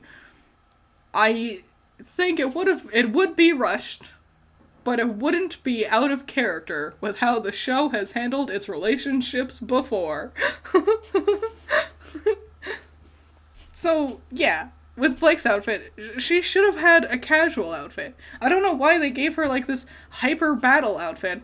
Okay, so Yang gets a new battle-ready outfit when she leaves at the end of this volume, but Weiss doesn't. Weiss keeps her casual outfit, even though she also chose to start going into a battle-ready mode for her life moving forward.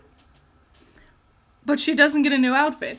And Blake, despite also being casual in the beginning, only has a battle-ready outfit. All three should have been doing the same thing, and I don't know why. Yang is the only one that makes sense. Yang started casual and then upgraded to battle outfit.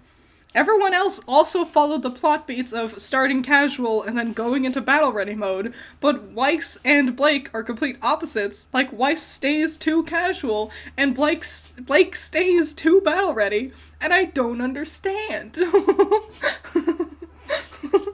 What do you mean, I have a One Piece laugh? What is this? If you spelled out my laugh, how would you spell it? I'm not sure. I imagine, like, Heehee is my laugh, but I don't know. Blake's Paranora would keep her in a battle outfit, I guess. Maybe for, like, the boat ride, but even then, no, because she makes it so clear to Sun that she wanted to rest. Especially, I think also they shoot themselves in the foot a lot by not having variations of outfits. Like, having Blake wearing the outfit on the boat ride makes sense, but when she gets to the house have her ditch the coat and the, like, crazy shoes. Like, we could, like, they have all these layers. Have them throw the layers off. I'm I'm just looking at the way you guys are spelling my laugh. Literally, hoo ho, z ha ha ha ha, z ha ha ha ha ha. Nice, fun. How fascinating. Hoo he.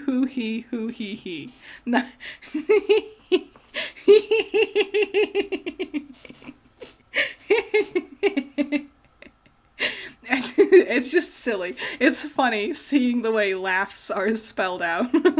Thanks. Thank you all. I appreciate it. Average RWBY fan trying to explain the writing and character design choices for themselves. It's so... Because, like, you had potential. Like Weiss here has an alt version of this outfit. Like a long dress version for when she does her, like, orchestra performance in episode 6, one of them, when she sings for her thing for her dad. She has a long dress variant, so having variants of their outfits makes sense. You're literally proving everyone correct as you read them? Okay.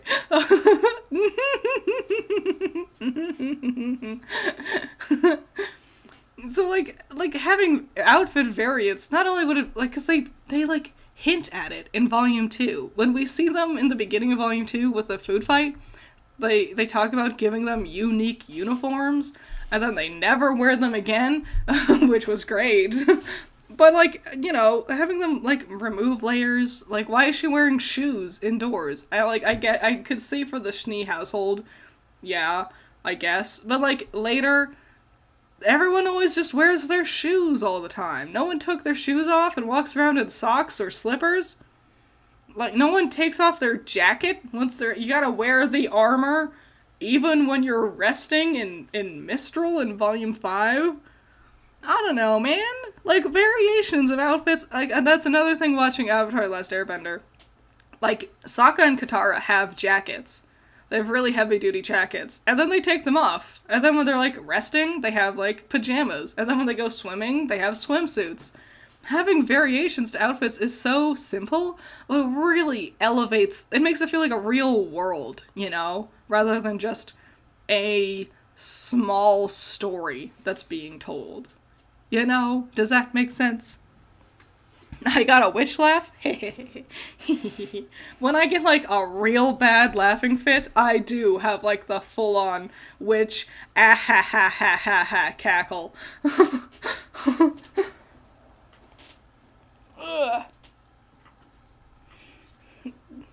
The entire new models to design? That's entire new models? Yes. It is extra work. And I understand why, especially Rooster Teeth, didn't have the time or money to do a bunch of extra models.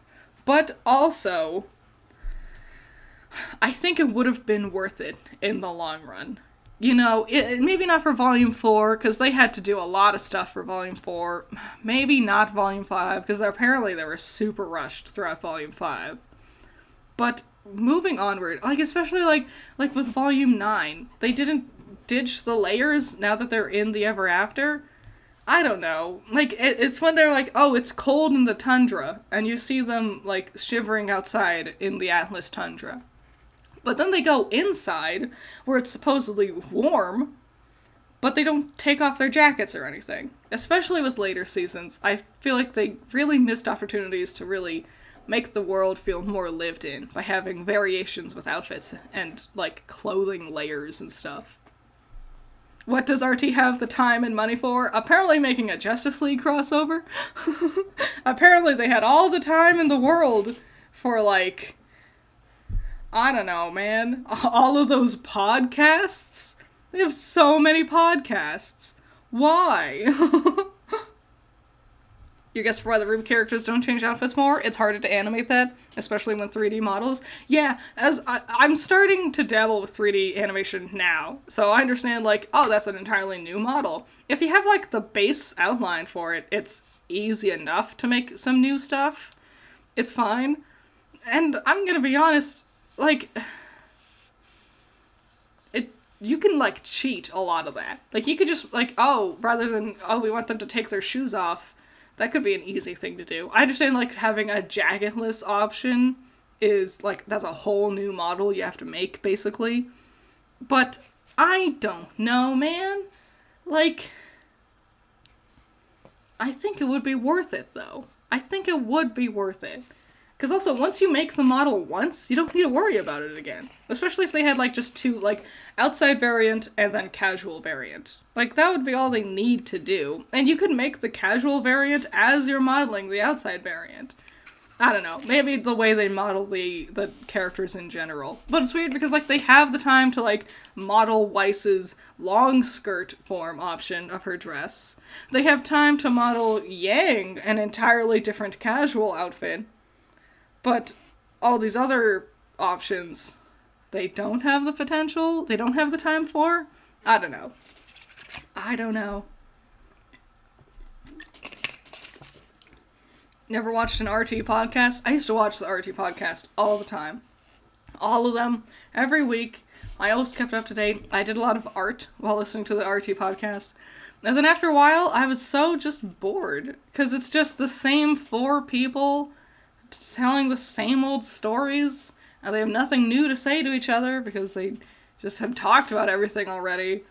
I was just very bored. That was the same time, like, when Ray left Achievement Hunter, that's when I really stopped being super up-to-date with Rooster Teeth's shenanigans.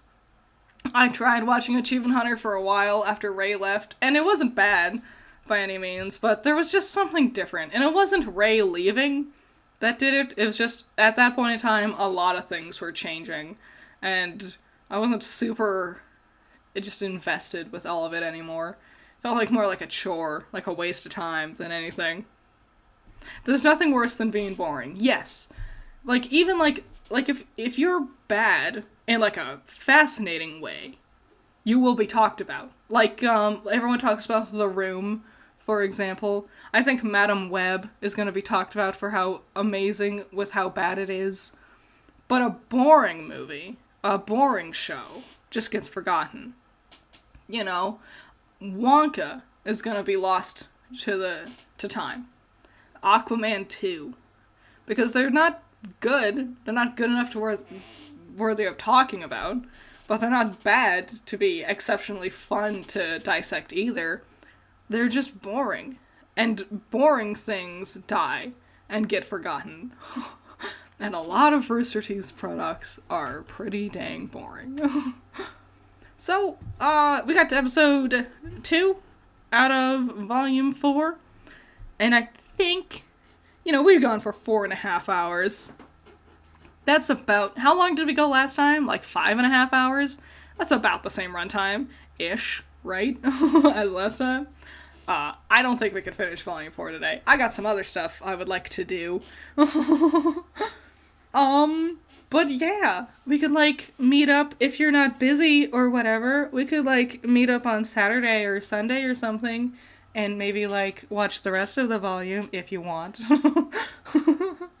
I'll figure out, let me know what works better for you, Saturday or Sunday. I'd probably start it around the same time I started this one. We'll see. It might be later in the day. I'll have to see what, I don't have, here I go, acting like I have things to do. I don't. The only things I have to do is go to the grocery store, but I could do that whenever. So yeah, maybe Saturday or Sunday, 11 PST, so whatever you're thinking. Yeah, Critter asking us out on a date. Yeah. Yes, Maria D, that exactly, 100%. Yeah, 4.5 hours. Yeah, I'm a bit burnt out, my throat's getting sore, and I still have to do other stuff that I'd like to get to. And also, I think we've chatted about RWBY enough. Silly me, thinking we could go through a whole 2 volumes in one day. It made sense with the first one. because the first 2 volumes are real short. So, I think we're gonna wrap it up here. I got an Avatar video I'm working on. It'll be a fun one. Fun little thing talking about Avatar The Last Airbender. This Friday, episode 2 of Ever After High, the Neverland story. That's gonna be awesome. So exciting. We'll be streaming over the weekend, Saturday or Sunday, at some point in time. Same time as this one. And also, tomorrow I'm streaming over on Celtic Phoenix's channel with Team Jacked. We do that every Tuesday. I don't know what time it starts, because the daylight savings changed. And I don't remember. And I'm bad with daylight savings. So, lots to do. Lots to keep up. Got lots of stuff going on. Hope you like some of it. Alright, thank you for hanging out with me for a while. Thank you to everyone who donated with super chats and stuff. That's so kind. That's so kind. I can't, like, that's too kind. You're too nice. I appreciate all of you. Thanks for hanging out and chatting and watching Best Volume. We'll dive into Volume 4. Volume 4 is a good volume. You know, I used to not like it, but as compared to some of the other volumes, I've realized it's actually not that bad. It's not amazing. Like, it's fine. But it's not that bad. Hopefully you can make it to the Jack stream. Hopefully. We tend to go several hours, so you'll have plenty of opportunity to dive in if you happen to catch it at the right time. Yes, my AMV challenge is coming soon. This Friday is the last day to submit your stuff. Make sure to double check the rules. You can check the video to see what exactly all the rules are. I'm only taking YouTube submissions, so keep that in mind, so I can keep them all in one place all together. Next Monday, we're going to be watching all the submissions, so that's going to be a lot of fun. So, I can't wait to see you all there. I'm excited. It's going to be exciting. Thank you for watching. I'll see you all later. Bye-bye.